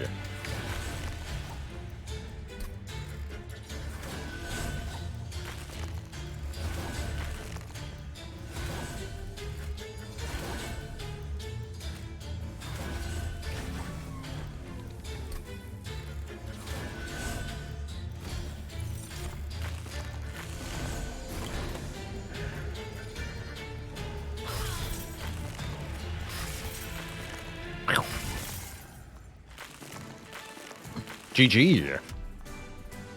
We get jack strips for all that work, dealing 2 damage to enemies when they move between floors. Not that helpful, actually. Could even see myself picking money here. We're fine, though, right? We're going to get the hell vent next floor, then remove 2. Or could I get a later hell vent, maybe?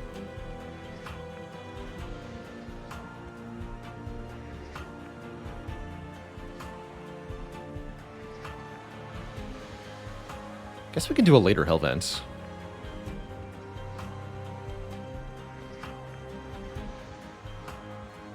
Go vortex, vortex. This hell vent. Okay. I'll skip the hell vent for a minute. Bottles of beer, thanks for the 3 months. Long time since you caught a stream, but working on the VODs since your first was born. The voice does wonders for a fussy infant. Glad to hear it. Don't care about Seraph. Seraph will be easy. More remains of Armageddon. Can hope for peace, meaning spells with purge now say consume. So the most blessed sword is a consume card, not a purge card. And now we're allowed to play it. Hopefully with spell chain. Come on, spell chain. This is also pretty good. -4 cost means it does 120 damage to the whole floor with piercing. It's pretty good. That actually makes a really good duplication, now that I think about it. Maybe I'll just make a bunch of swords. Uh-oh. The wrong amount of money for this. How about you? Money? You're not money. But we can upgrade a unit to apply melee weakness on hit. That seems pretty good. Especially duping the Keeper of Echoes is going to happen, so might as well. We can get the Sunderstone or the Sapstone. Sapstone's mostly useful for units that are getting repeatedly summoned. There's a couple ways to break the game with this, but I like the Sunderstone a ton.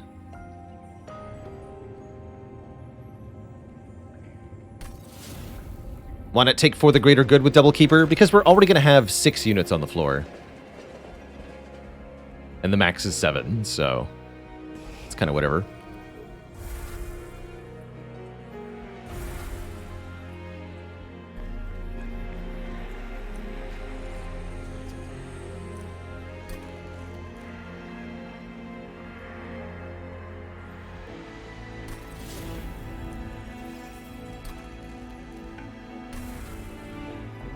I think I want this.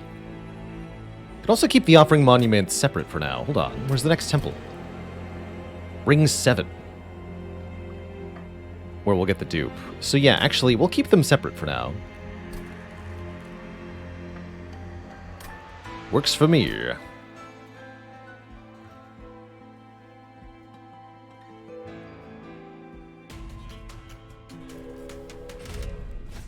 Ka.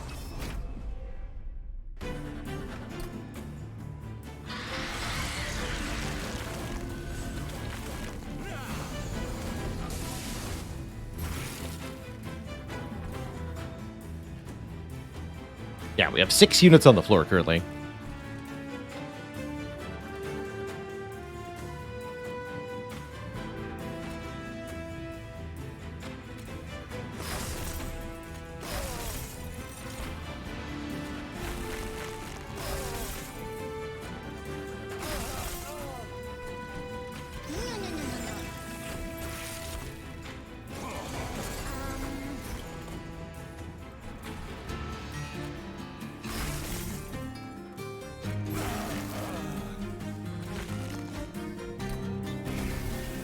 Kabonk.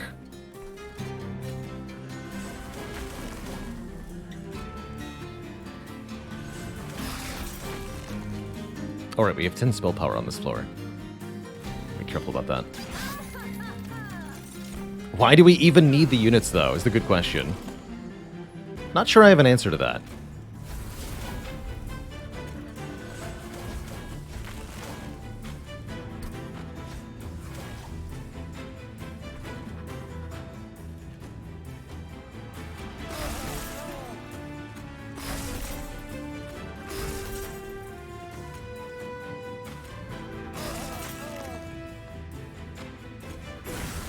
Boom.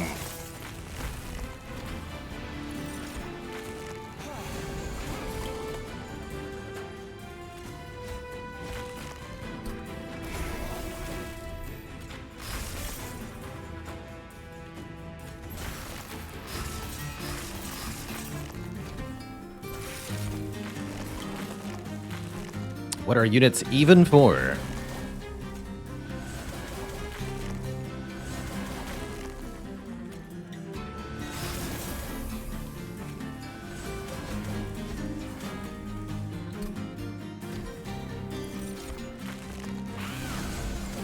Caca.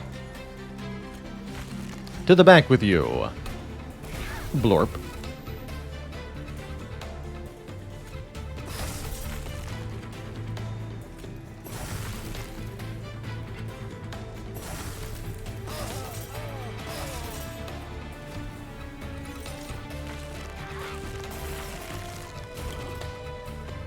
Uh-oh. Time to go insane, buddy. GG. What Covenant level do I think Monster Train is most balanced around? Good question. I don't have a lot of experience with the middle Covenants, quite frankly. I've mostly done Covenant 25. So I don't know that I feel like I have a good answer to that. Probably depends on the clan combo, quite frankly.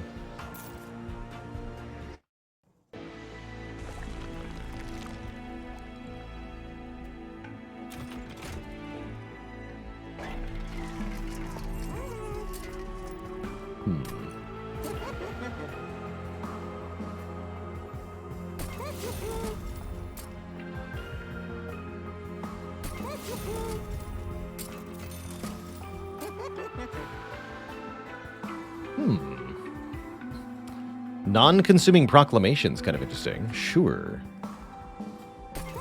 Like having that be reusable. You need to hit harder. You need to be free. And you need to be gone from the deck. You heard me. Also, your friend, too.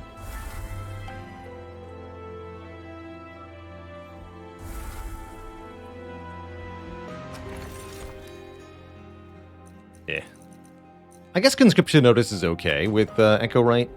It's not going to help anything, though. It's like 5 health. Yeah. Might as well take the notice.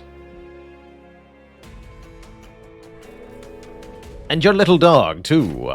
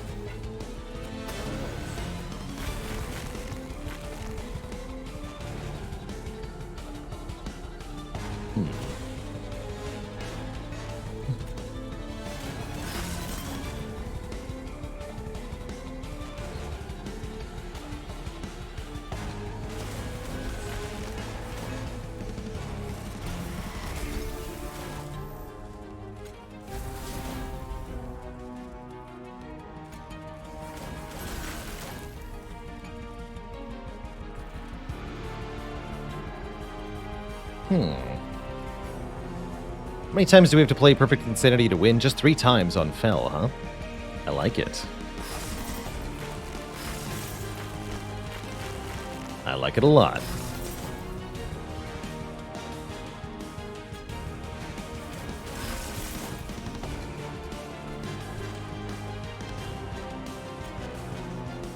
Okay, that's enough shenanigans for now.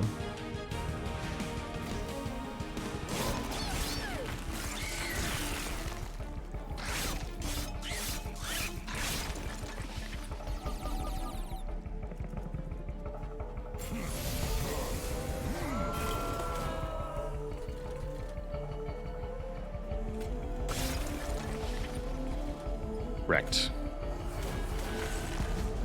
Destroyed. Annihilated, even.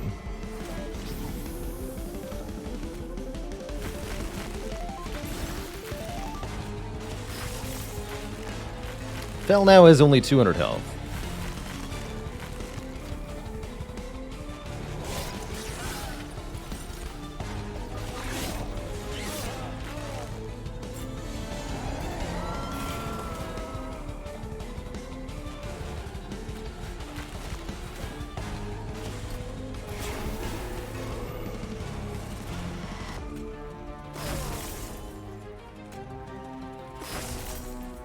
Next turn.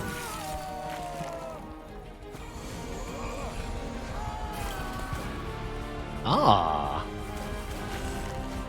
GG, lady.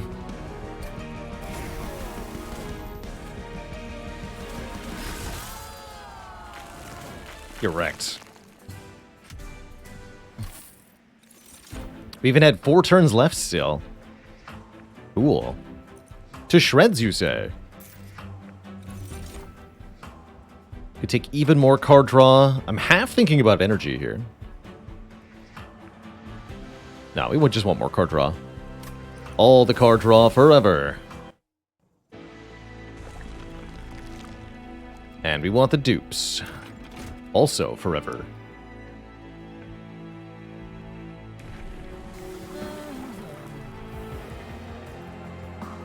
Sure, make it a different egg. Why not? We do get offered Spell Chain. Can't use it on Most Blessed Sword. Using it on Perfect Insanity is kind of hilarious, though. Give me that. And then let's add Piercing to this Crypt Builder, too. Because why not?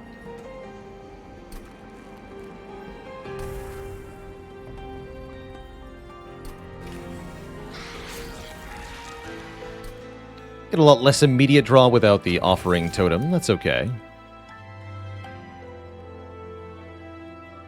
We could still do hot shenanigans.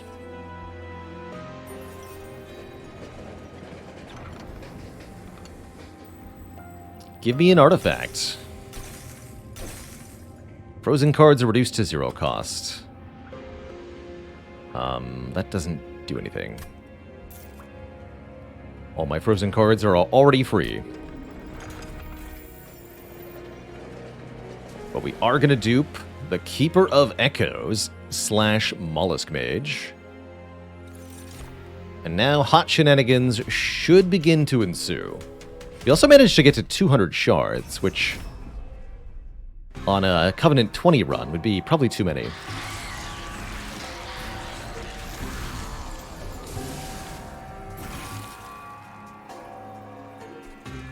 Probably. Blech. 420 damage.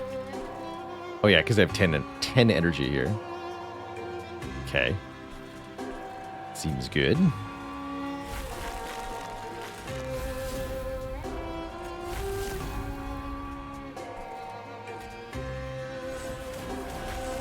So now each time we play a infused card on this floor, everyone on the floor gets +2/+2.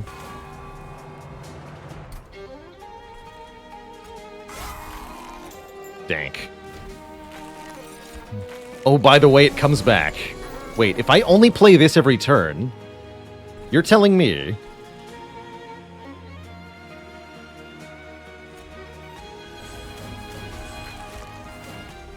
that I'll get it back every turn?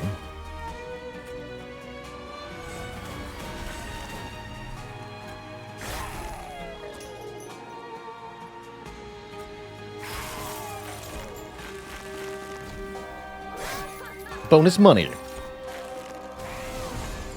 Oh, I can also get back Bounding Echoes, right? We've got a few other consumed cards. Guess I won't get it back every turn. Fair enough.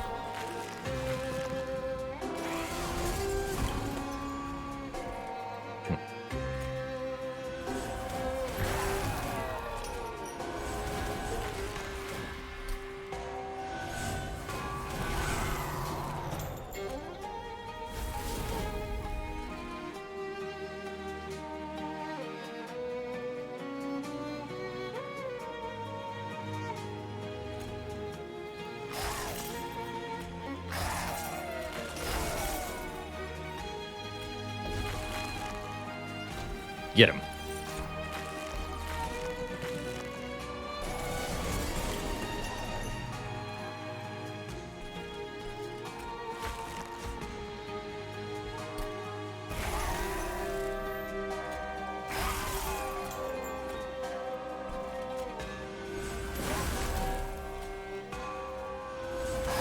Got so much spell power on this floor.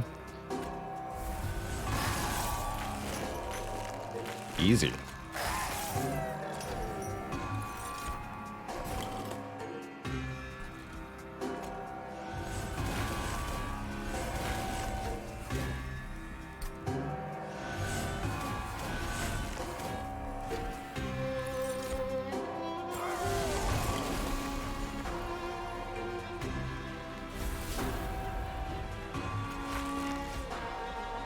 Bonk.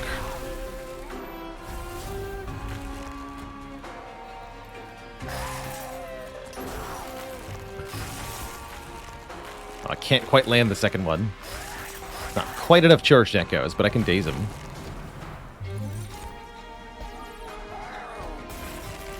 And then our battle line does tremendous damage, but again, the spells are here to do even more.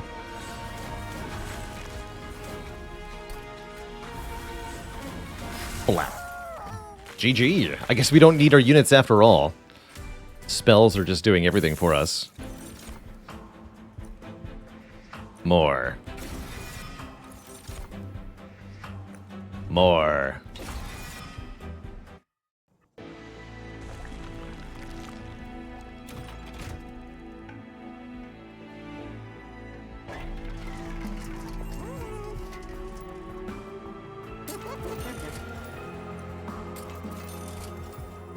Don't think I care about the mandibles.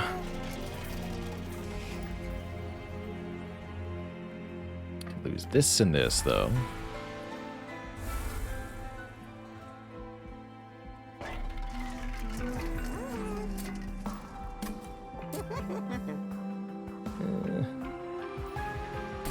Good enough.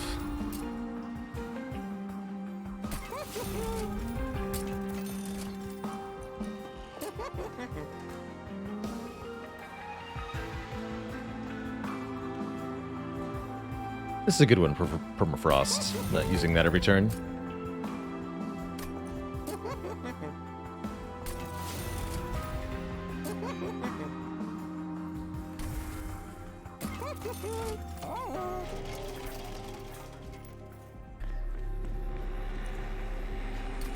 Could make another spell chain Perfect Insanity. That's cute. Let's spell chain the Offering token. And I can add Consume and -1 cost to a card. Don't think I'm going to do that.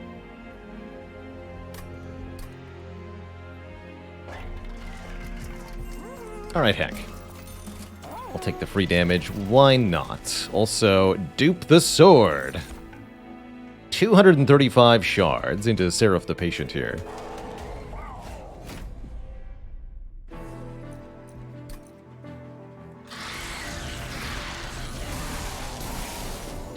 Alright, how long will Seraph last? That's the real question. Got a lot of things that can kill him.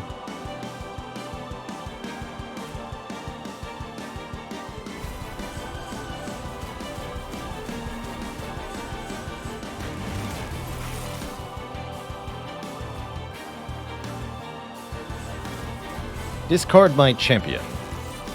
I won't be needing them.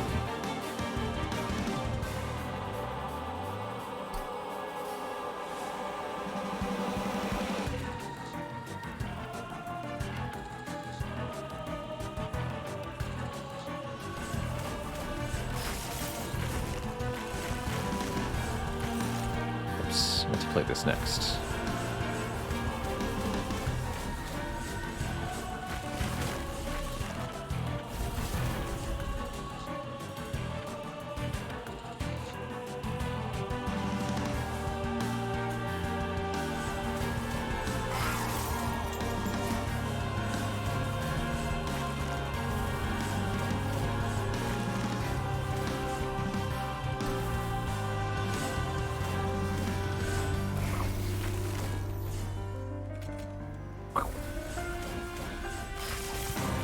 Down to 1,200 out of, I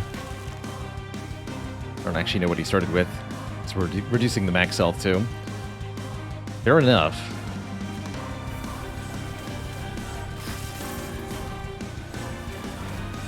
That does 300, this does 360. And this does 400 almost as well. Equals Dead Seraph on turn 1, I'll take it. We actually did that on Covenant 25 recently. We first turned Seraph and the Divinity fight with a very silly deck. But this isn't quite that. It is, however, a run that's going to master the Blessed Sword, leaving us with only 2 cards.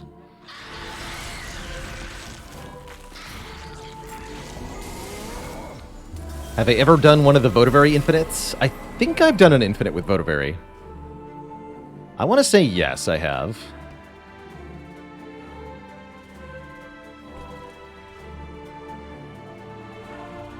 This is going to be a similarly brutal turn 1.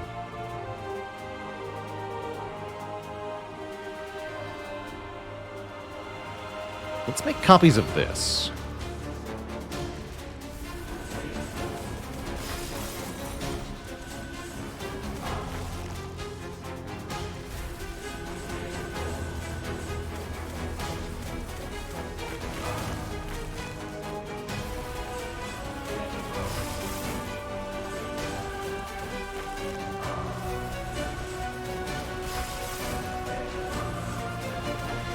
It's a pretty good start.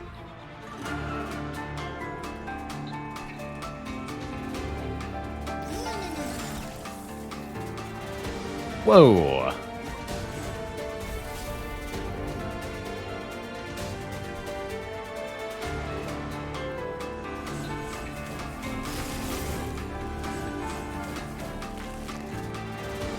I guess we could play these up top, although then I won't get the infuse effects. So no, let's do it here. Well, this one is better used here, actually. Remove some shell. And I can daze if I want to. Okay, sure.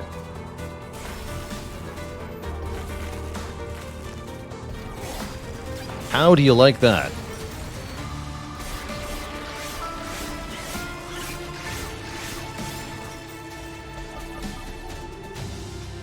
Didn't kill the boss on turn 1, but we did a ton of damage, bringing them from 4,000 down to 2,500. And I've got another very good turn in my hands here.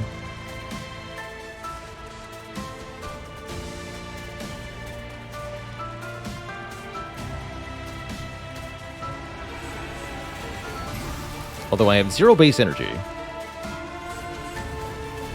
Which is a slight obstacle here. Oh, right. Extract cards give energy back. Never mind. Now I have energy. Good.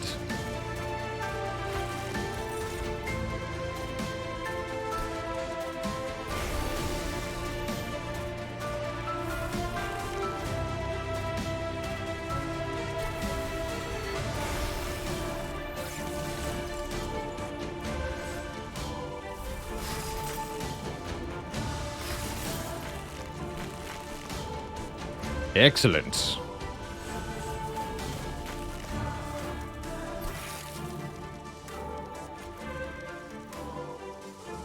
This will also refund 1.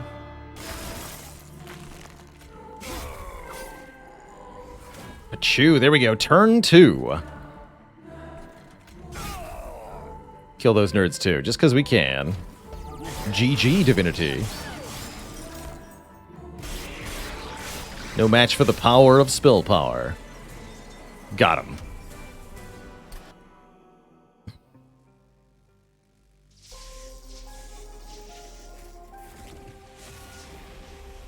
GG. Remember, it still counts as a divine mastery, even if we're on only Covenant 1 here.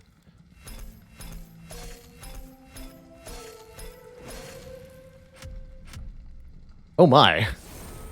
Wait, is that a new high score? Hell yeah. 84,330.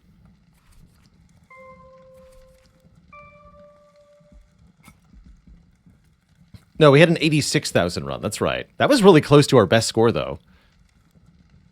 Cool. Very cool. All right, we're going to keep playing with Wormkin. I want to switch it up, though. Let's do a different primary and Wormkin secondary. Penumbra could be fun.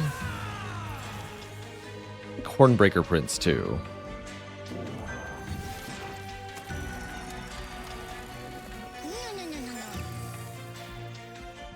I want to try Penumbra, maybe the Trample variant. It's kind of weak on High Covenant. Let's see if it can work on Lower Covenant.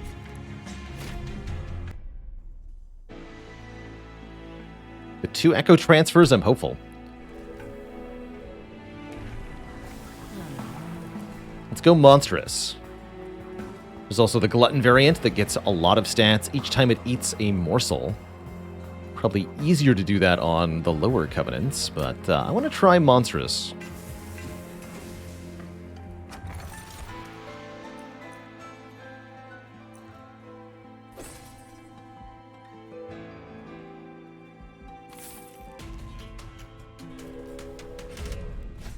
Don't expect to get a unmastered card on the first try this time. We go fast through these opening fights. See what we find.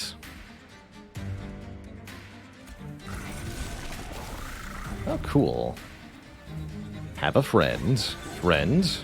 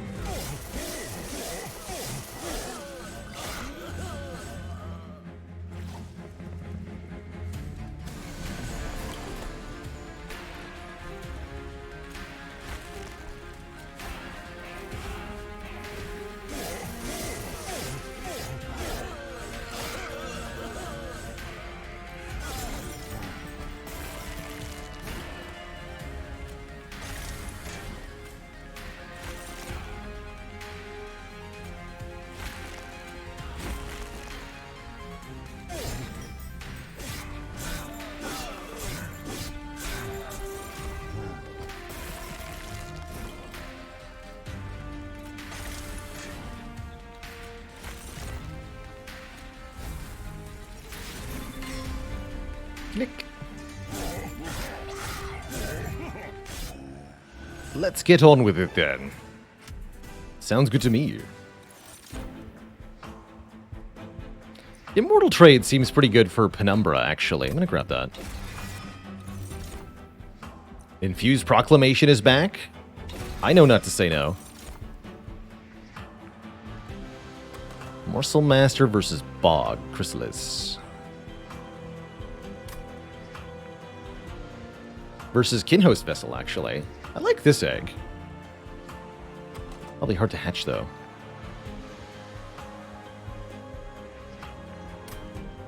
Welcome. What am I going to do in Monster Train once we complete the logbook? Not sure.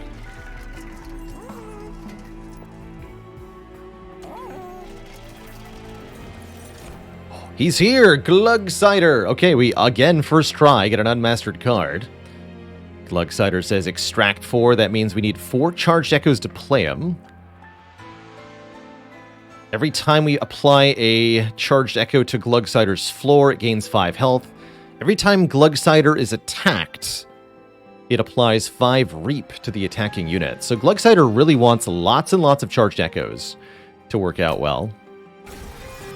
Pretty tough unit to work with otherwise, though.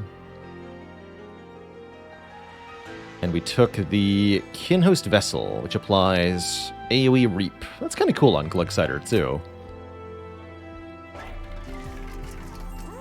Probably don't want to make it quick. Damage Shield prevents Revenge from going off. Now we need Sketches of Salvation again, or something. How about an extra upgrade slot for units?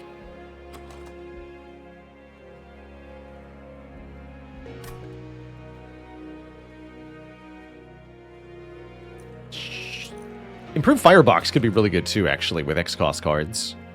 We'd make one of them intrinsic.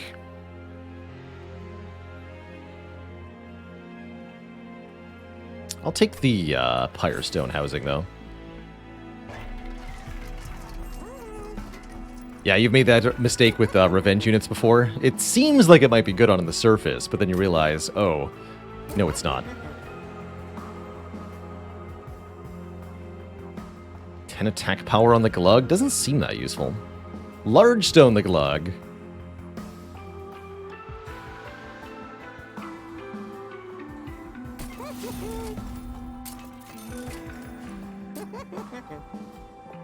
Here's the strat. Alright. He'll be perfectly happy. And I think I am going to then fuse the Kinhost Vessel, such that Glugsider will apply even more Reap. Is that going to work? I have no idea. We got to find a Soul Siphon or something, so we can actually play the Glugsider. Currently getting to the 4 charged echoes required to play it is almost impossible. Especially on turn 1, right? Let's extract 4, so we have to have a floor completely filled. It's not going to happen.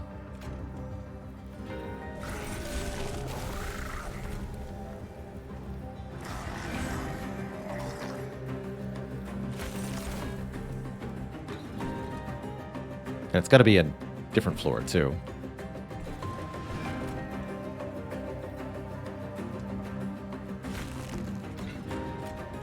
Two can just die? No, you'll do something down here. Sort of.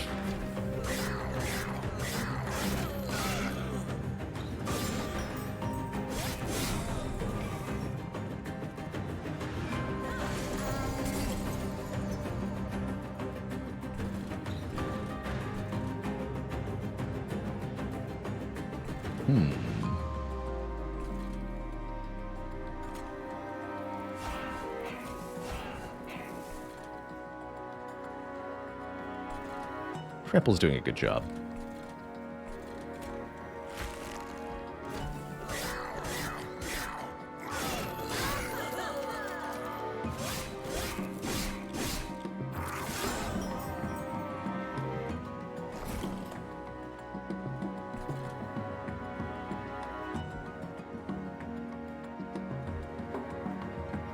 Probably want to do Immortal Trade Echo Transfer on the champ here.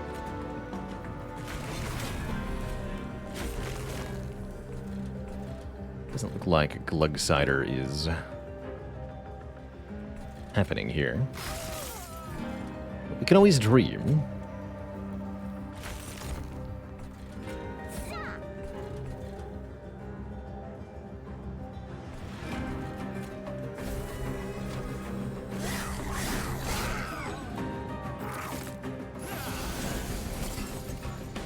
Good old Sweeping Boss.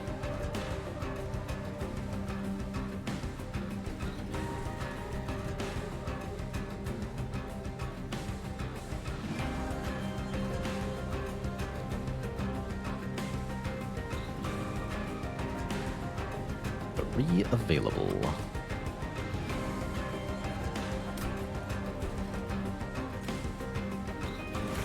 Guess we'll do it this way. Die to sweep, friend. Good luck.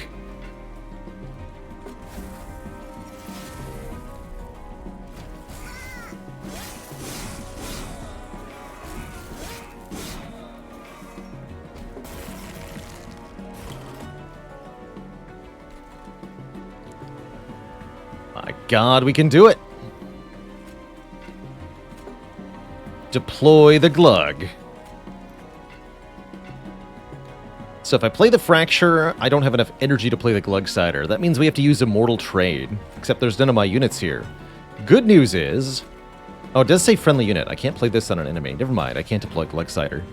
No! Oh well. Kill your friends. Champ will win.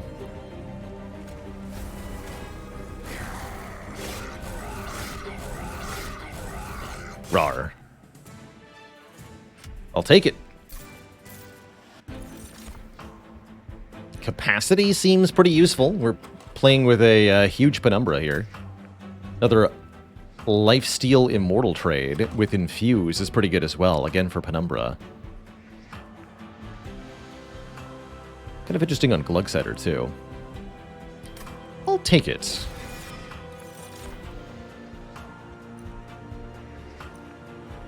This can provide some easy echoes, otherwise we're taking an extract card. I think we want Echo Snare here. We just want lots of stuff that gives charged echoes to give us half of a chance of playing Glugsider. Definitely don't have anything I want to duplicate. Certainly not the Glugsider.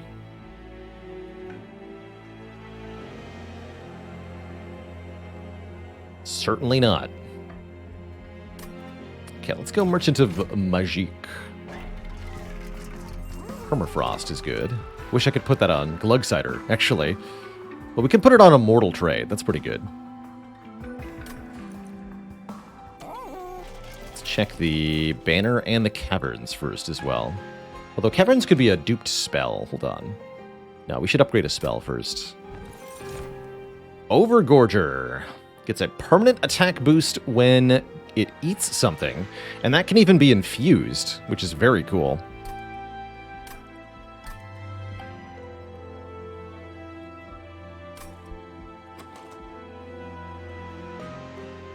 Although it's not like we're going to be feeding morsels to the Glugsiders, so I don't think we want it.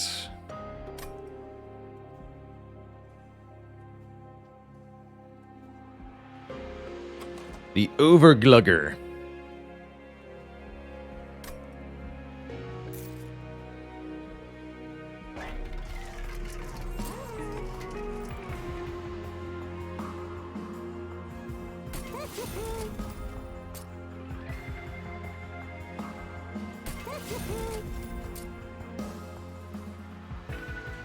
These need to be free. Reroll just for a free Shade Splitter.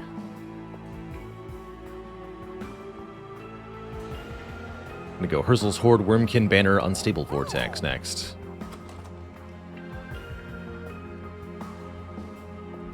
Yeah, let's pay for the reroll now.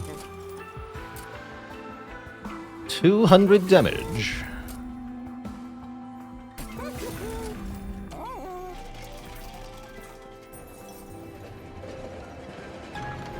We get the Cave of 1,000 Eyes. I'll take an artifact. The start of battle, the top floor gains 1 charged echo that cannot be removed. Not a huge help, but it's a little bit of something. Helps fuel echo transfers on the top floor on Penumbra, especially. I do like that.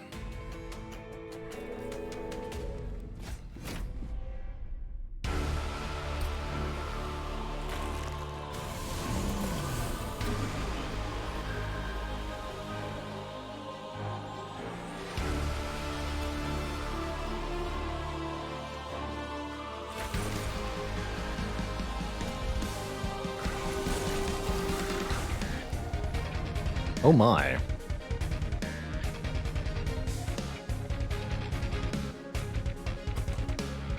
That's a really good Echo Transfer card. You're going to go behind our champion then.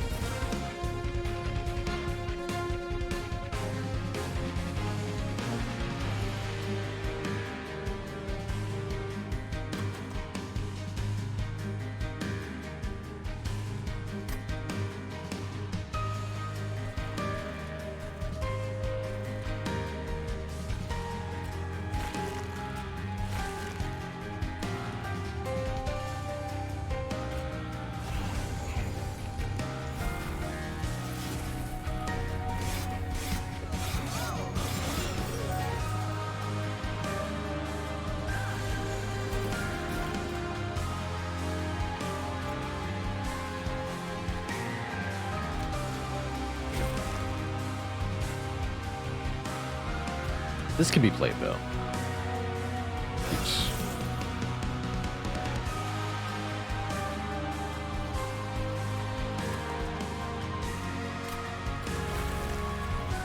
It's 43 by 3, I like it.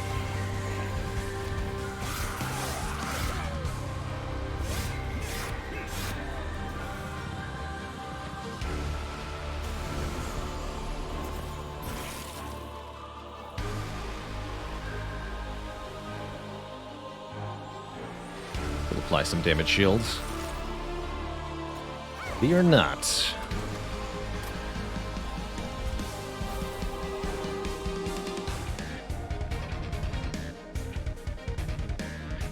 Two. That's fine.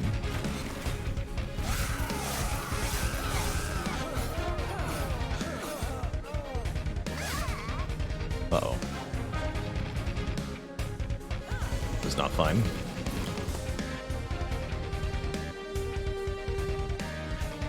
Bah. Too much damage.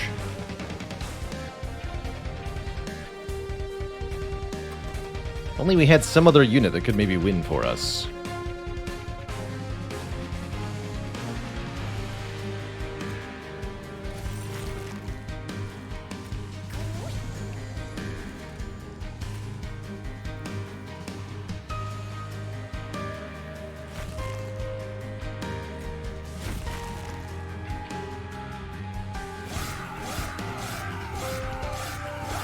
Exactly killed. How cruel.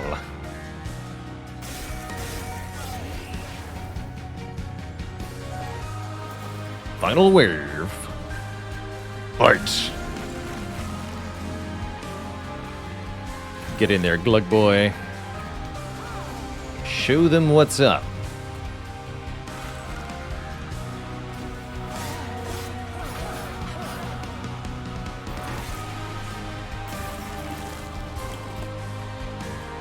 Easy. Not even a slight problem here. Look at my boy. Look how big he is. Look how strong he is.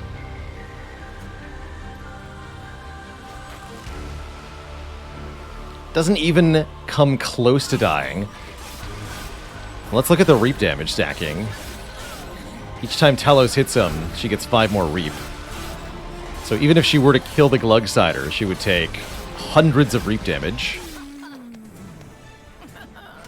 All we have to do is make this guy more reliable to play. Surely that's easy, right? Yoink.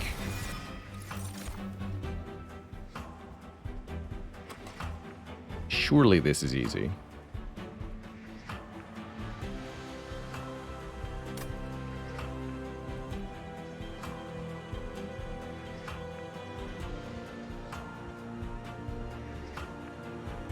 Resolve +6/+6 could be good as an infusion to Glugsider, rather than the Apply Reap to AoE. It's already sort of got AoE Reap.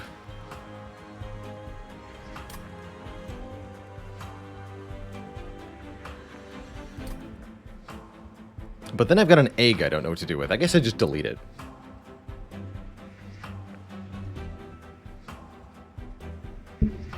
Okay, I'll take the Morsel Maker then.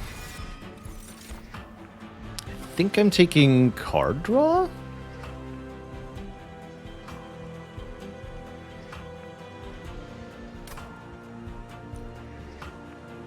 We'll take Capacity after the next boss.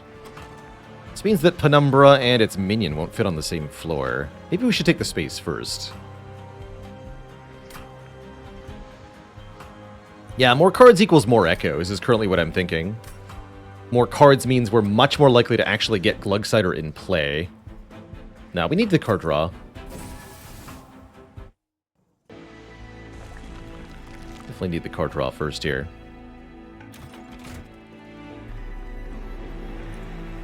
-2 cost. Put that on Wormkin Spike. Seems really good.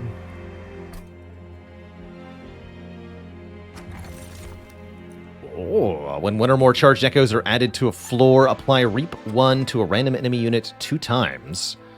More reap stacking sounds excellent.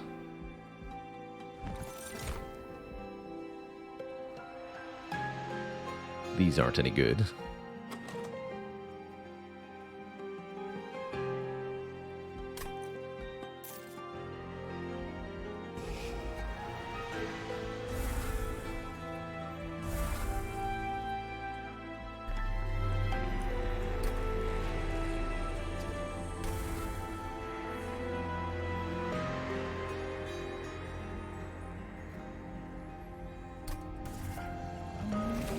Currently having the egg means we might not draw Glugsider turn 1, which would be a good thing.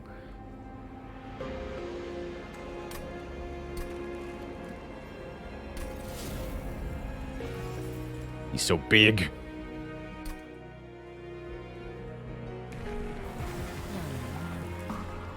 Architect / Monstrous is a cool cross path. I want to go full Monstrous. Take advantage of the enormous base stats of this version of Penumbra.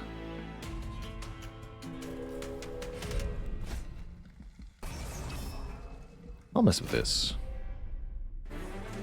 That means Penumbra is pretty much solo on each floor. Guess that ain't the worst thing. Oh, we're so close to turn 1 top floor Glugsider here. How quaint. Alright, Trample Boy, you have to do all the work yourself. Good luck. Don't know if 50 health is enough. Oh, this is good, though. Excellent.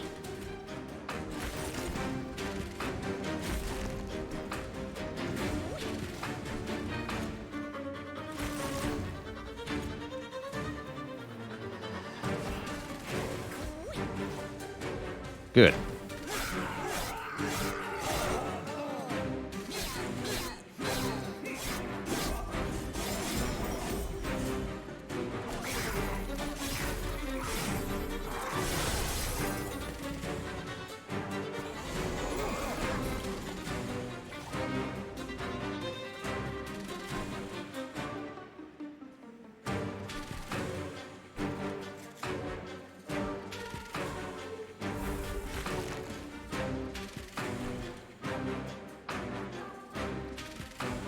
Damage shield feels like a good idea.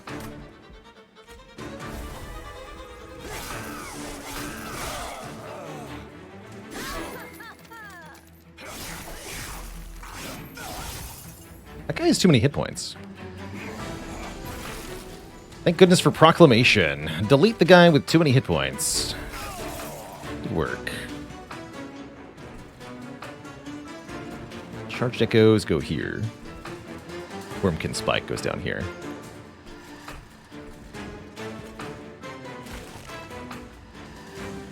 Music severely slaps. It sure does. In fact, let's do this. Get all 4 echoes we need. That way we can draw into the Glugsider next turn. Play this.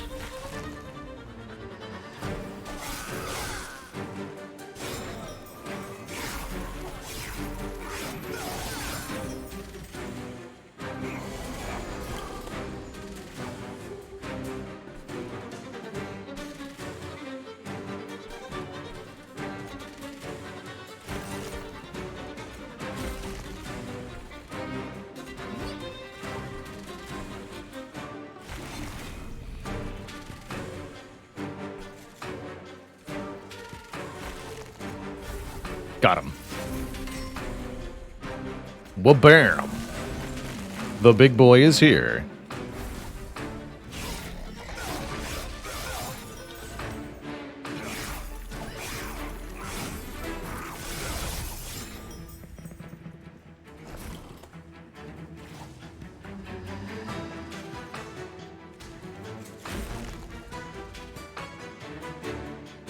Close but not quite, huh?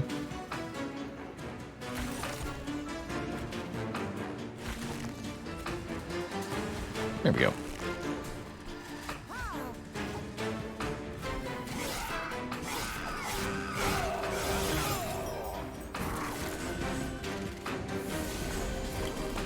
Oh god, no. You must perish. Okay, you are perishing. Good. If this guy skips the middle floor, we might actually have a problem. Although I think Penumbra could actually beat this boss, probably. with the lifesteal.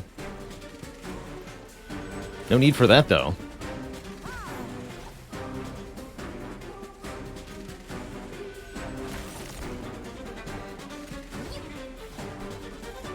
Make the Glugsider more powerful than ever before. You heard me.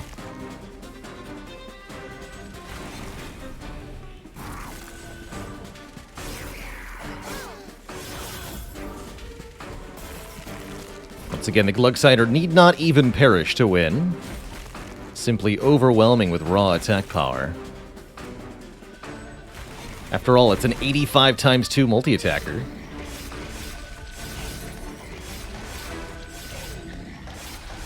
Lifesteal effect is really cool on this guy, because it adds effects to the hands, but he's got 8 hands. So there's 8 lifesteal little circles. Very cool. Blazing Bolts. That's a nice card for dealing damage to stuff. Comes with an infusion, too. I'll take it. Melee weakness can be very good, especially with Trample... Primordium. Penumbra, rather. I'll take that as well. Glugs, not drugs. So, Merchant of Magic or Merchant of Trinkets? We didn't get any of the spells we really want. I think Trinkets are our best bet for getting Glugsider into play easy, early, and often. So, I'm going to look at the Trinket Merchant here.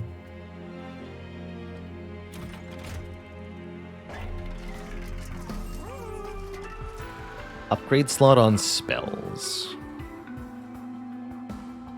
Mostly meh. It's here, though. Spell Chain and Intrinsic. If only.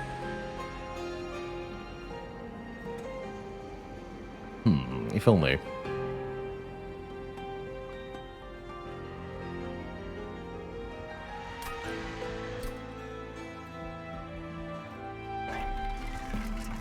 Guess I'll look at the Caverns next. Spike of the Hellhorns, Wax and Spike, or Spike of the Stygian.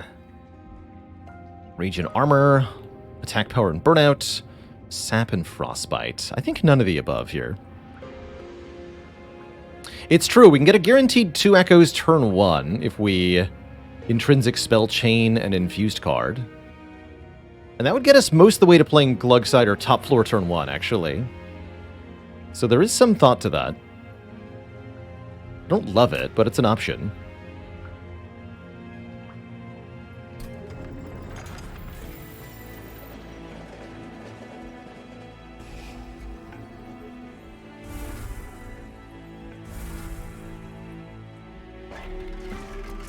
Doesn't require getting any of these, though. Let's reroll these. Trader's Quill is pretty good. When a card with Consume is played, we deal 30 damage to the front enemy on the floor, and there's definitely a lot of bonus damage to be done with Trader's Quill. Great for the Wormkin in general, I would say. So, do I take a bunch of shards to get 2 Echoes turn 1? I don't think so.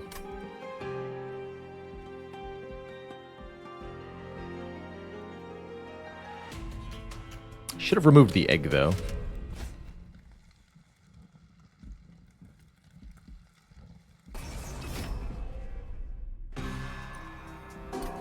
What influences the choice of putting the big boys on the top or bottom floor?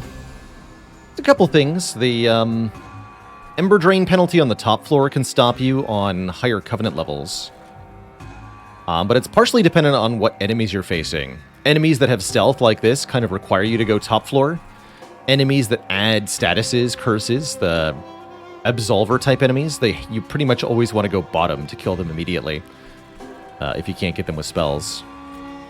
So I think it's highly dependent on the particulars of a given setup here.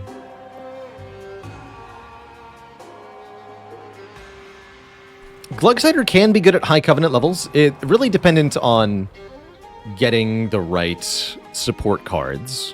If you can get Glugsider in play turn 1, he's very strong.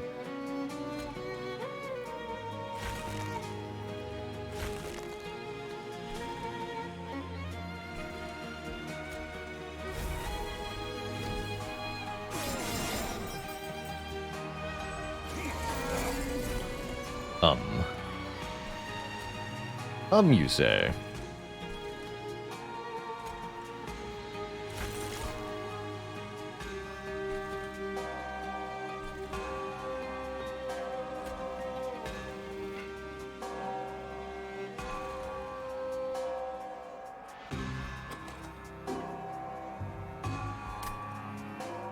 Being able to redraw into Glugsider is kind of cool too, actually. I like Prism Retrieval.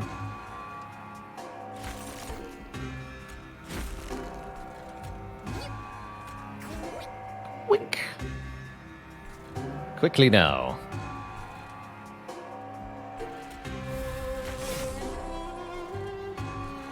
It's fine.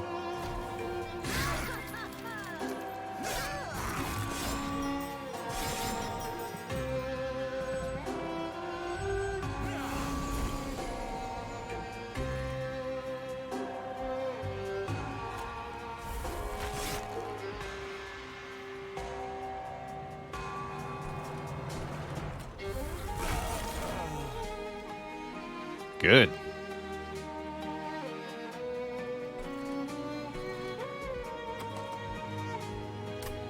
Let's go this again.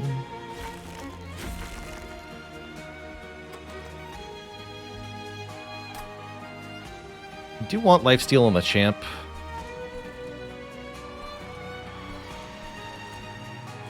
Take it.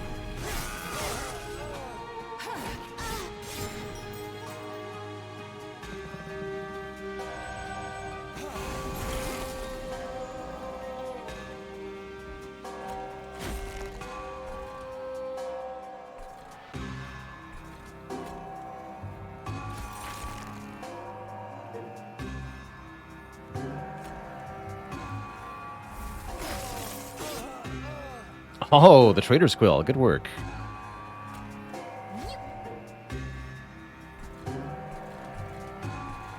Let's max out those echoes.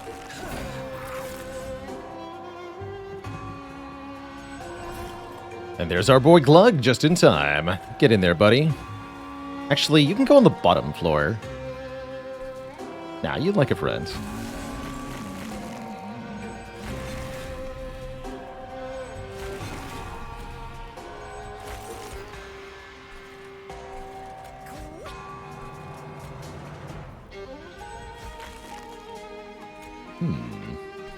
He'll die up top. This is fine.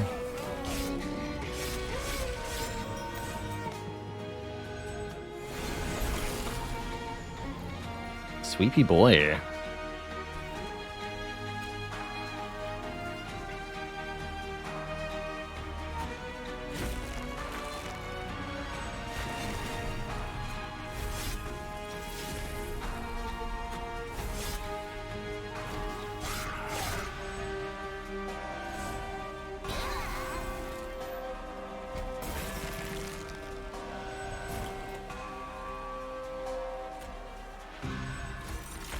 GG, nerds.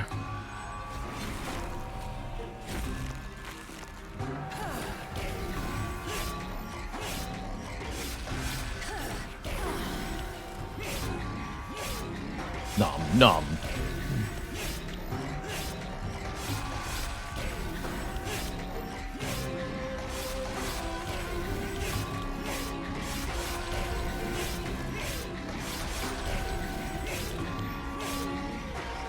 Crunchy.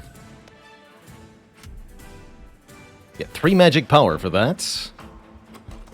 That does mostly nothing, but a little bit more than nothing. It adds 15 damage to Proclamation, I guess. Or I can take 25 bucks. Take the spell power. I like it. Secret Glugsider strategy? Let's do it. Ooh, and this is good too. Return a spell card from the discard pile. Put it in your hand. Give it infused -1 cost consume, which we can abuse. Makes the Trader's Quill work too. But by God, he gets there in the end. He sure does. Anything we wish to dupe. I could have double Glugsider. That's a fun idea. That's a really fun idea. Although we don't have to do that here, right? We can do that, blah, blah, blah. Here. Okay, so let's go here first. Give me a good artifact. That's not it. 40 health, I guess, is fine. Notice stone would boost our spell power, but again, there's only a couple of spells that spell power even affects, so whatever.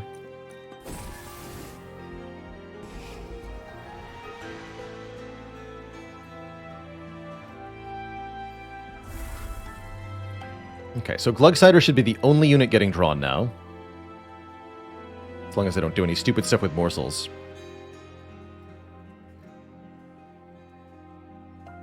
I'm gonna lose one of these. Actually, no, lose the fractures.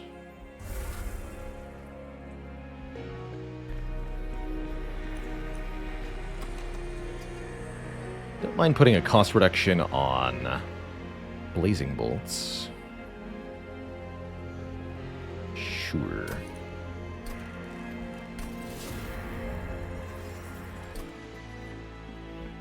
Then we take 10 shards here. We've got to be careful. Maybe I just want 10 shards here so we have a guarantee.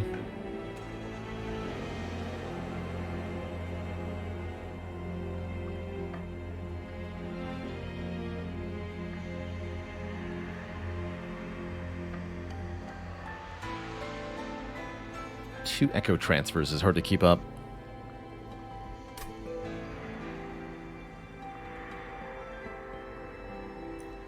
Oh, that's true. If we do Glugsiders, we get 15 more shards.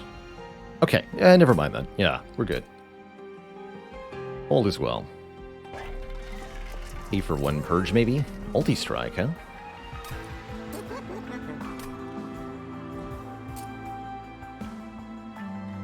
Let's get rid of one more fracture.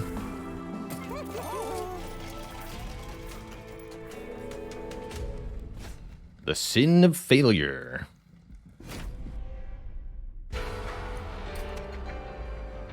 Is this the curse one? No, okay. I always forget which one that is.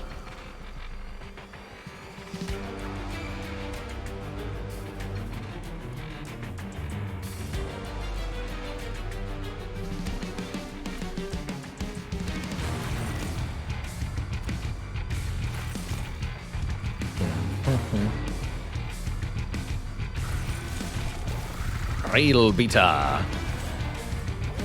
Give me next turn energy, please.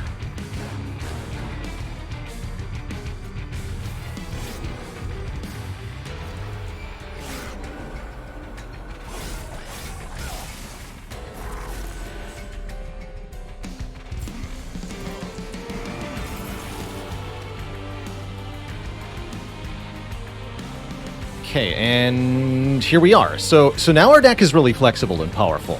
Because we can do stuff like this. Play Fracture on this nerd. Use Return Soul to return Prism Retrieval from the discard pile. Play Prism Retrieval to draw Glugsider. Guaranteed, is the only unit there is. Play Glugsider turn 2. Here we go. Now we're talking.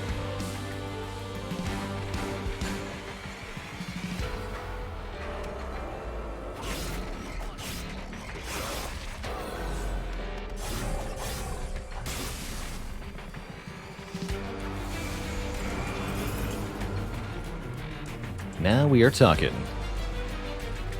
Let's get some echoes on this lore.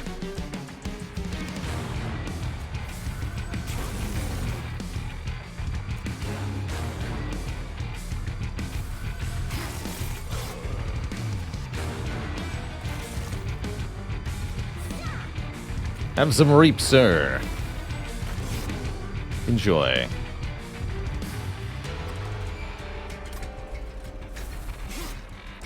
Oops.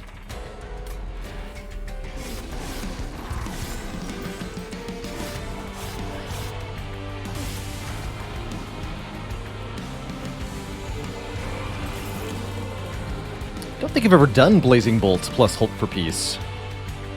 Seems like a fun combo, conceptually. Is it actually any good, though? Not sure.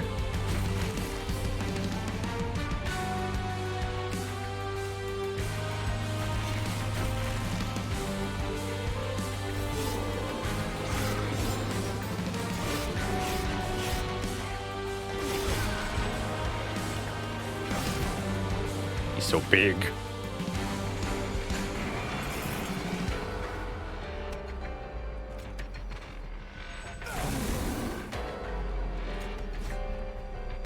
Again!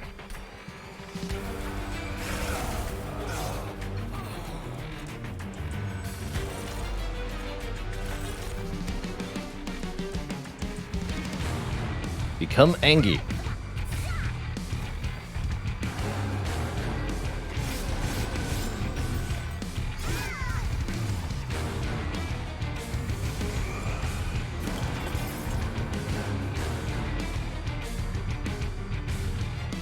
More power.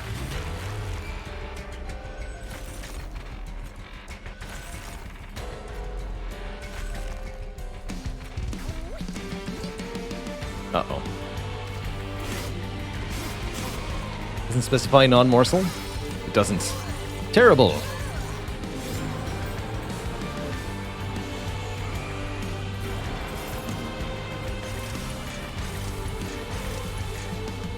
Seems fine, though.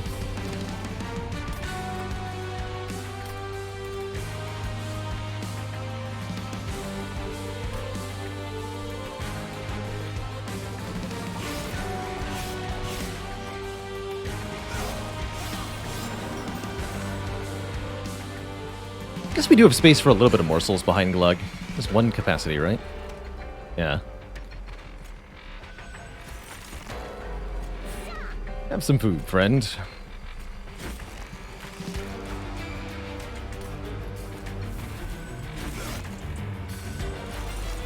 Deck wants carving, Koriska.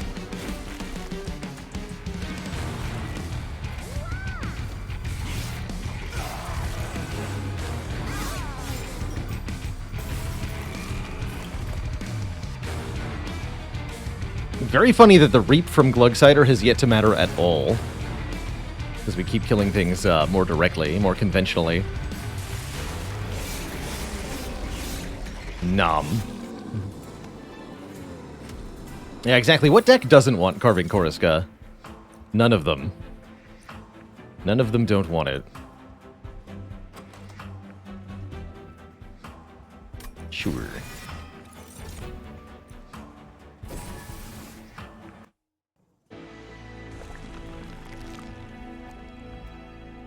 Going here, so don't go here. Monstrous 3, we get 170, 100 stat line on Penumbra here, which is pretty dang good. Especially given that Glugsider is actually doing all the work. And we do get Holdover, I was hoping. Wondering about Holdover Eternal Kinstone here. I think I like that.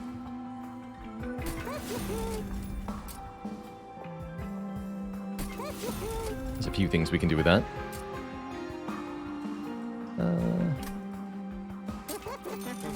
Permafrost.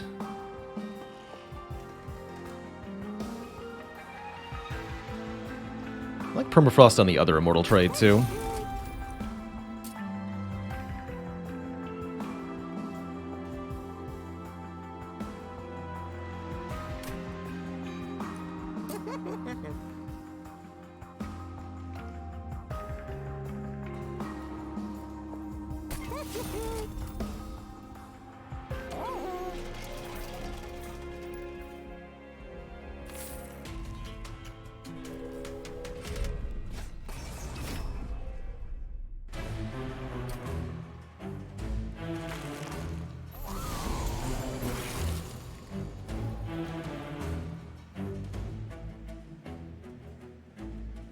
Permafrost Prism Retrieval could have been a thing too, actually.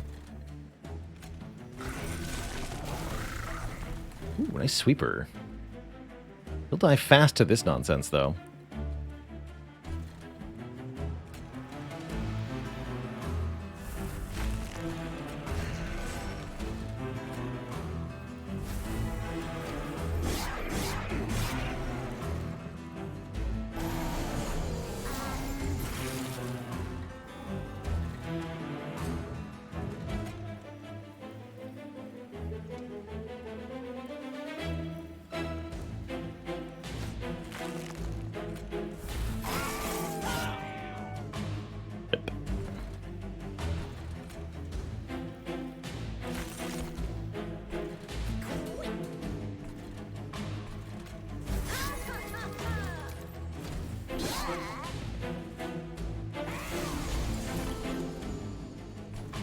we are.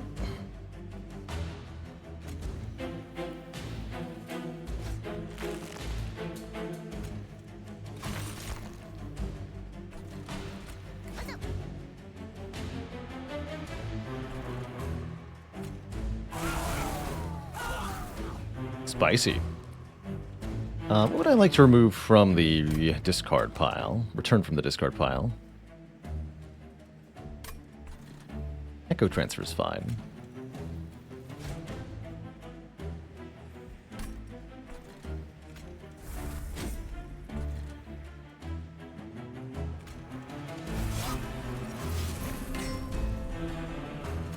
Glug.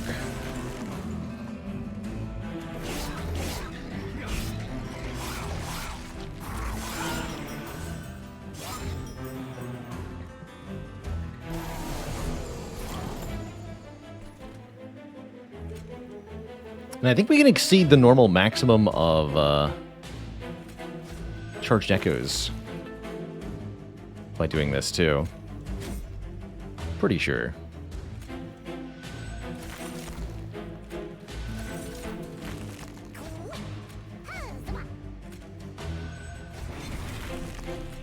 Death.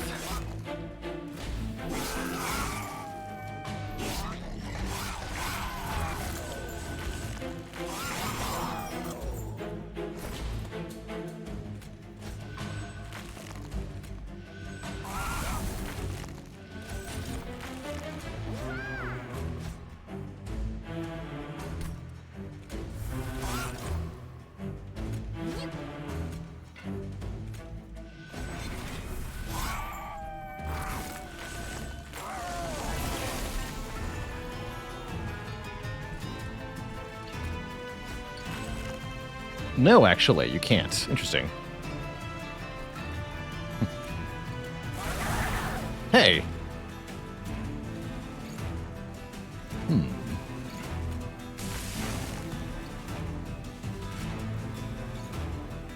Kill it with a brief, maybe. Sure.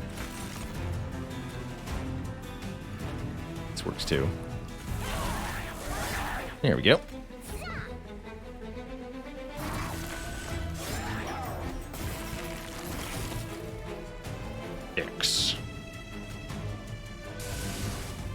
Literally no downside to that.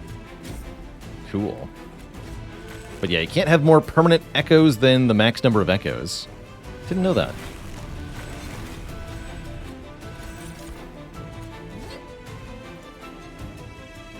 GG. Crunchy.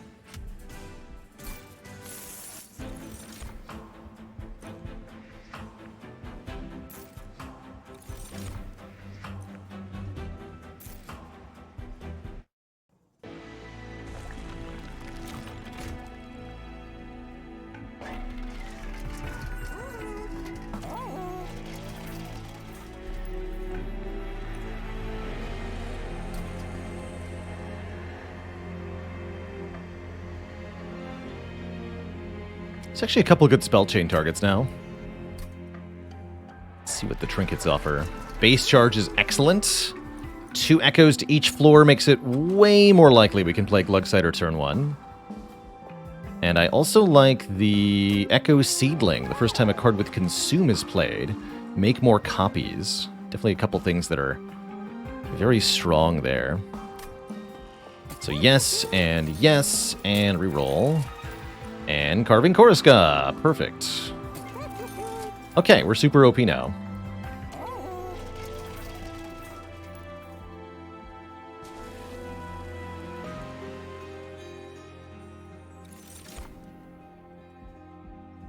And I guess that makes Spell Chain Echo Transfer really good. And yeah, let's go Piercing Blazing Bolts, because why not?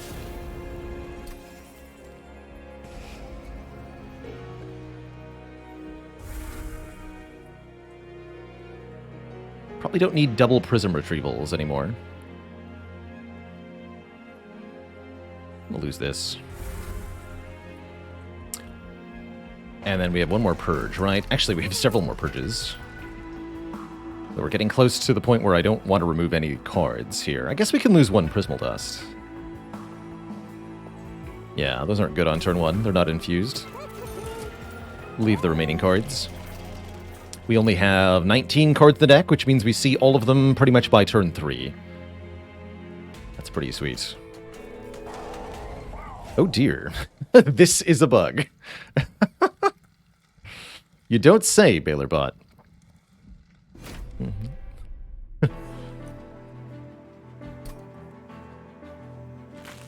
You don't say.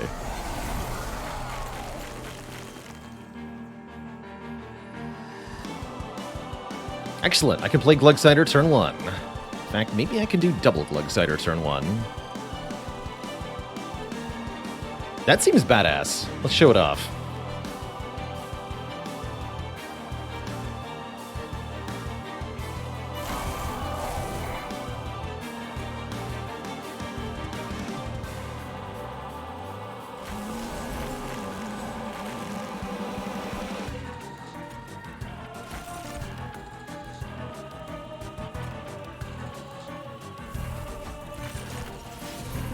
And I get more of those, too. Beautiful. Gurgling intensifies.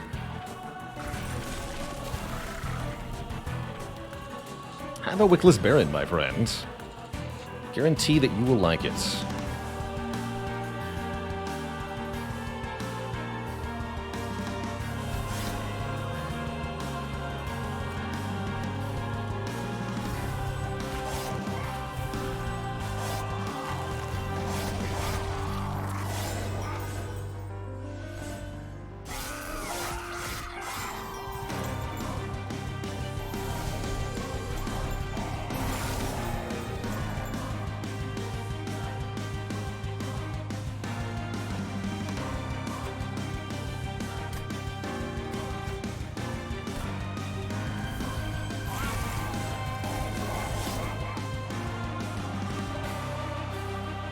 Begin the power.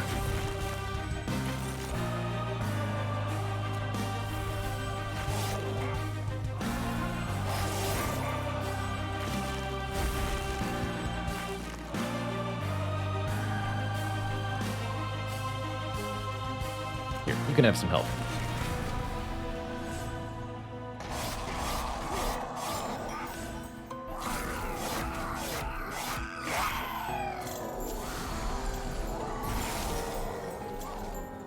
Some ludicrous attack power, though.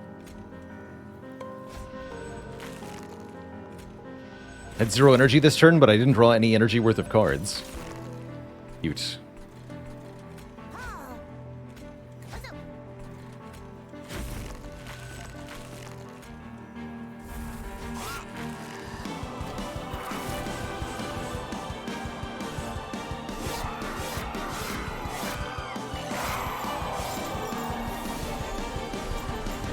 Gotta say, Penumbra himself has been working pretty well, doing lots of damage each turn.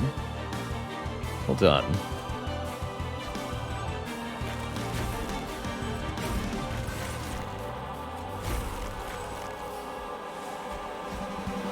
Do that twice more.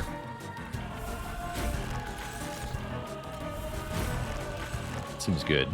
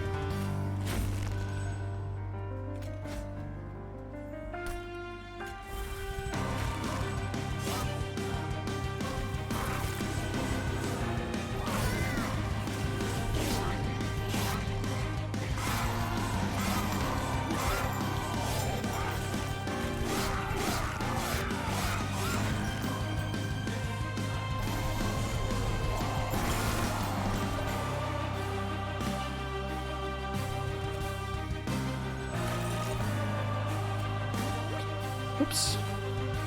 That's not where you were supposed to go, buddy. No biggie, though. Sure looks like we're winning.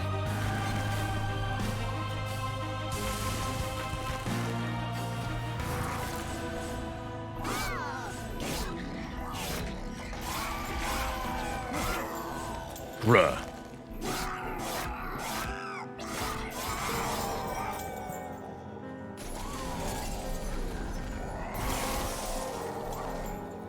Oh, he's removing his own melee weakness. How rude. And Reap, too. That's right. Jerk. How dare you?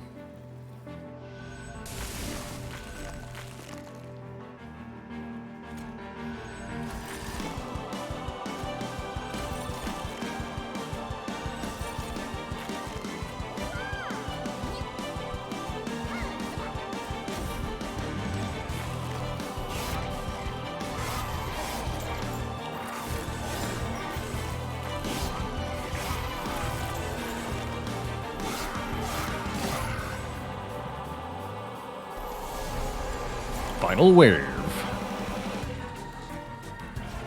Our champ solos the boss. Why do we even have Glugsider? Good question. Pretty sure this deck would work almost as well without them at all. Just letting the champ do everything. But don't tell them that.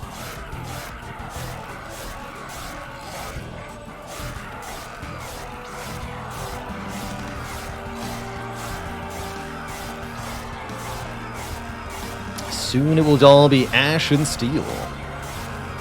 Steel yourselves to shut.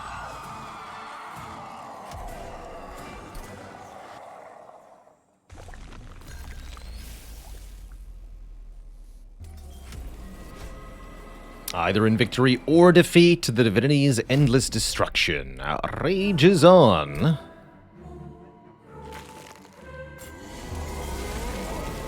The big man.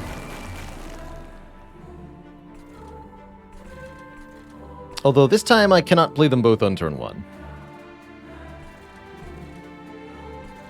Guess we'll put one of them on the top floor.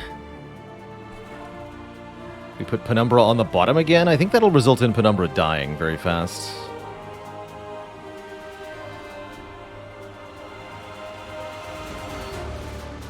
We can try it though. We can do Immortal Trade too. Bought an Armageddon, you know.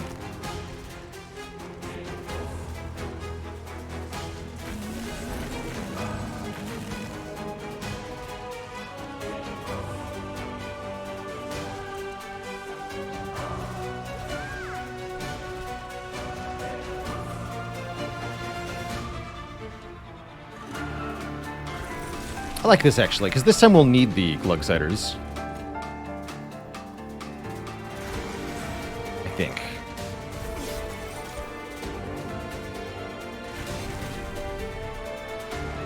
Pretty sure.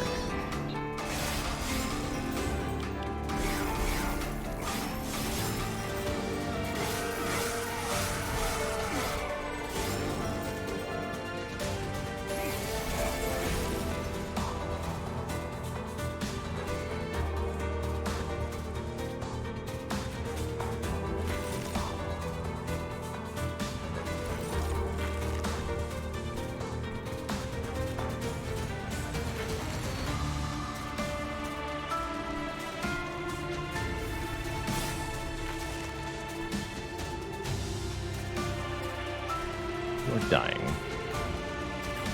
Sucks to be you.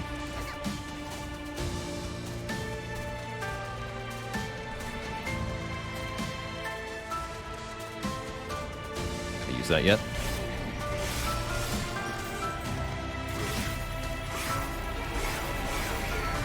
Actually, I should have used it on the bottom floor, but on the front guy. Oh.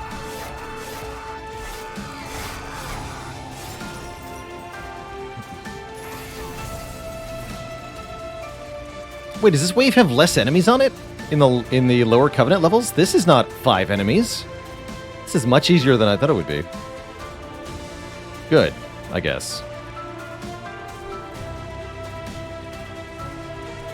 Doesn't quite feel like the full fight, though.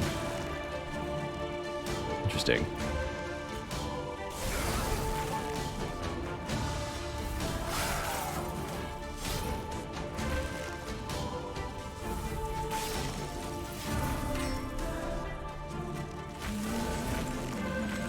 big boys here.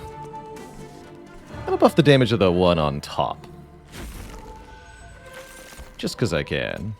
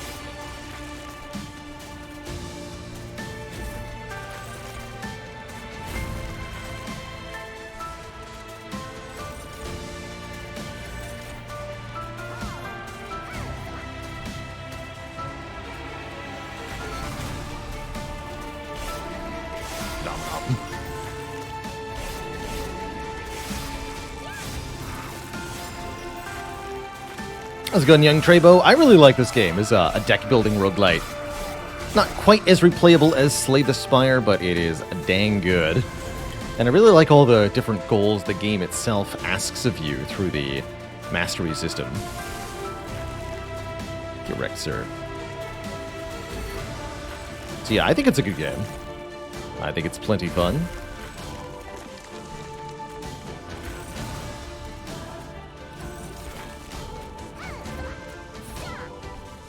Pizza. I like to describe this game as a Slay the Spire meets tower defense. As the goal in the game is to stop waves of enemies from reaching the top of your train.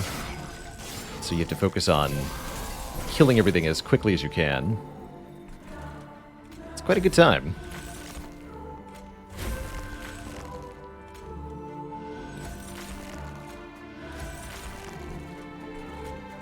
Need some heals, friends.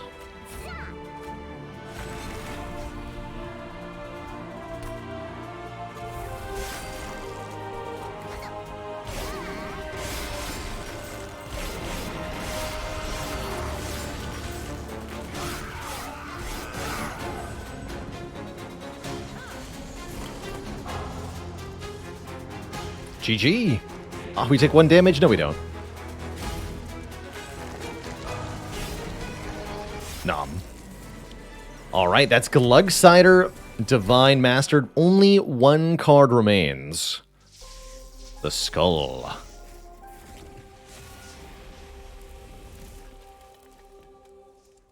GG.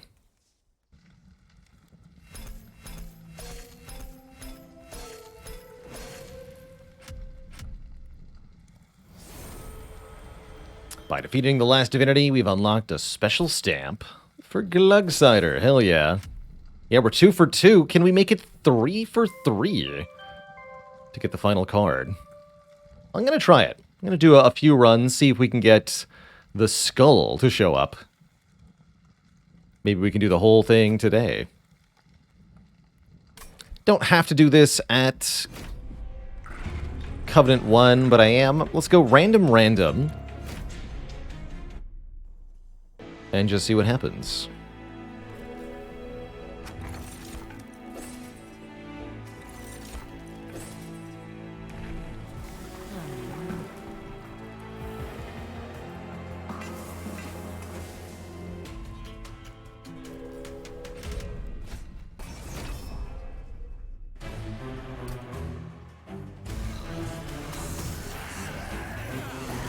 Got dregs. Interesting.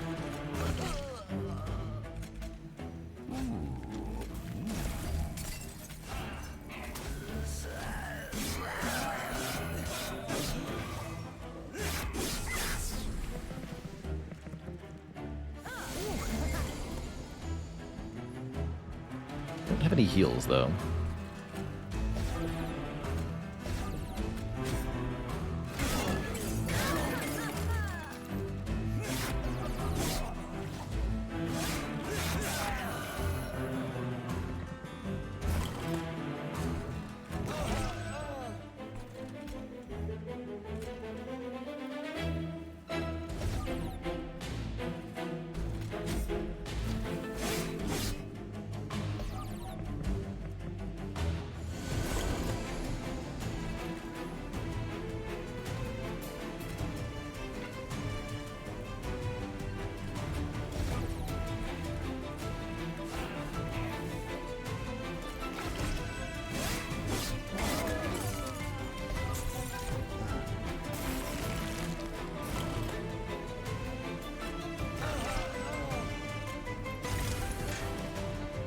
This does not help here.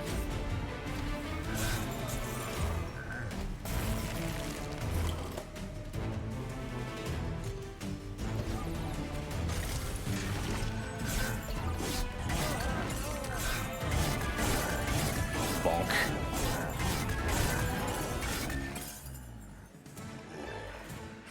All right. Take more glimmers. Could try molded, but I don't plan on reforming anything.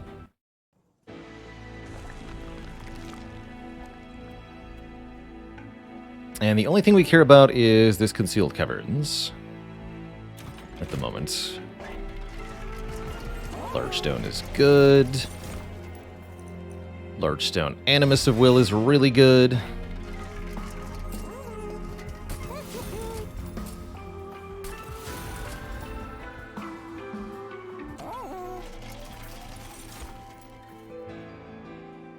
Top floor Daze is good. Not that anything is good to get to the top floor.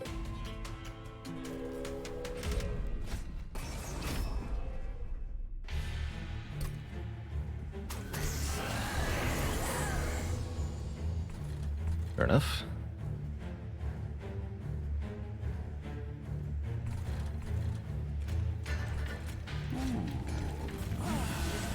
Get him.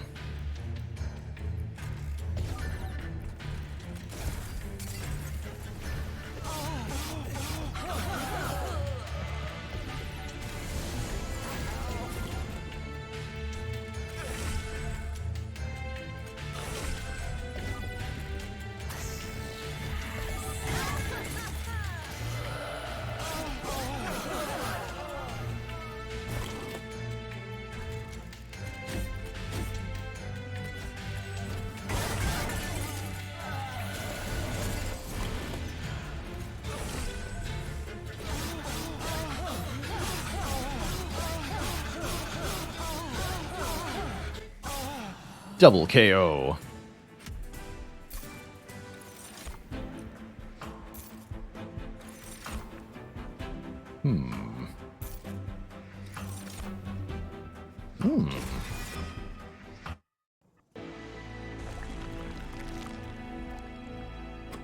More units.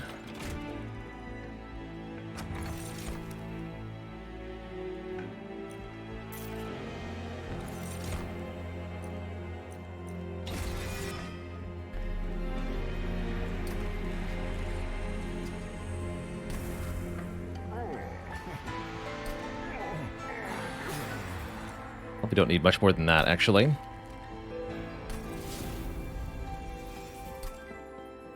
What do you get? Build a card. Okay. Restart.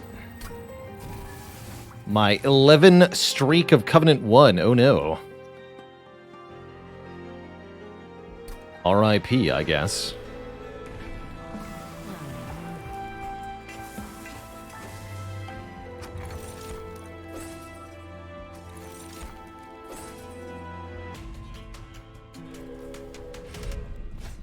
So I'm resetting runs here because we're trying to get the one and only card we need for the Mastery Challenge that remains. That's why. Yes.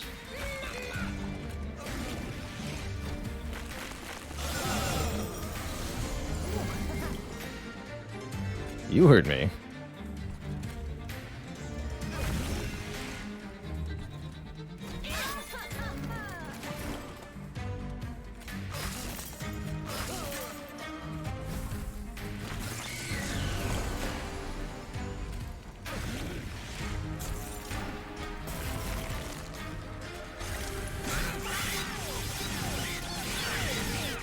So we're going to be kind of rushing through the first two rings repeatedly here on the lowest difficulty. Do apologize if you're kind of hopelessly lost, but you're essentially catching us at the end of a year-long project.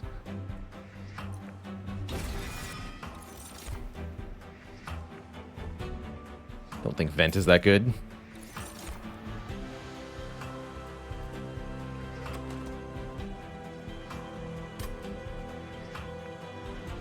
Take the friend. The last card is the skull, that's correct. Which will appear in the first event node.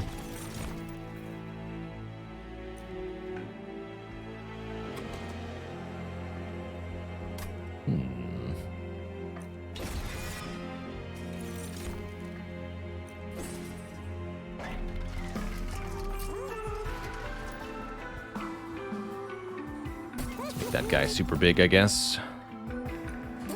Doesn't really matter.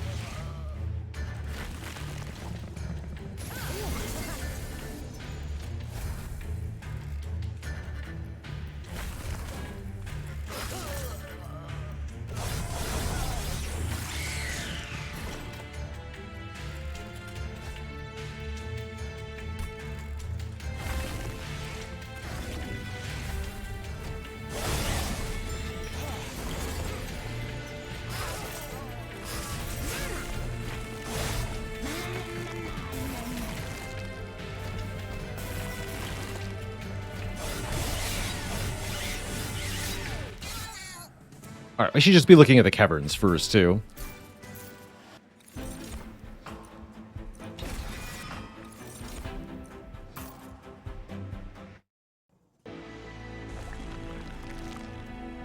This way.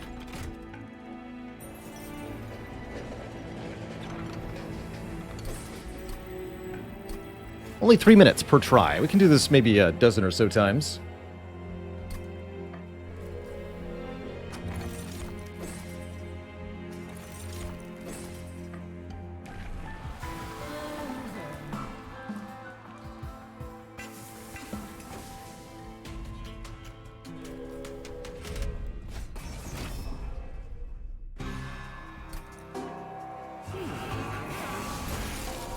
Got a what now?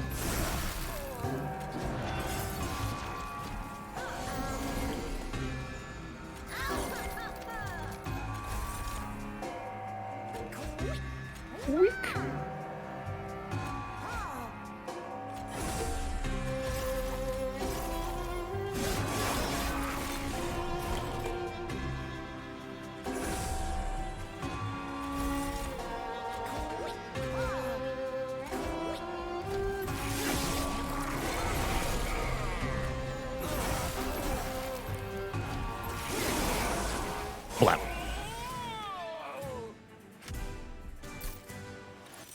I guess we could do a seeded run to get it. That's, I think, technically allowed within Monster Train. Shouldn't be necessary. But yeah, I guess that would be allowed.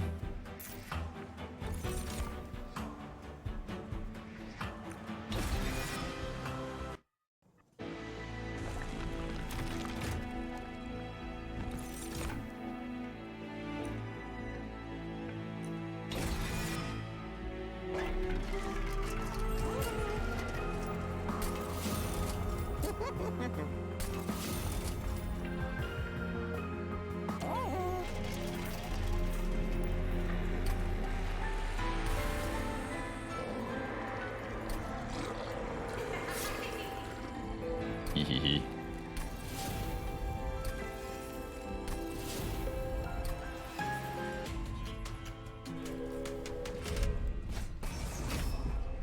We could just replay the seed as from the sword run, get the same event, right? That doesn't work. All right. Good to know, actually. Wasn't sure if it would.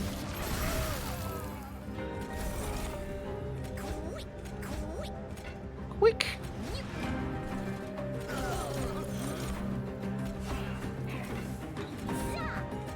Pizza.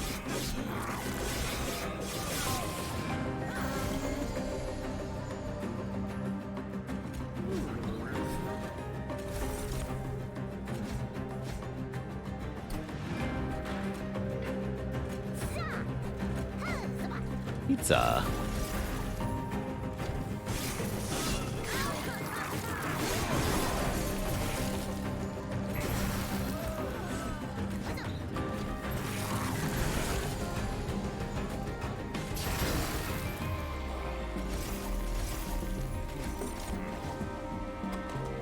Close.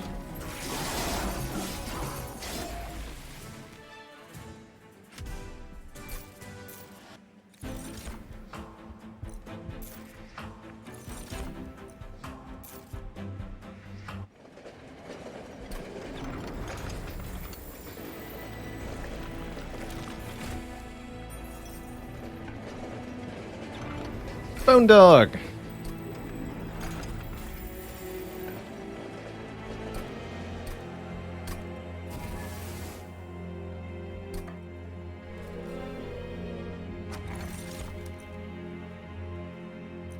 It's big money.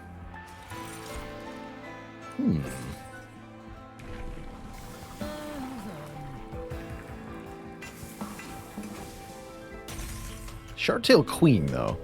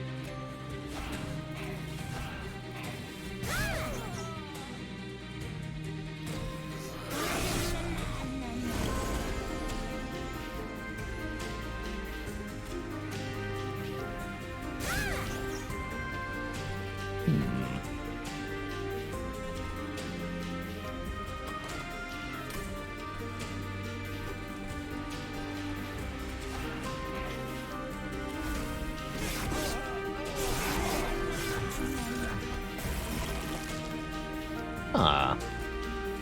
Well, that'll do it.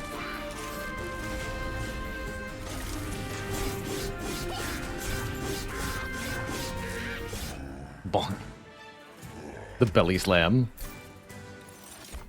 That's so good.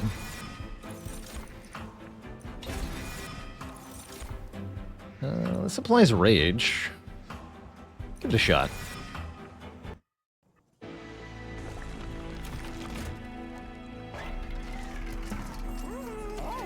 Big rage guy. double rage. Or we can add multi-strike, gain rage on slay. That's even better. It's like an actual thing.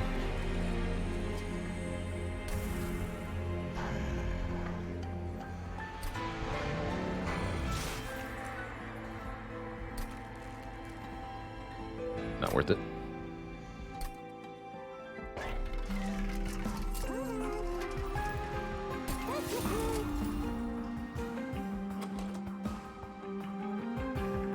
Probably need him to be tougher. Quick would also be good here, but 70 health is probably plenty. Okay. Shouldn't matter much.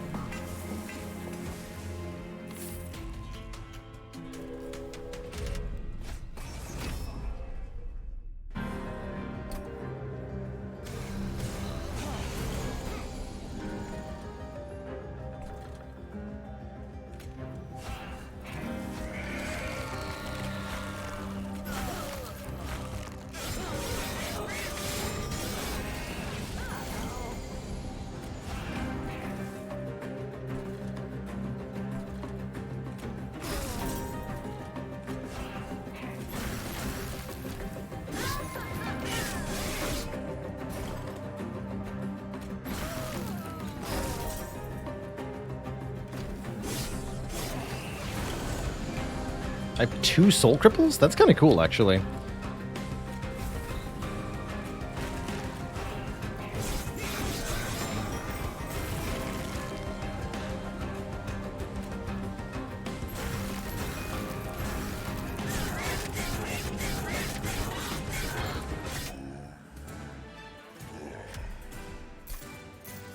It has to be the first caverns, to my knowledge. Interesting. It's also faster to get to the first caverns twice than it is to get to the second caverns one time, I think.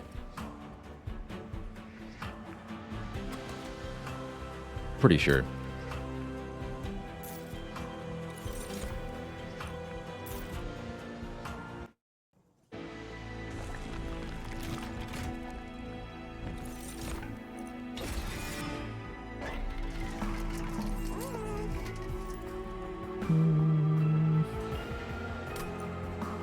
Be tough.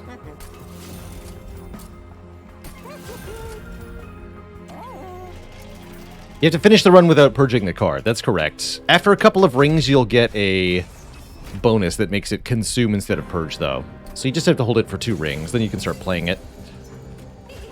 Hehehe.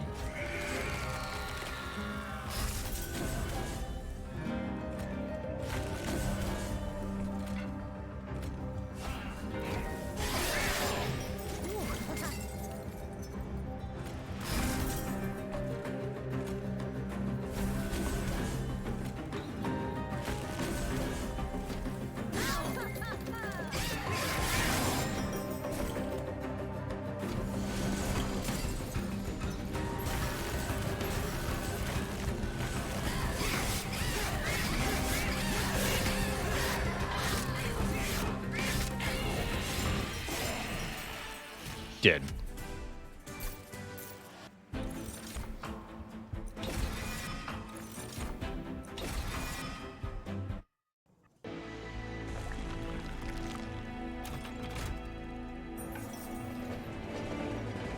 Good old Wingmaker. Not the thing we're looking for either. Hey. Took my button away. Give it a few more attempts here at Twitch chat. Got a bit more time. Gurg's goat is hella strong.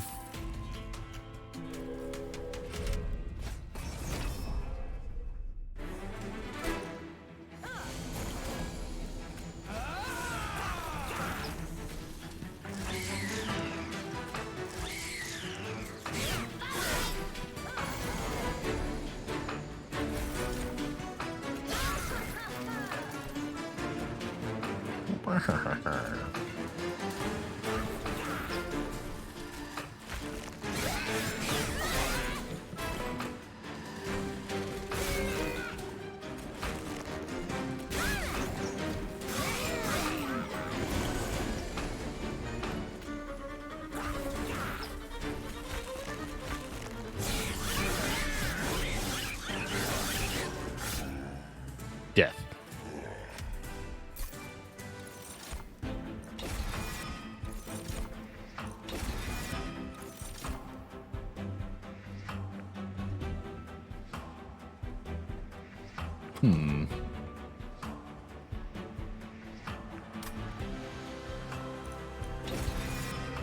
I've got an idea. It's a bad idea, though.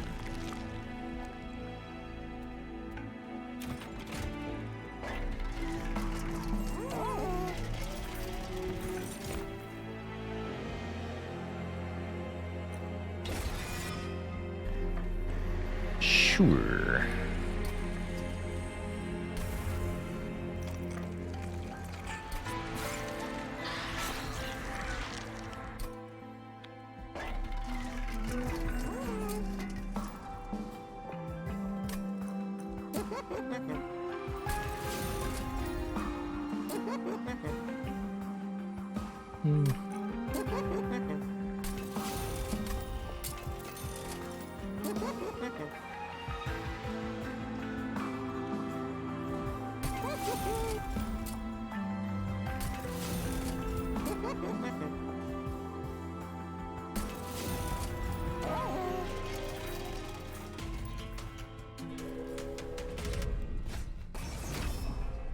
Still looking for a demon here.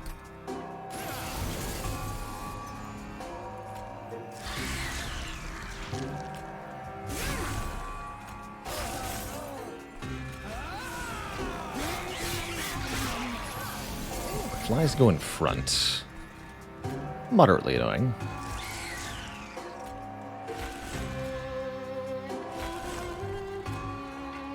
Some attack power.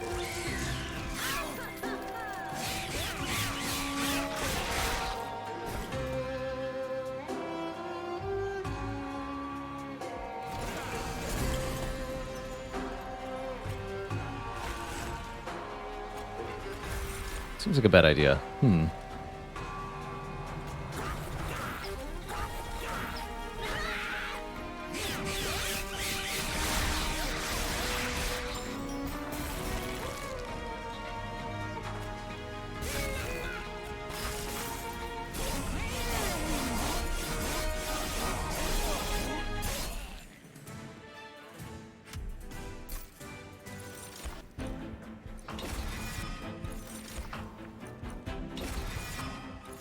A demon! Good demon, too.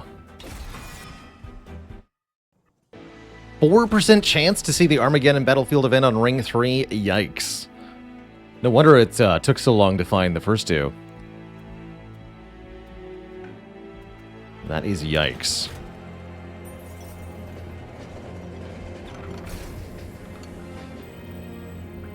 Five proclamations.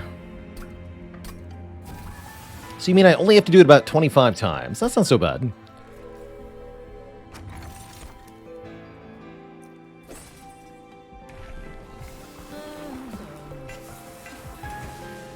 And that's the only ring where it can appear. Okay. So we are doing, I think, the best strat in terms of trying to see this quickly.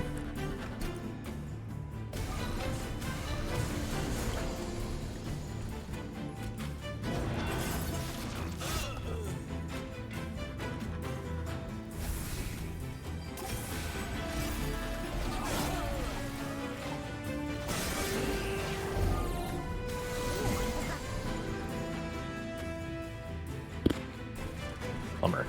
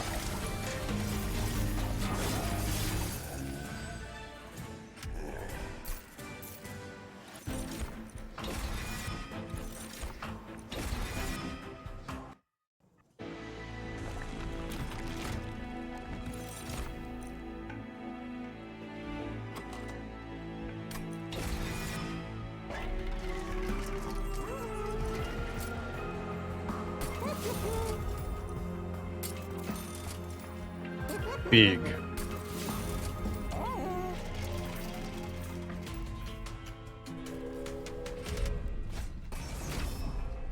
That's right, there's a few events that can only appear in the Ring 3 caverns.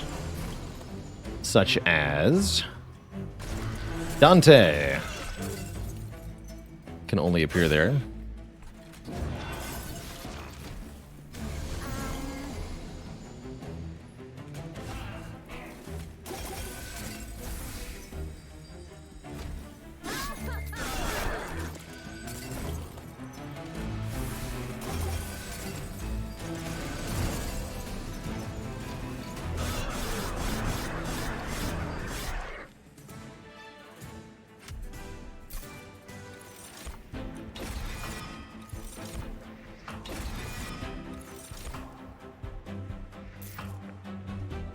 The thick boy.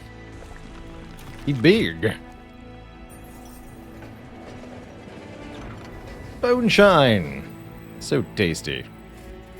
Can't be that bad, right? Hey, we're under 3 minutes that time. Let's go again.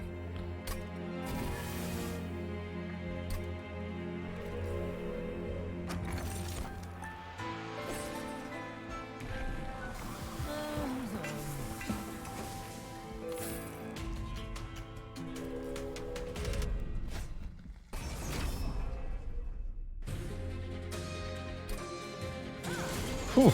Man, I am hungry. It's almost dinner time. That's for sure. The need to feed.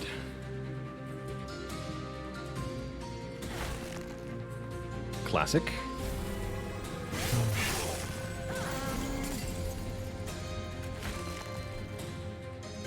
Classic.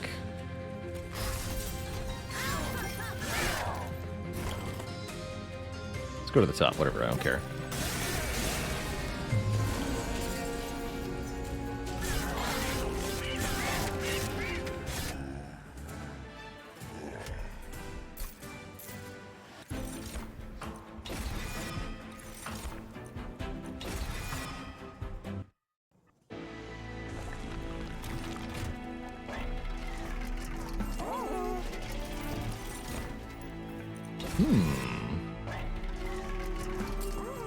Big boy.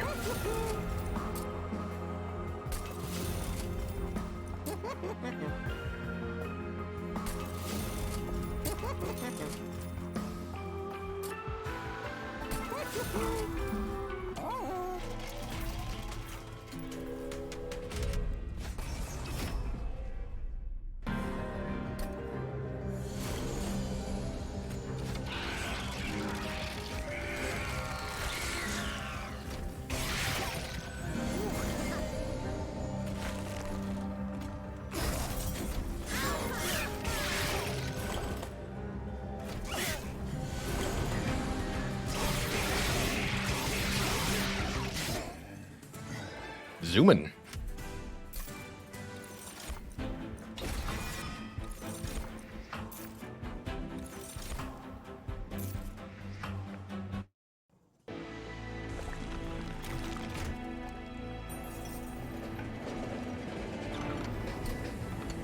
$220 that time. Getting closer.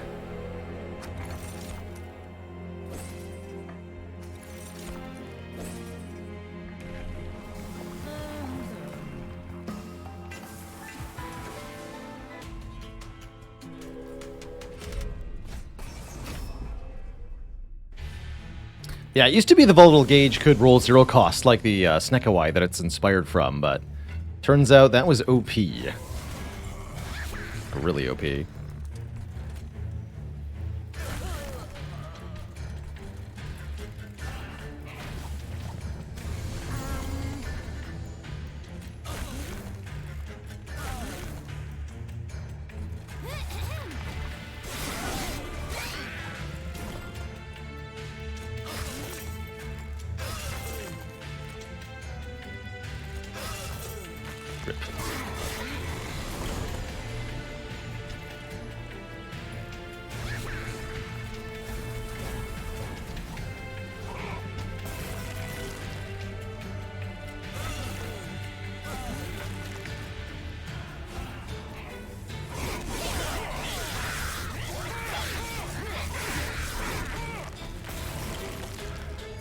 That's cute.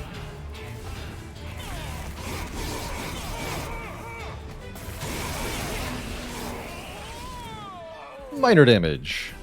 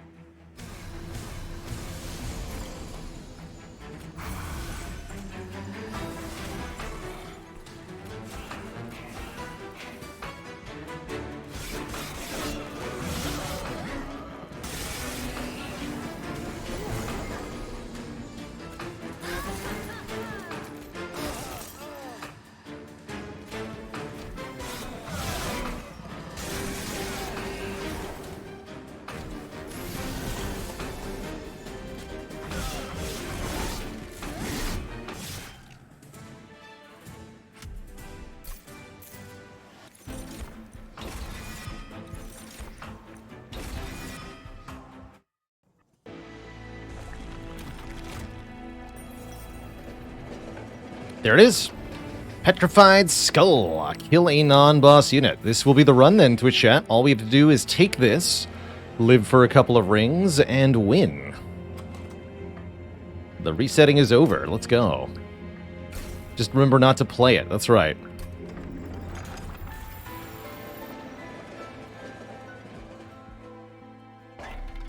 Don't necessarily know that I wanted to go this way, but here we are. Do I want a multi-striking First of Kin? Or a multi-striking Kin Host Carapace?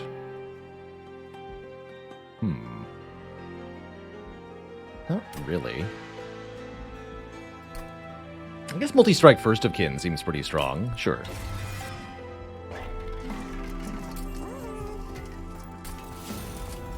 That's a big unit.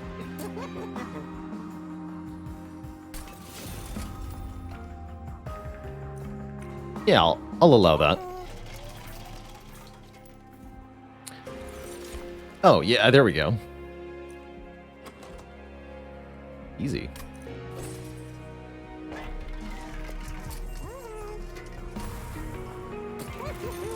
Definitely hard to lose at Covenant 1. It's going to be really hard to lose with Sketches of Salvation here, too. So I think we're very much in good shape.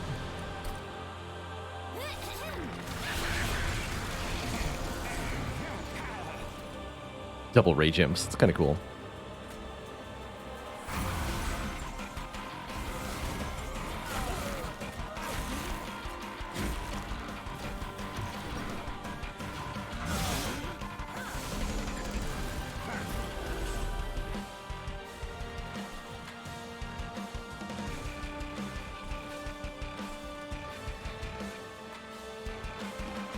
Whatever.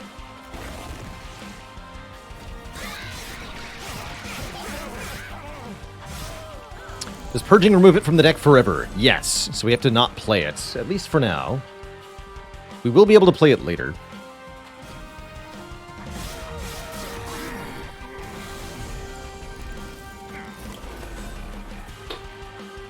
But for now, no.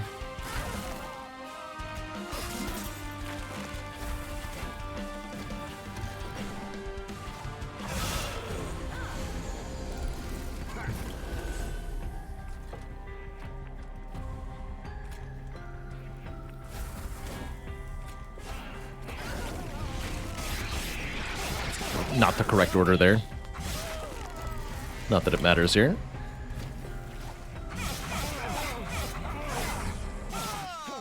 A new trophy.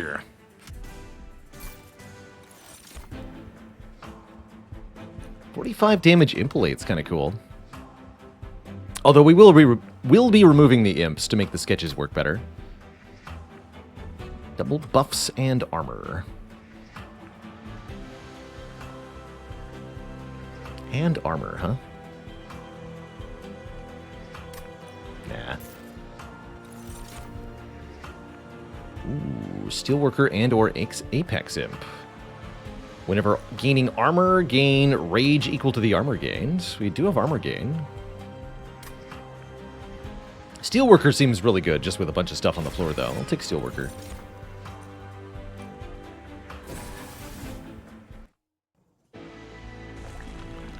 Which we can infuse into the First of Kin if we want to.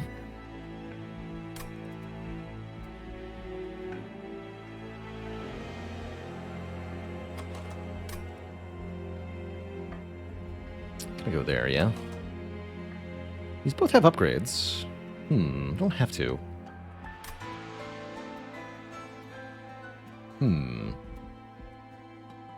Alright, I'll go this way.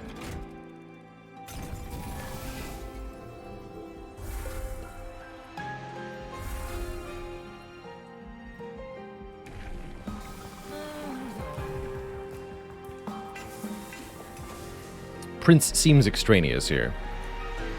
Unfortunately for him.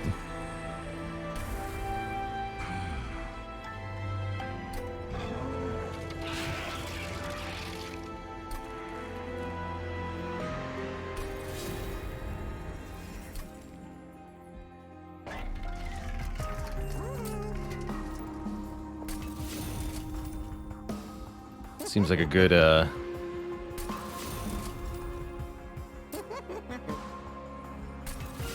good vent there.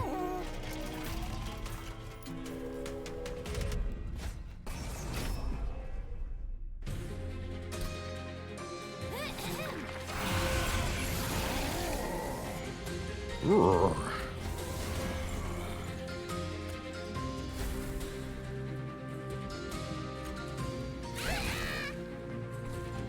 You heard me.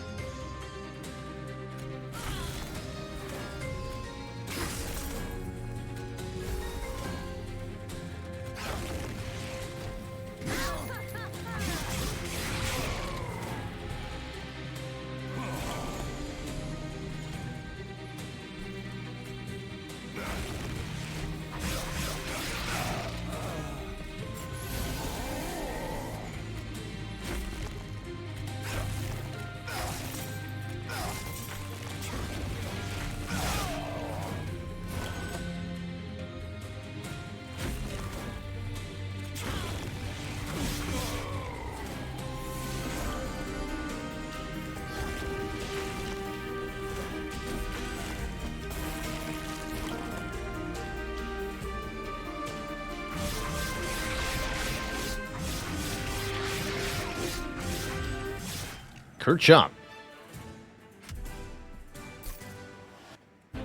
Give me the 5 health. And...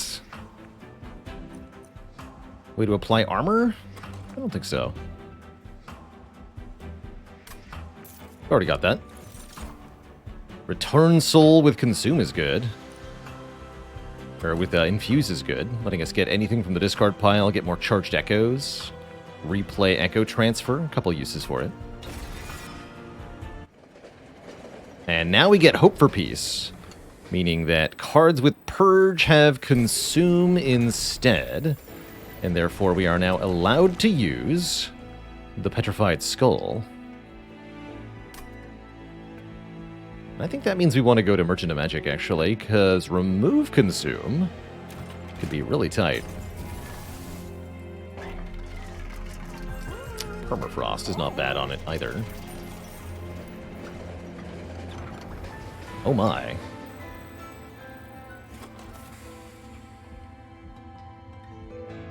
Heck yeah, upgrade the Horned Warrior with a Sunderstone. Seems great. Skull is the last mastery card, that's right. Once we finish this run, we should have a completely completed Monster Train save file.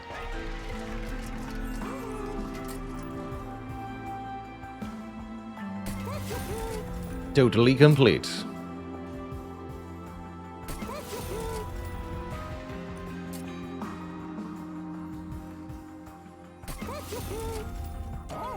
Let's give it Permafrost. Seems fine.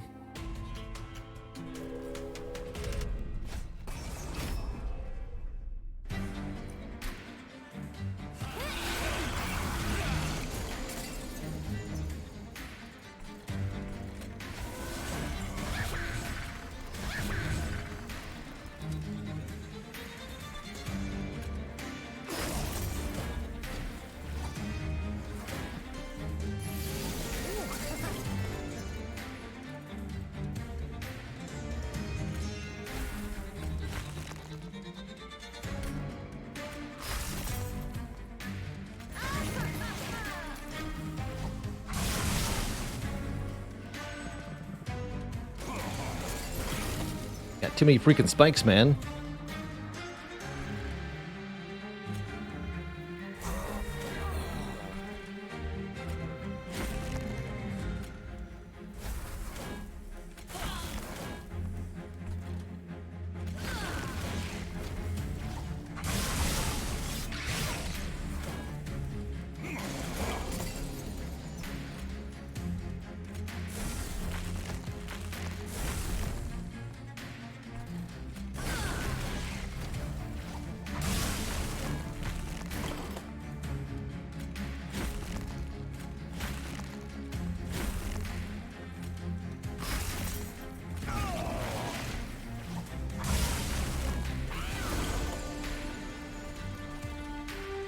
It's nice seeing this enemy at base power here. I'm not even sure that shards actually add to bosses until we get to higher covenants here.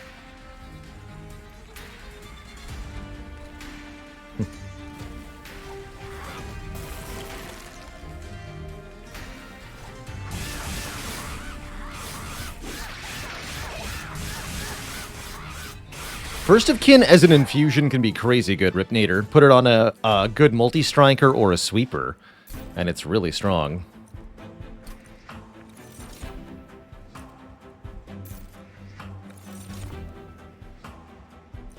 More consume stuff.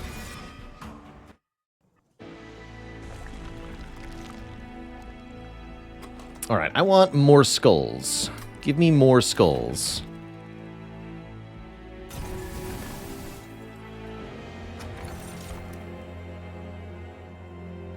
Any plans to create a playlist of all the Spire Mastery vids? That's not a bad idea. I have not considered doing that, but I think that'd be not a bad idea for the YouTube.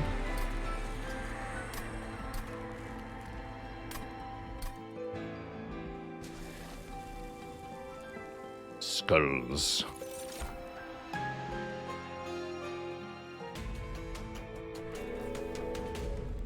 Kind of relying on sketches not to screw us here.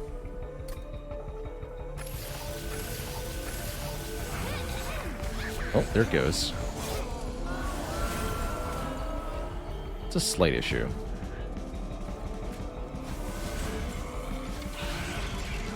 That means Etch is on this floor, huh? That's fine.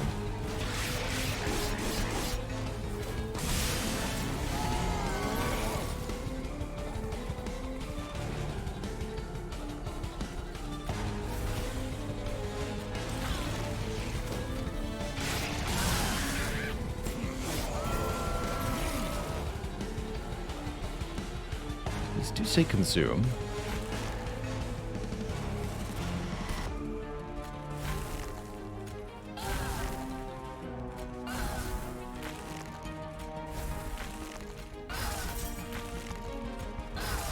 Look at that, 70 by 2.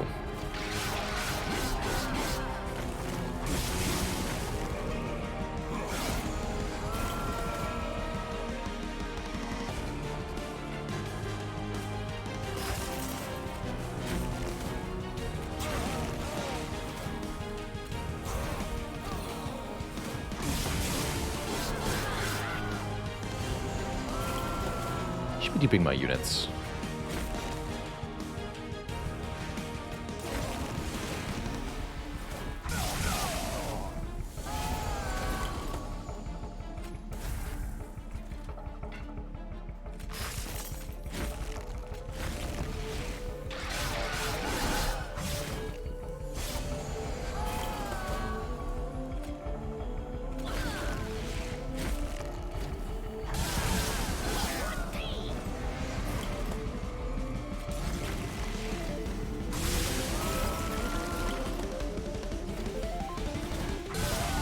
GG. She fell to our power. And that is already the case on Twitch. That's good to know, actually, Philly. That we do have a Twitch playlist of all the Mastery VODs. Not that we... a Twitch collection, I guess they're called. Not that a lot of people know how to access that.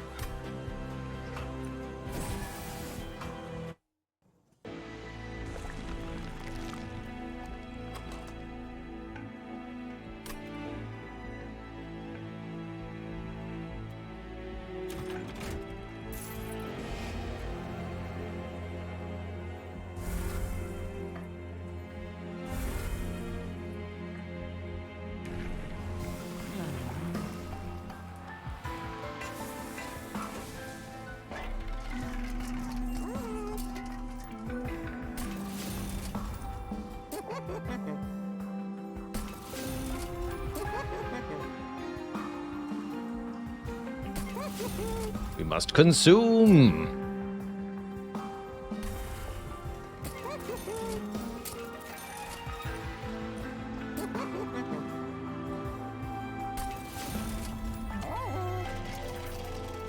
Oh, thank you, Philly.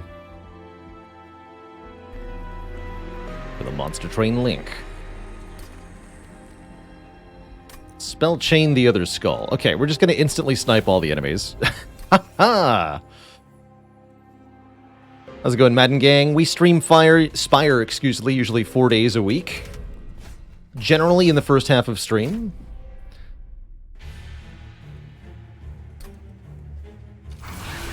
Though not always.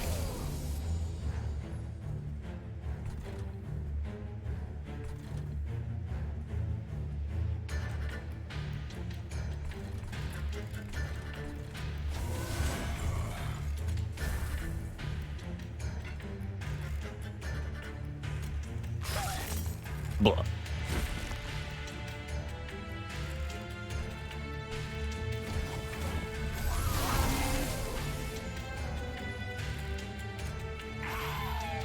Deleted.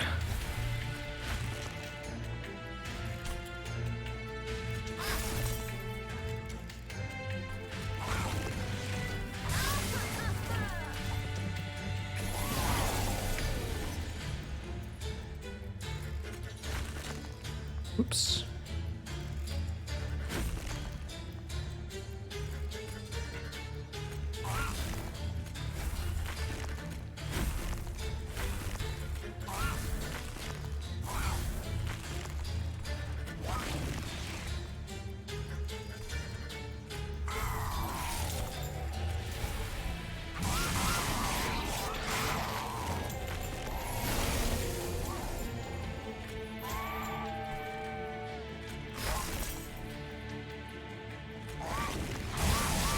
Ready spell shield, I see.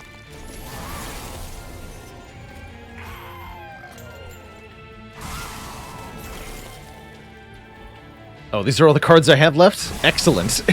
It's all skulls. Hopefully this wins. He's only got 4 base attack power. I think we do win. Yeah, easily. Okay, cool.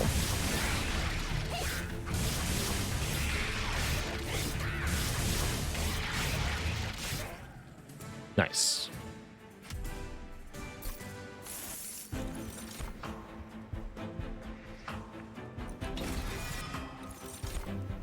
March of Shields for safety. Force Contamination can do more damage. Especially to bosses. And we want one more dupe. I actually want another Burst of Kin, so we get more armor and more scaling off of consume cards.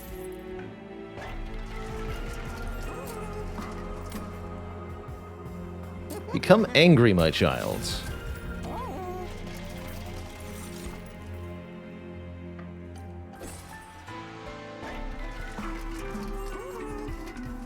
Meh. Meh. Weak. I guess a little bit more rage is fine. Let's just lose some garbage.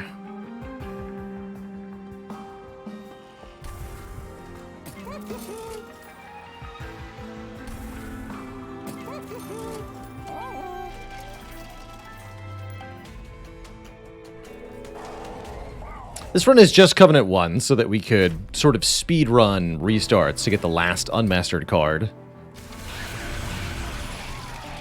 Could have tried to do Covenant 25 for all the remaining ones. I think Glugsider in particular would have been a huge pain in the ass.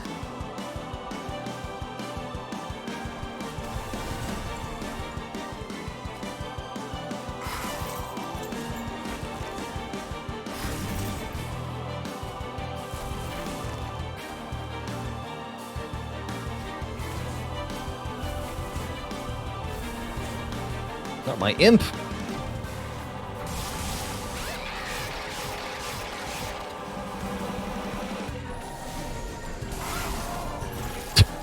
Love the hammer. It's too good, man.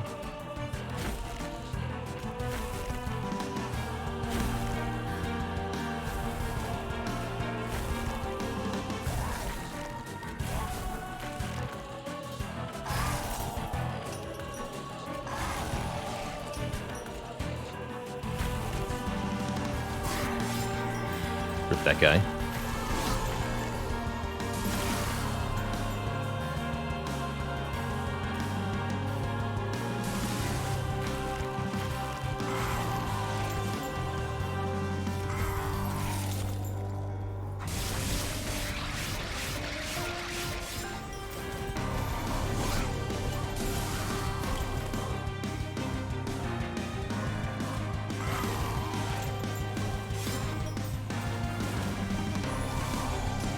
Welcome back.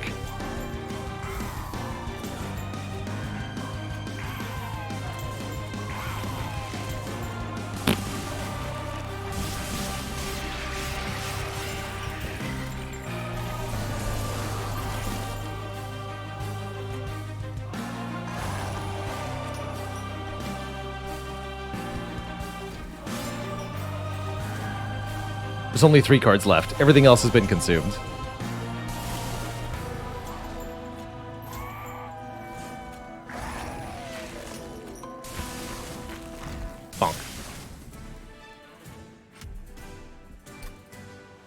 Seraph goes down. All right, one more fight until we have a fully complete logbook. Seems crazy to say, but here we are at the very finale.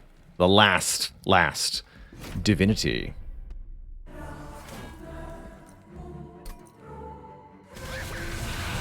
Imp in front, as it was meant to be.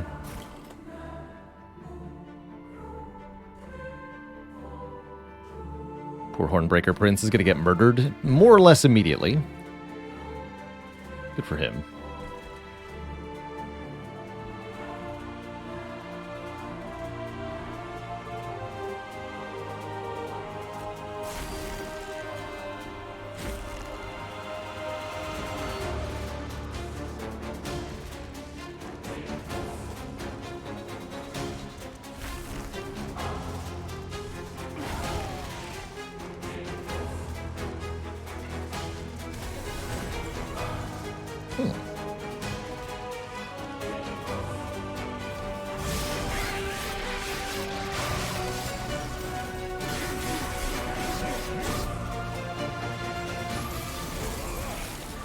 Kind of surprised he lived there. And again, the last Divinity fight itself, a lot easier on the low Covenant here. Less enemies overall, which is pretty sweet.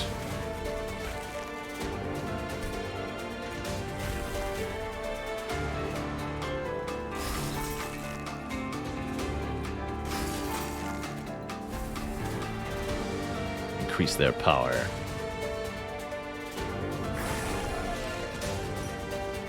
And the Divinity just kills our champion, that's fine.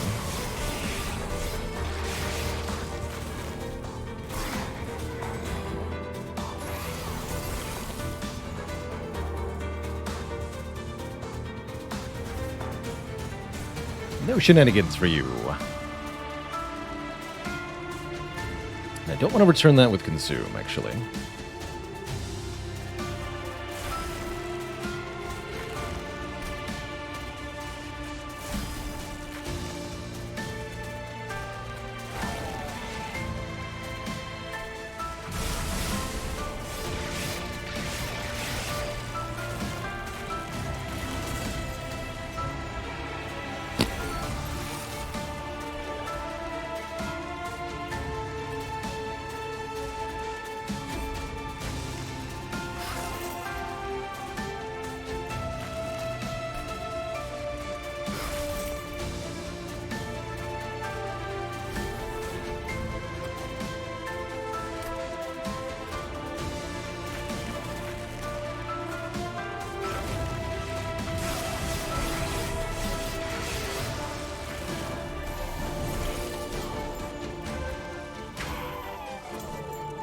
Alright, full DPS go.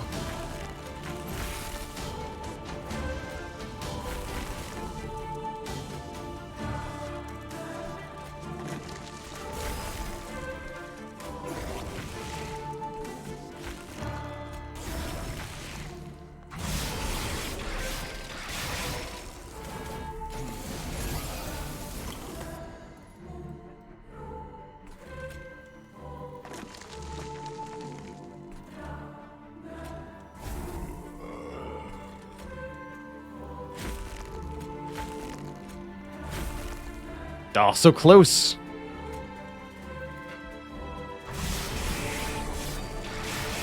Eight health left. GG, Twitch chat. It's all over but the screaming now. We have only Returned Soul and a Vengeful Shard for cards. But the run is over. GG. GG, Twitch chat. Spiked to death. And thus concludes our Monster Train adventure here. GG.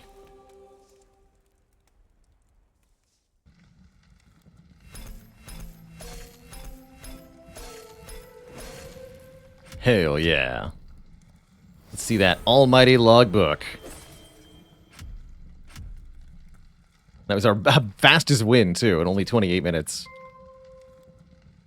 There it is, the beautifully, fully completed logbook. Gaze ye upon the perfection. That is our accomplishments here. GG's. It's done. It's finally over.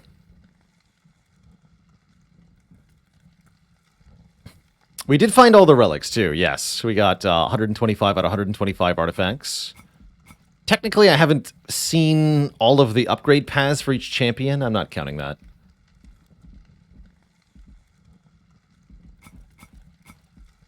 GG. Has it been done? The train sleeps. And so shall I. That's also going to be the end of our stream tonight. Thank you, Twitch chat, for joining me for an extra special stream of Monster Train. Finishing up the save file here. Not sure if we'll be back to Monster Train more or not. Having accomplished this goal, I'm quite settled with it. GG. All right, Twitch chat, that's going to be it for me tonight. See you later, One Face in One, Bashar of the Ages, Nick Burtis, Pete Douglas, Cross Up MK, Nasty Drac, Steve with a B, Mr. Cheevius, Eye of Magi, Neutral Chaotic, Fat Camels, Failey, Zizzy, and everybody else. Thank you so much for watching. Till next time, my friends, stay cozy, have a good one, and be kind to one another. Till then, toodaloo, my friends. Bye-bye. Yeah, you can look at that beauty one more time. Take a good look. A good gander. I like this one more. With all the crowns and all that. Too beautiful. Too beautiful. So pretty, right? I've never seen it quite fully completed. But there she is.